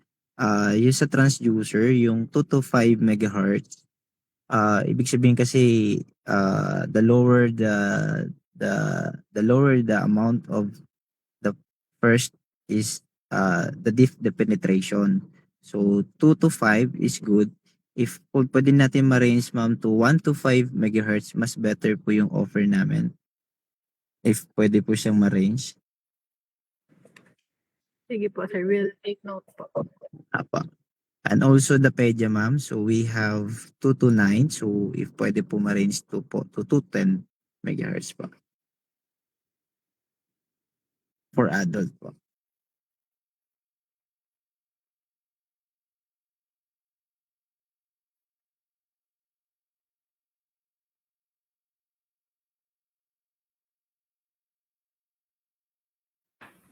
Okay, thank you, Mr. Thank you, Rogates. Engineer, Secretariat, and user. Thank you. Okay, any more from our prospective bidder? Any suggestions, comments, observations? So that we could take it up here so that pag nag-bidding po tayo ay maiwasan na po natin yung mga failure of biddings. Sana maplansya natin dito sa pre-bid conference. So, Engineer Bean, nag-raise po ng hand si Sir Larry Loveres. Okay, Mr. Larry Lovetes, you are recognized. Go ahead, please. Afternoon, ma'am. Good afternoon, sir. Larry po from Pinnacle. Question ko, ma'am, bali yung kanina po yung sa item number 1, ma'am, yung sa 8-hour support continuous scanning. Bali, yun po, medyo mahaba po siya. Then, if ever po, arrange na lang po ako ng 8 to 5 continuous scanning para po sa between battery. Parang 3 pababa tayo, Mr. Loveres. Yes. Pababa. Yes, sir, kasi medyo ano po yung battery. 3 to 8 tapos ranging po. Kasi meron nang nag-suggest kanina na instead of 8 hours, gawing 4 to 5 hours yung battery lifespan. So you are also suggesting na kung pwede gawing 3 to 8 continuous time. Is it correct, Mr. Loveres? Yes, sir. Yes, sir. Yun bang is hindi papasok dito sa 4 to 5 hours? Yes, sir. Okay, sige. We will take note of your suggestion, Mr. Loveres, and we will issue a bid bulletin on this for the final decision. Thank you. Any more? Then last one, sir. Yes, go ahead. Yung sa ano na lang, sir, yung sa transducer, sir, ano na lang po ako, within the range na lang po sana, yung sa transducer po. Yung phase array adult, then phase array pedya, within the range na lang po yung po sana. Pwede. Miss Pau, nasaan yun? Ayan. Okay.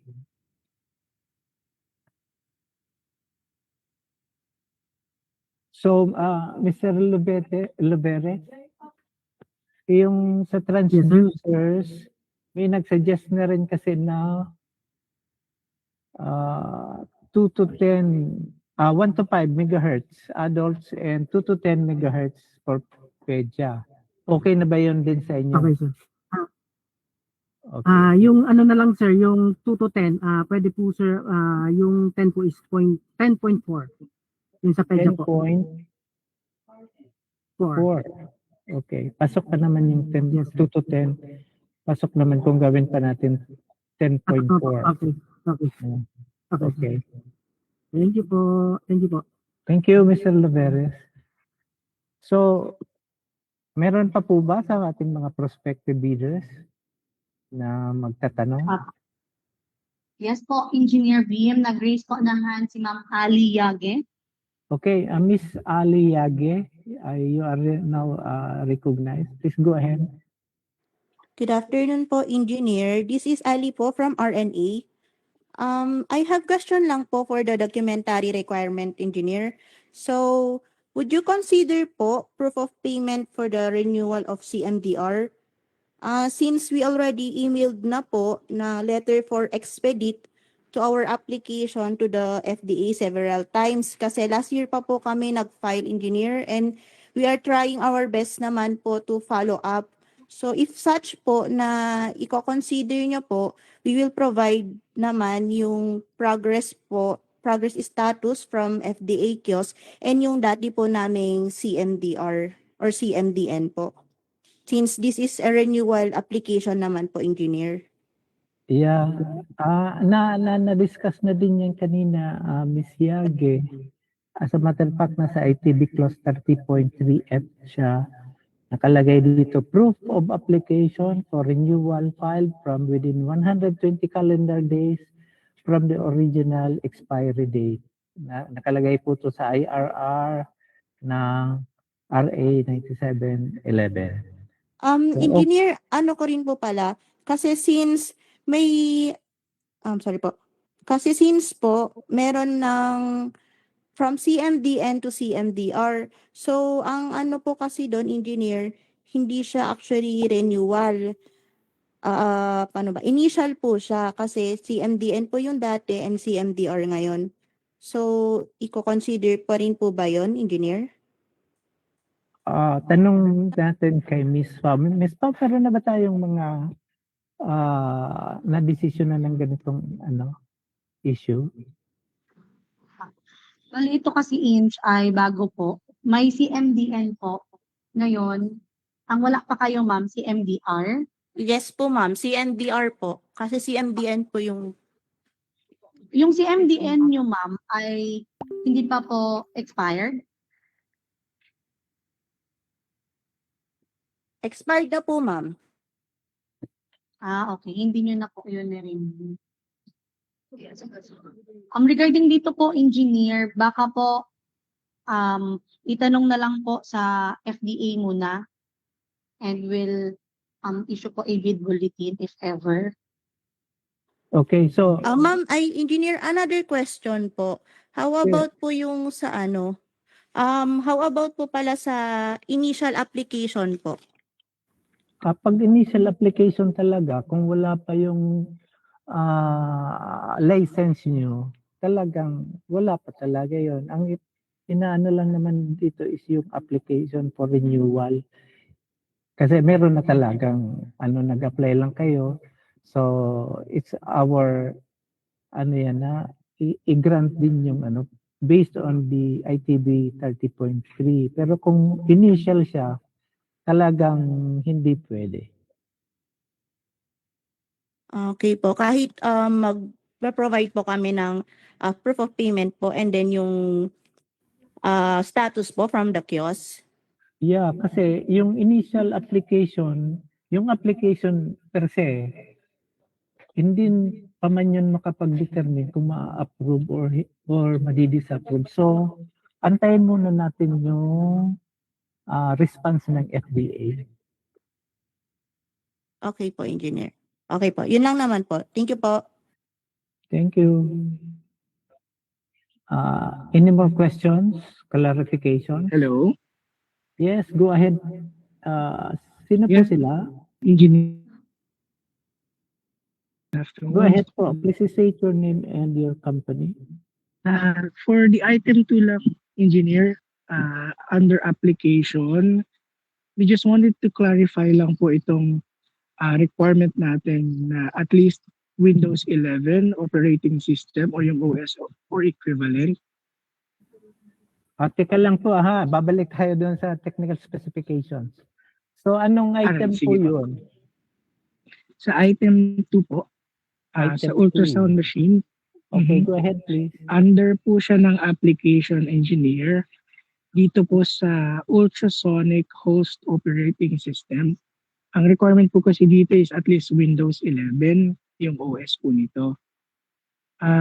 We just wanted to haggle po sana, baka pwedeng we can also include or we can have it po kahit po yung previous na update like Windows 10 na 64 PIT po for the OS.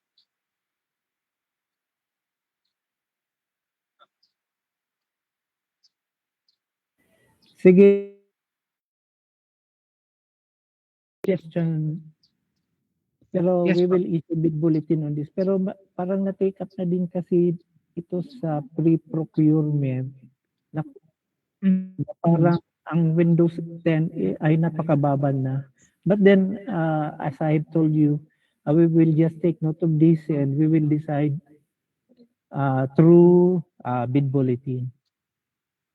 Alright. And last item, engineer, okay lang po. And sa possible po ba or is it workable po ba for the USB ports po na isa lang po yung yung HDMI? Isang port lang po for the HDMI. Okay, we will take note on that also and we will just inform you through bid bulletin.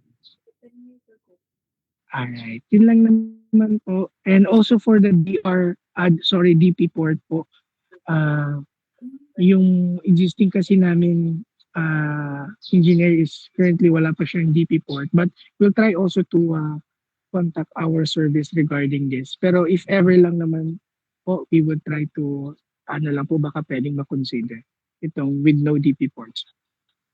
Okay, we will take note on that. Pero nakalagay po kasi dito Thank you. the minimum of the ports.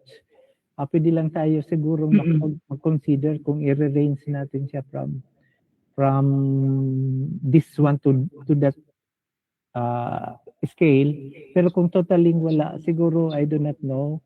But then again, as I have said, we will inform you through bid bulletin. Thank you. Yes. Thank you so much, engineer. Thank you so much. Engineer Beam. Yes, Ms. Engineer, Pao. i-clear lang po namin itong sa DP port yung offer po ni Sir. Go ahead, Ms. Pao. Apo. Sir, una po, itanong po namin sir kung ano po yung name nyo and anong company po ang nire-represent nyo. My name is Martin Janner Cervantes po from NPK, Medical NPK, Trading okay. Agency po.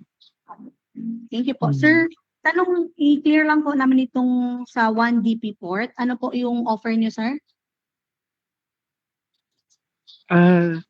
Currently kasi po, parang I have to check lang po with our service as well. Kasi parang wala pa atang DP port po doon sa namin, sa machine. But I have to double check lang po and I'll get back to you po on this. Pero if ever lang naman po. Okay. Tapos dito sir sa Windows 10, ito po yung offer nyo or Yes meron po. pa? Yung sa po, Windows 10 po yung operating system kasi nung machine, 64 BIT po. 64 BIP po? Again, ma'am, yun po sana yung namin. Windows 10, 64 BIT po. Yes. correct. IP. Okay. Thank you sir. Yun lang po. Thank you. So, next po, naka-raise po ng hand, Ma'am Maria Teresa Ameo. Hello po, good afternoon po.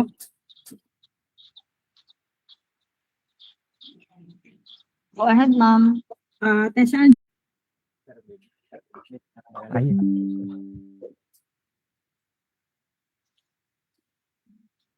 Regarding under lang po ng optional na 3D and 4D, since already ano naman po kasi siya, asked na po siya kanina by the NPK company. But I wanted to clarify lang din po, baka pwede nating i-clarify din on the bid bulletin if the machine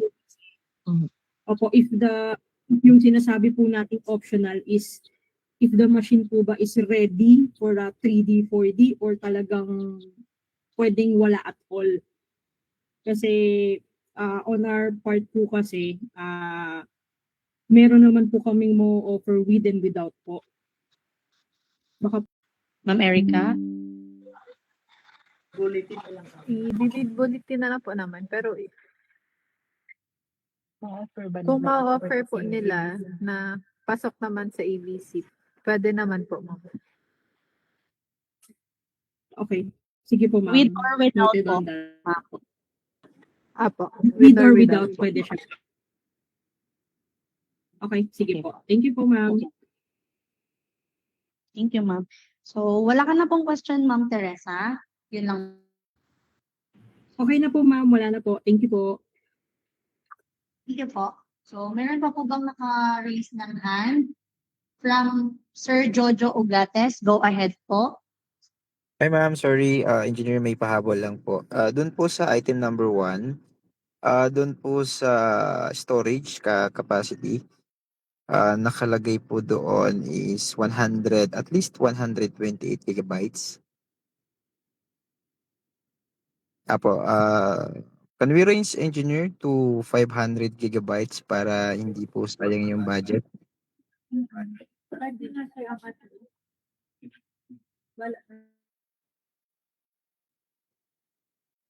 At least 500. Okay, Mr. Ugates, we will take note of your suggestions.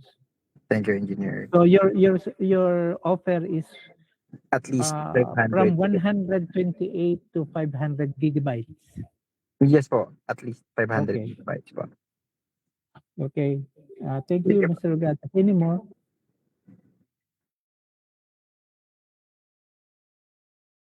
Okay. So, sino pa po ang naka-raise ng hand? Sige na po. Sino? Wait lang. Medlab Global. Go ahead po. Good afternoon po. Sa item number 1 po.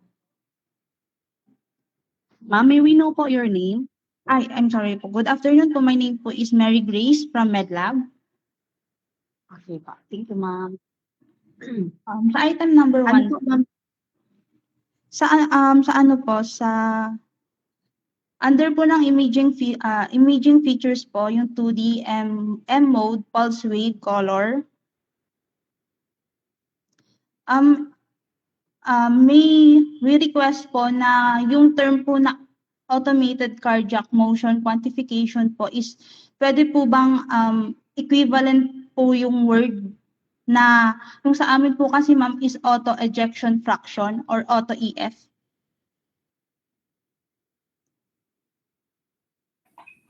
Ma'am, tanong ko lang.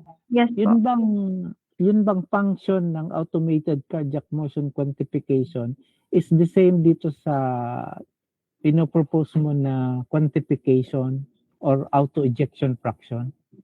Yes po. Actually po yung automated cardiac motion quantification po kasi sir is meron lang po siyang specific na specific pong brand na yun po yung ginamit nilang term. Yung sa amin po kasi talaga is auto ejection fraction which is same lang naman po sir yung purpose po. Magkaiba lang po yung wording niya po sir pero same lang naman po. Okay, we will take note again your suggestion, ma'am. Pero okay ba sa inyo kung automated cardiac motion quantification / quantification or auto ejection fraction? Parang ganun ang lalabas sa TOR natin. Para Yes po, pwede naman po sir. Basta din po is basta po sir equivalent naman po doon sa automated cardiac Okay. motion quantification po, sir. Di ilagay pa rin natin and equivalent, ganun. Or is equivalent po. Opo, pwede Okay. din po equivalent. Okay, thank you, ma'am. Any Tapos more? ano po sa Yes, go ahead. item number 2 po, sa ultra portable. Item number 2, auto portable.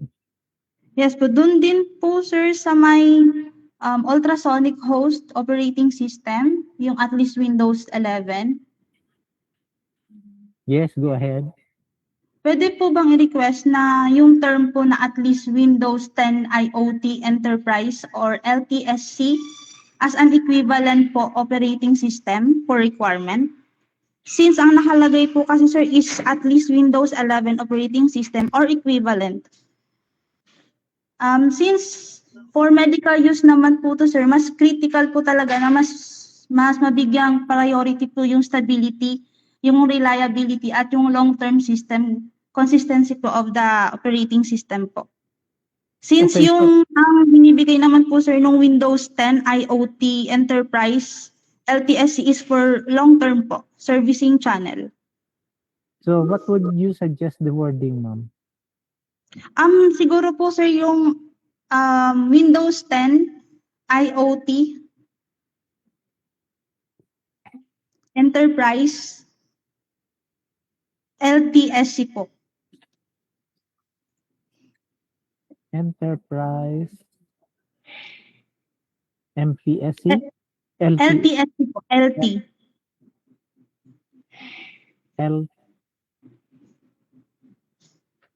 LT or LP, ma'am? LT po, as in T. T. Ayun, LTS, opo. LTSC, okay. Then another din po dun sa standard inclusions po.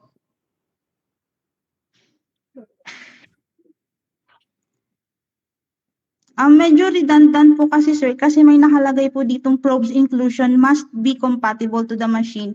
At the same time po kasi sir yung may 4 pa pong probes na nakalagay po sa baba niya. Parang ang nasa title po kasi sir is 4 probes.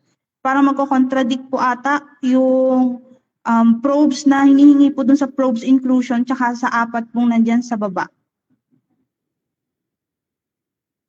So how would you suggest now, ma'am, for the natin? Kung pipili na lang po ba kami doon sa merong probes inclusion must be compatible or doon po sa nakalagay na 4 pong probe na may convex linear 4D and transvaginal probe po.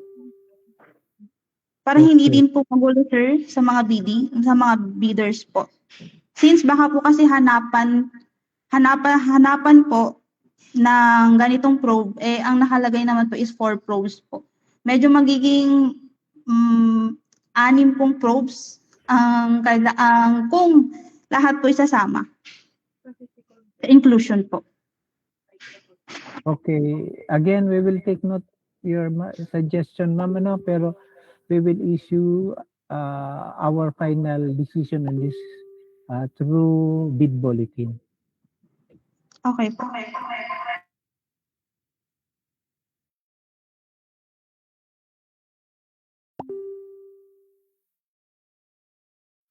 Okay po.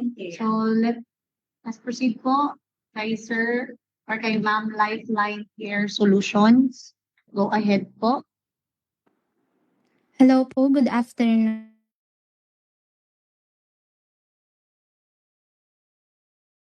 Ahead, ma'am. Dun po tayo sir sa sa item number 1 po. Dun sa imaging features din po. Ma'am, may we know po your name? Jane Cortez po. Okay po. Thank you, ma'am. Okay po. Okay po. Sa imaging features din po, sir, may we request po to incorporate the term or its equivalent in the imaging feature requirement automated cardiac motion quantification po. Since po kasi yung automated cardiac motion quantification po, maybe a brand specific feature So kapag strict po kasi yung requirement, may limit po sa fair competition and inclusion po ng equivalent technologies po. Yeah, okay. It has mentioned already a while ago that automated cardiac motion quantification parang nasa isang brand ito. So that's why we will review our TOR on this and we will evaluate all your suggestions. Kaya okay lang po ba itong mga suggestions kanina, itong automated cardiac motion quantification or equivalent? Yes po. Okay na din siya. Okay Okay din po. yan sa'yo. Okay. Okay po. Thank you, ma'am. Yung next po sir, sa item number 2, din po tayo sir sa Windows 11 din po. Go ahead, please. May confirm po kung pwede po yung Windows 10 din po. Kasi yung ino-offer din po kasi namin is Windows 10 din po. Andyan na siya, ma'am. Windows 10, 64 BIP. Meron din siyang Windows 10, IoT, Enterprise, LTSC. Ano yung sa inyo? Windows 10 lang. Apo. Okay. Yun lang po sir. Thank you po. Okay. Thank you, ma'am. Any more?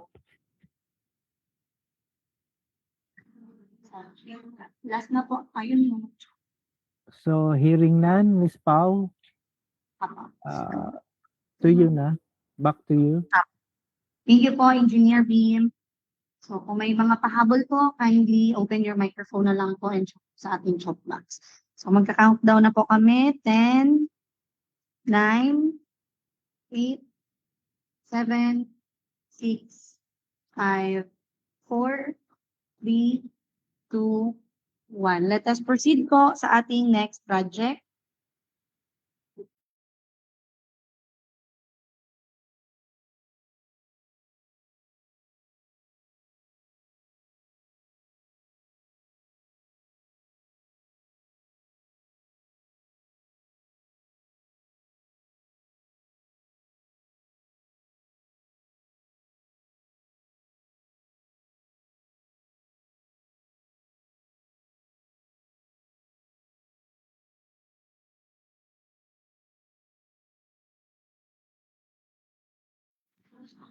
Let us proceed po sa next po natin na project, supply and delivery of electrocautery machine and orthopedic instrument set under ID number 26-50.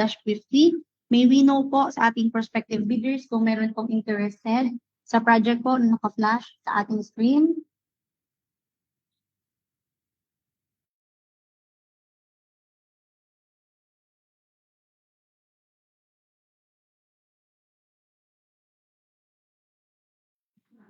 So as of now po, wala pa pong nag-thumbs up. Magka-countdown na po kami. Kung kayo ay interested, pa-thumbs up na lang po para ma-discuss itong project. 10, 9, 8, 7, 6, 5, 4, 3. Okay, so meron pong interested. Ma'am Crishalyn Bayo. So for this project po, nandito na po ba si Doc Mon? Wala pa. Doc Kim. Yung si Doc Mon. Doc Mon? Ma'am? Over po. Ano ka nga? Yes po. Good morning. Good afternoon again. Ma'am Pao, clear po yung audio ko. Medyo okay na po, Doc, ang audio mo. Ma'am Pao?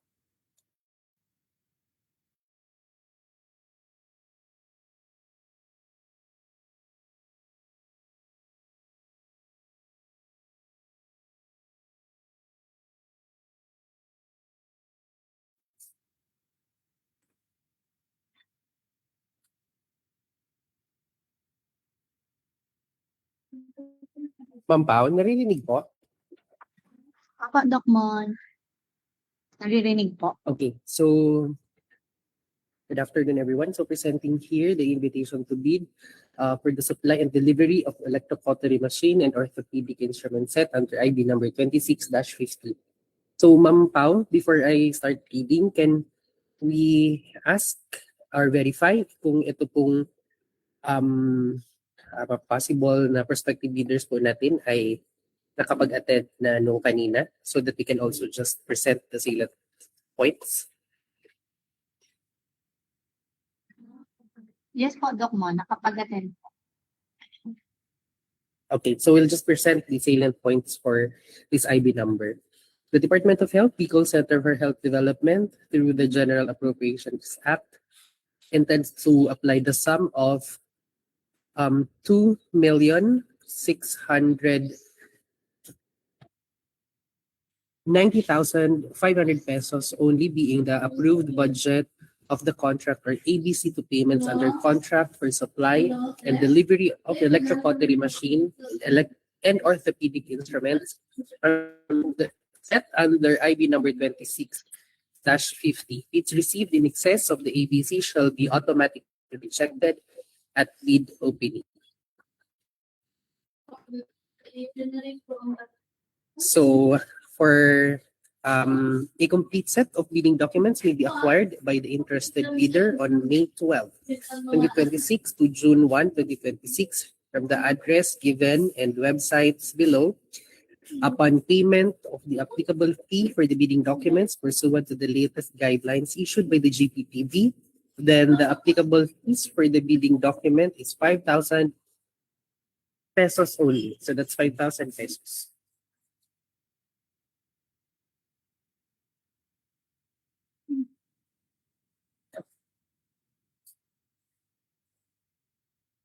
Okay, so for the ITB, so presenting the ITB clause, I'll start with 1.1 lang. So procurement entities, DOH Bicol CHD, and the project title supply and delivery of electrocautery machine and orthopedic instrument set. And IDB number is 26-49. So ITB clause 1.2, the number of lots is 2 line items. So again, and for ITB clause 5.5, contracts referring to supply and delivery of medical equipments.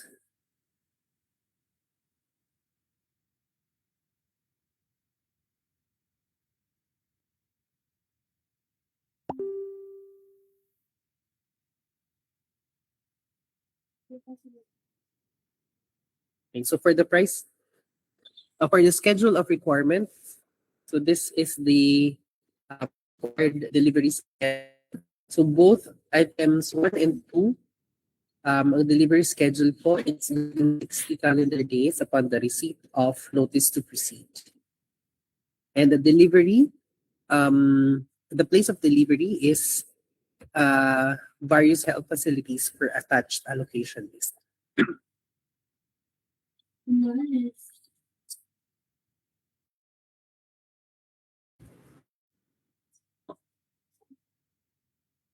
So this is the technical specification for item 1, electrocautery machine.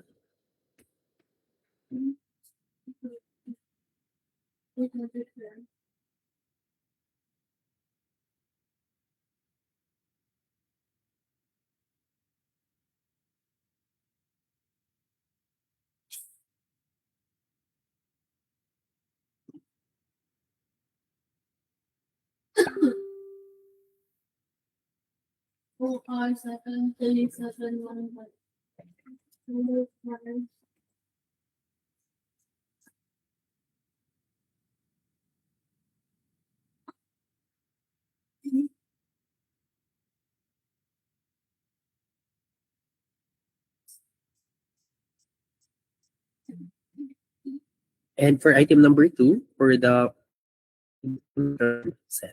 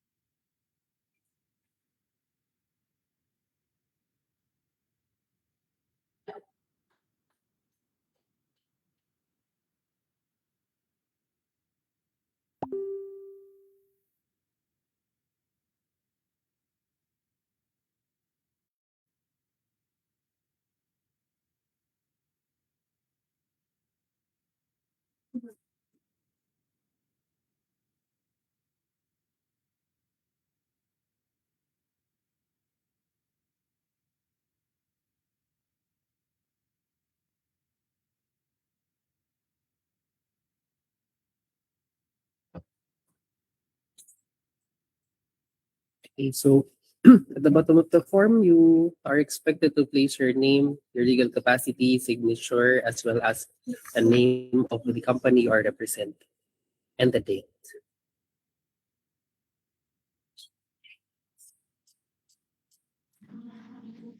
So, hanggang dito na lang po tayo, Doc Mon. Or open na po sa Yes. questions po ng ating prospective bidders. Thank you, Ma'am Pao. We now accept questions from our participants.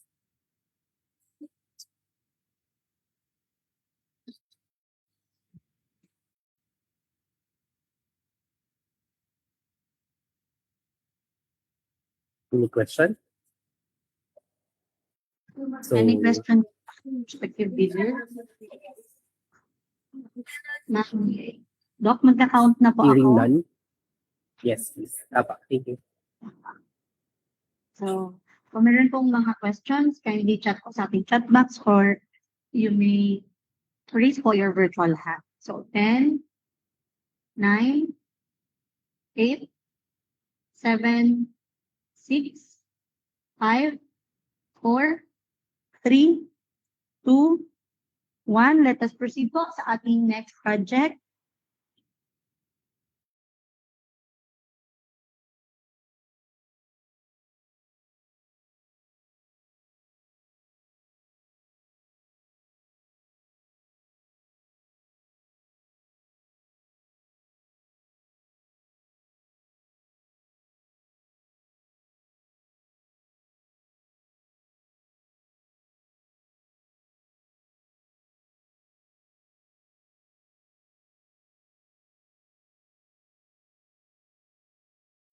So, for our next project po, supply and delivery of infant incubator under IB number 26-51. May we know ay si Ma'am Trisha Barroso.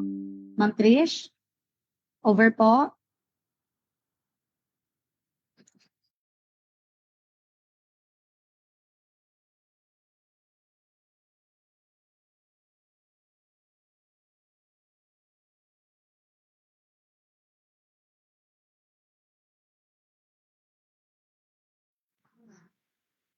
Before.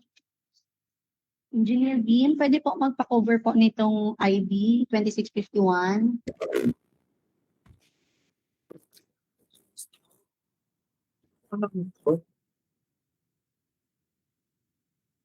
Engineer, medyo po mahina ang medyo mo po.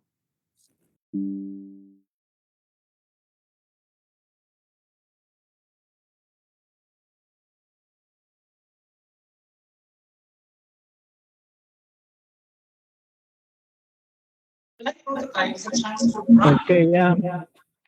For a couple of weeks now. Miss Chow, kumusta ang audio ko? Okay na po, Engineer B. Thank you. This invitation to bid is for the supply and delivery of infant incubator under IB number 26-51. The Department of Health, Bicol Center for Health Development, through the General Appropriations Act, intends to apply the sum of 3,600,000 pesos only, being the approved budget for the contract. Contract to payments under the contract for supply and delivery of infant incubator under IB number 26-51. Bids received in excess of the ABC shall be automatically rejected at bid opening. A complete set of bidding documents may be acquired by interested bidders on May 12, 2026 to June 1, 2026 from the address given and website below upon payment of the applicable fee for the bidding documents pursuant to latest guidelines issued by GPPB. The applicable fee for the bidding documents is 5,000 pesos only.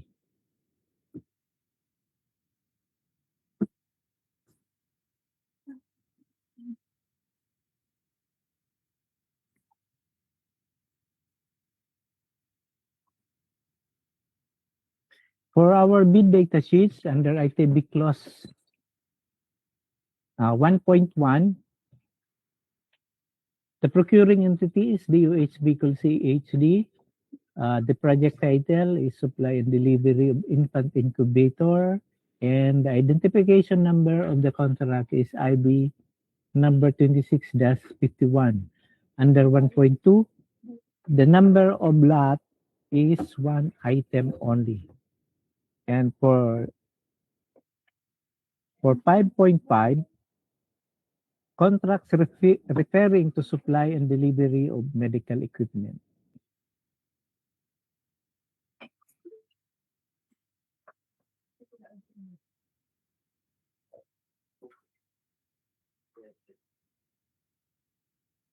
Schedule of requirements, one item number only, the infant incubator, with a total ABC of 3,600,000 and with a delivery schedule of 60 calendar days upon receipt of MTP.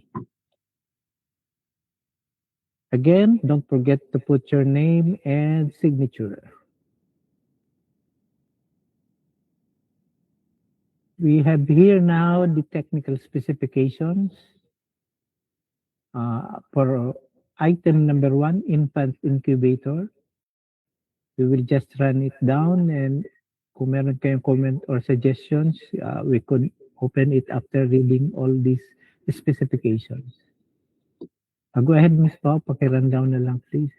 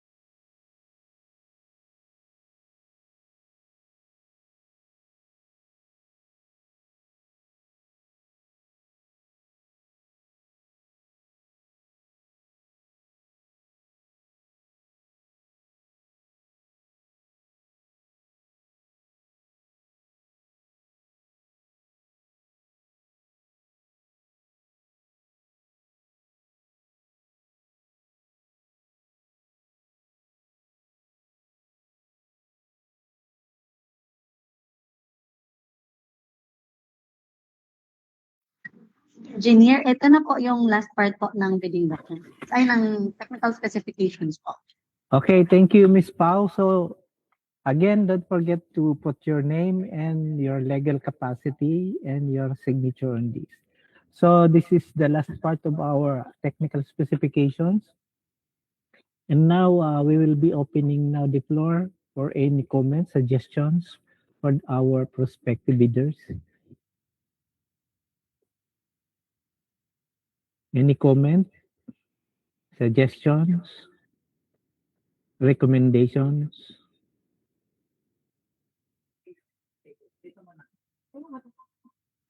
So may we know po sa ating prospective bidders kung meron pong questions dito po sa IB 2651. So as of now po, wala pa pong nag-chat sa ating chat box at wala din pong naka-raise ng hand. So magka-countdown na po ako, Engineer Beam. So meron pong habol na mga questions po ang ating prospective bidders. Pa-chat na lang po or open po ng inyong microphone. 10, 9, 8, 7, 6, 5, 4, 3, 2, 1. So let us proceed po sa ating next project.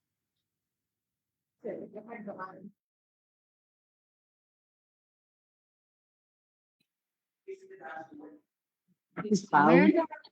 Yes po, Ma'am Trisha. Okay. Ako lang, Ms. Pau. Hello po, Ma'am Trish. Hello, Ms. Pau. Can you hear me loud and clear? Yes po, Ma'am Trish. Okay, sige. Ma'am Trish, before we proceed po sa last po na bid doc, may question lang po or clarification po ang ating bidder sa 2649. For a while lang po, Ma'am Trish. Sa MedLab Global, ma'am, about po ito sa probe inclusion since nakalagay po sa specs must be compatible to the machine. Does it mean ba na not necessarily yon ang ipoprovide kasi may na-mention pa na ibang 4 na probes sa bandang ibaba. The title mentioned 4 probes only. If we look at it po, magiging 5 probes na kasi kapag may phase array pa. We would like to raise this concern this time for better clarification. Baka if awarded sa amin, magiging problem po siya. So we'll check. Anong item ito, ma'am? Hello po. For item 2 po. Item 2.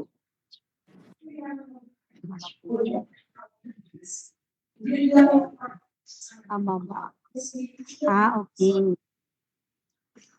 Ma'am, ganito din ba yung concern nyo doon sa other bidder? Yung inopen po ng other bidder, nagko-contradict daw po itong 4 probes dito sa probes inclusion. Kasi ang total daw po ay 6 probes. Ganon din po ba sa inyo, ma'am? Hello, yes po, i-clarify lang po kasi po napansin namin meron po kasi yung dalawang magkaiba doon. So, ang nakalagay po kasi sa specification must be compatible.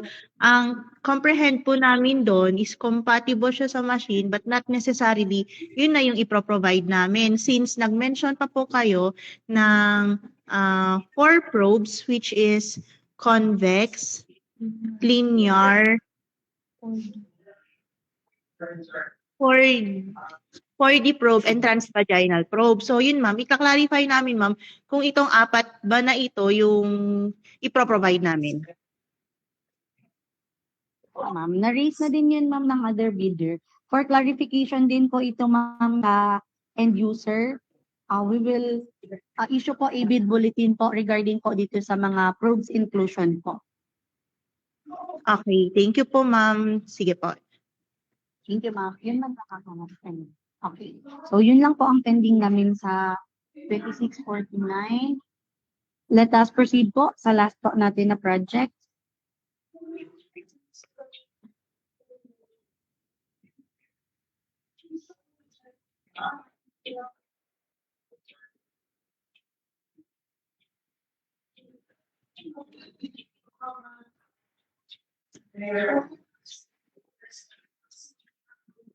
Pao, this is the last project for discussion today, for the pre-bidding.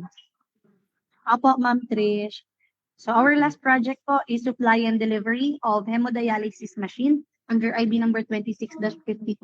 May we know po sa ating prospective bidders kung meron pong interested sa project po na naka-flash sa ating screen. Thumbs up na lang po kung kayo po ay interested sa project pong ito.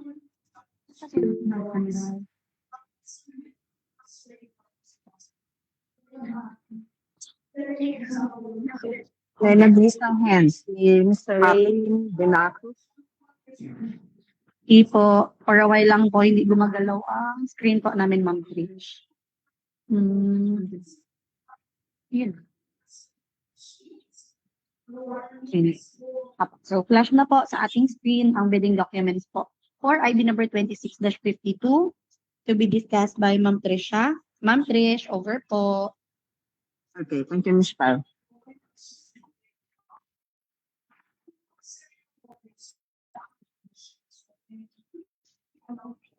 Pao, walang naka-flash sa screen. Sabi.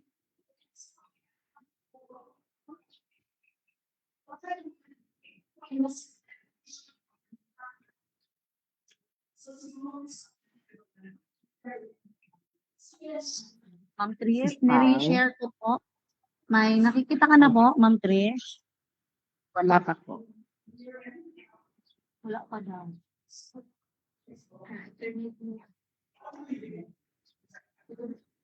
Sa end po ng ating prospective bidders, nakikita niyo po ba ang bid docs po for IB 26-52? Nakita ko na, Ms. Pao. Okay. Okay.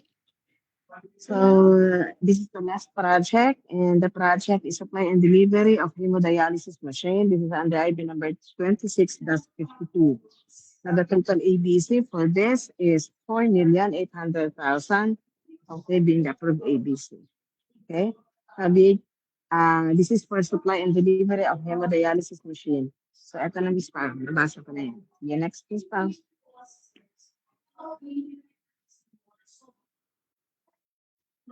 Okay. So we are now inviting interested bids for the supply and delivery of hemodialysis machine. Again, this is under IB number 26-62. Now, again, ulitin po namin na the bidding, how much na itong Ms. Pao? 4 million, ano? So, 5,000 pesos po yung bid documents na bayan. Next, Ms. Pao.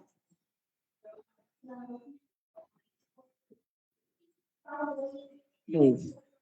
So we will not be discussing the specifics of the bid docs because we already discussed that this morning. So punta na tayo sa bid data sheet. Doon na tayo sa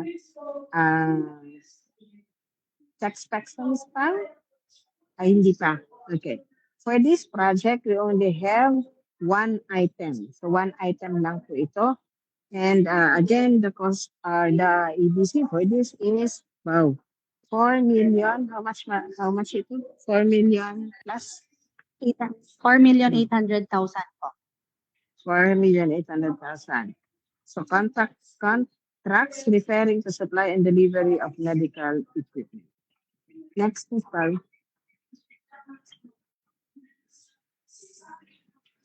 Ms. Pao, next.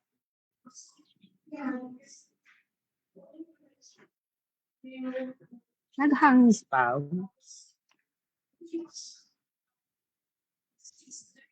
Again. So this is now the schedule of requirement, rating of course, the unit, the description, and yung quantity na namin, and of course the amount, and the delivery schedule. Please take note that the end user would want it to be delivered within 60 calendar days upon receipt of your note. Okay, so I will not be reading the technical specs. We will go through this slowly. If you have questions, please just raise it later on. Okay, Ms. Pao.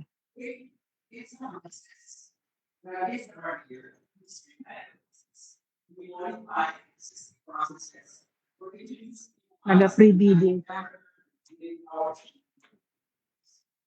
here it's about resource. So,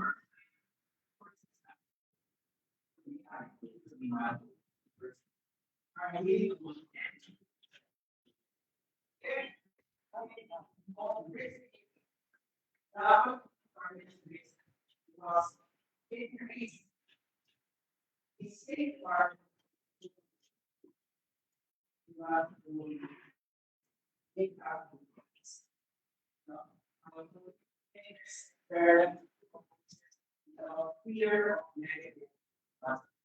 I used to and serious promise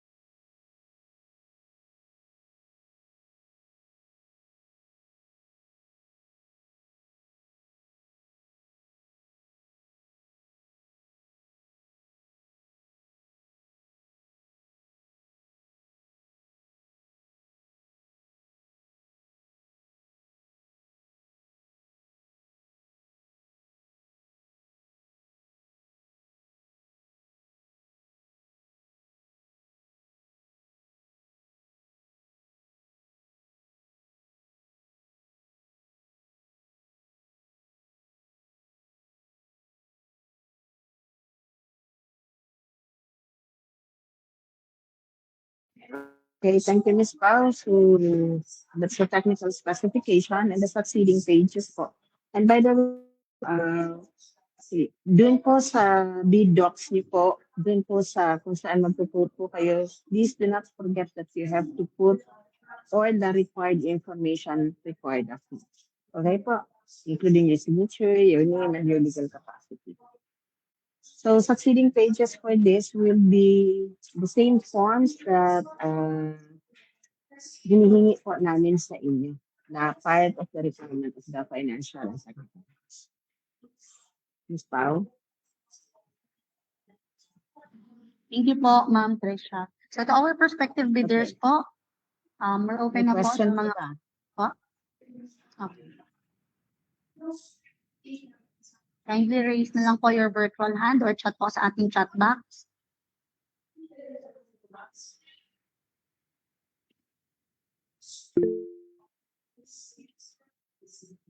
Meron pong nag-raise ng hand from Sir Rain Donato. Go ahead po. Ma'am, good afternoon po. Ms. Pao, can you please go back to 3.1?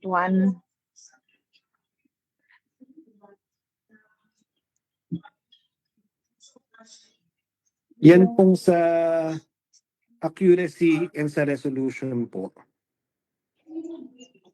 I-clarify ko lang po kung okay lang po ba yan na naka...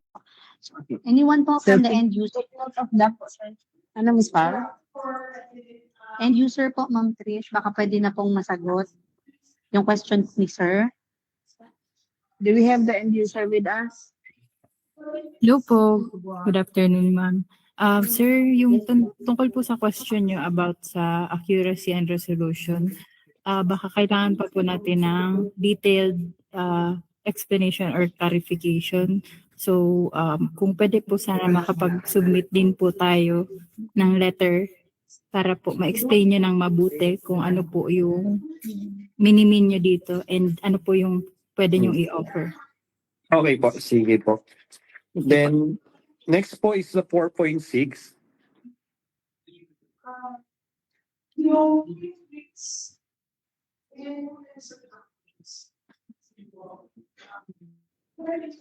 And that we will just execute an bid bulletin. Yes po, ma'am. Okay.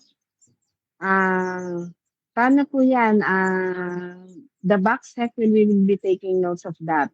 Ms. Pao, will you just be relying on a letter that will be forwarded by the end user as to their queries and possibly issue a bid bulletin? Paano ang process natin ito? Or should I Ma'am raise Trish, it now? nag-note na kami, Ma'am Trish, nung mga comment po or clarification po ng ating prospective bidders. Plus po, Ma'am Trish, the prospective bidders po may submit a clarification letter po until May 22 po, 5 p.m. Okay. So, sige. All letter Do we still have questions po, sir? Meron po. Yes po, please go ahead. Sa Please go ahead. 4.7 po. 4.7. 4.7 is Opo. Ganun din po. Naka-default po kasi siya. Kasi yung word po kasi na default is specific po kasi yan sa isang brand. Kaya kung okay lang po sana, matanggal yung mga default word or pwedeng gawin siyang Okay. adjustable. Okay. Sige pa. Okay. Kasi itong mga specification po na ganito is para po kasi siyang tailor-fitted to the specification of one brand. Pati po yung sa 4.9, UF ratio na 0 to 400, 4,000 ml per hour. Okay. Then dun sa Okay. 4.10 po, blood leak detector. Yung mismong specification po na yan, leading to one brand lang po. Pati yung number, yung 5.1. 5.1. Simula po ano man? Simula po 4.8 to 5.1. Okay. Sorry, 5.3. So 4.8 to 5.3, all of this, for a consideration that this should be deleted or be removed. Tama po, sir? Okay, sige. The BACSEC is taking note of that po, sir. Okay, any other thing po, sir? Wala na po. Yun lang po, kung pwede siyang mapa-remove or kung sakali yung generic na lang o standard na specification. Okay. Yes po. Sir, thank you for raising that queries or clarification. However, though the BACSEC is already taking notes of those recommendation of yours, we would still appreciate it po, sir, that the letter as to the items that you would want to be deleted or items that you would want to be clarified on, it should be, I would just do hope that the letter po would expound as to the reasons. Say, for example, itong 4.8, nakikita niya po na parang inclined lang siya to one supplier or one product, might as well po, isulat niya din po yan. That should be included as well po. Okay? Yes po. And sir, we do expect that the letter will be received by the BACSEC on or before May 2022 so that we can give ample time to the end user to really look into it. Okay po, sir? And enough time as well for the BACSEC to draft and make a bid bulletin. Yes, ma'am. Thank you po. Okay. Okay. You're welcome po, sir. Now, Ms. Pao, before we end, I would want to make an appeal to the bidders. Again, this is an instruction po to all our bidders. Though you made your recommendations and clarifications, it does not follow po that it was agreed upon. We will be issuing a bid bulletin relative to all of your inquiries and your clarifications. So at your end naman po, please see to it that every now and then you have to check because we will be issuing a bid bulletin. Now for our end users, please expedite or ensure that all of these queries and recommendations will be given answers or action prior to the deadline of or prior to the opening of the bids. So we just do hope that in behalf of the BACSEC and the BAC as a whole, we hope that we will be having a fruitful and good bidding processes Okay, so that's a reminder for all, for backsec, back members, and likewise the end users and the leaders. So yun lang po, Ms. Pao. I guess I'm done. Ms. Pao? Yes, Ma'am Trisha. Thank you po. Okay, thank you. I guess Bye-bye. wala na pong questions. Si Sir Rain lang po ang nag-raise ng hand.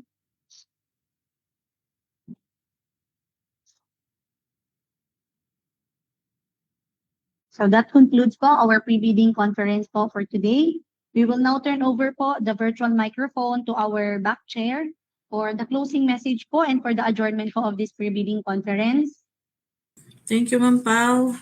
Good afternoon, everyone. Again, we thank you all to the back members, BACSEC, TWG, end users, and our prospective bidders. Thank you for your active participation.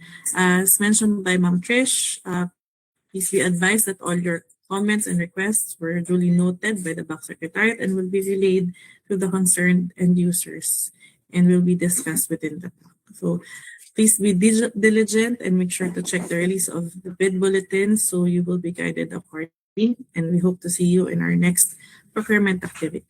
So with that, is there a motion to adjourn this meeting?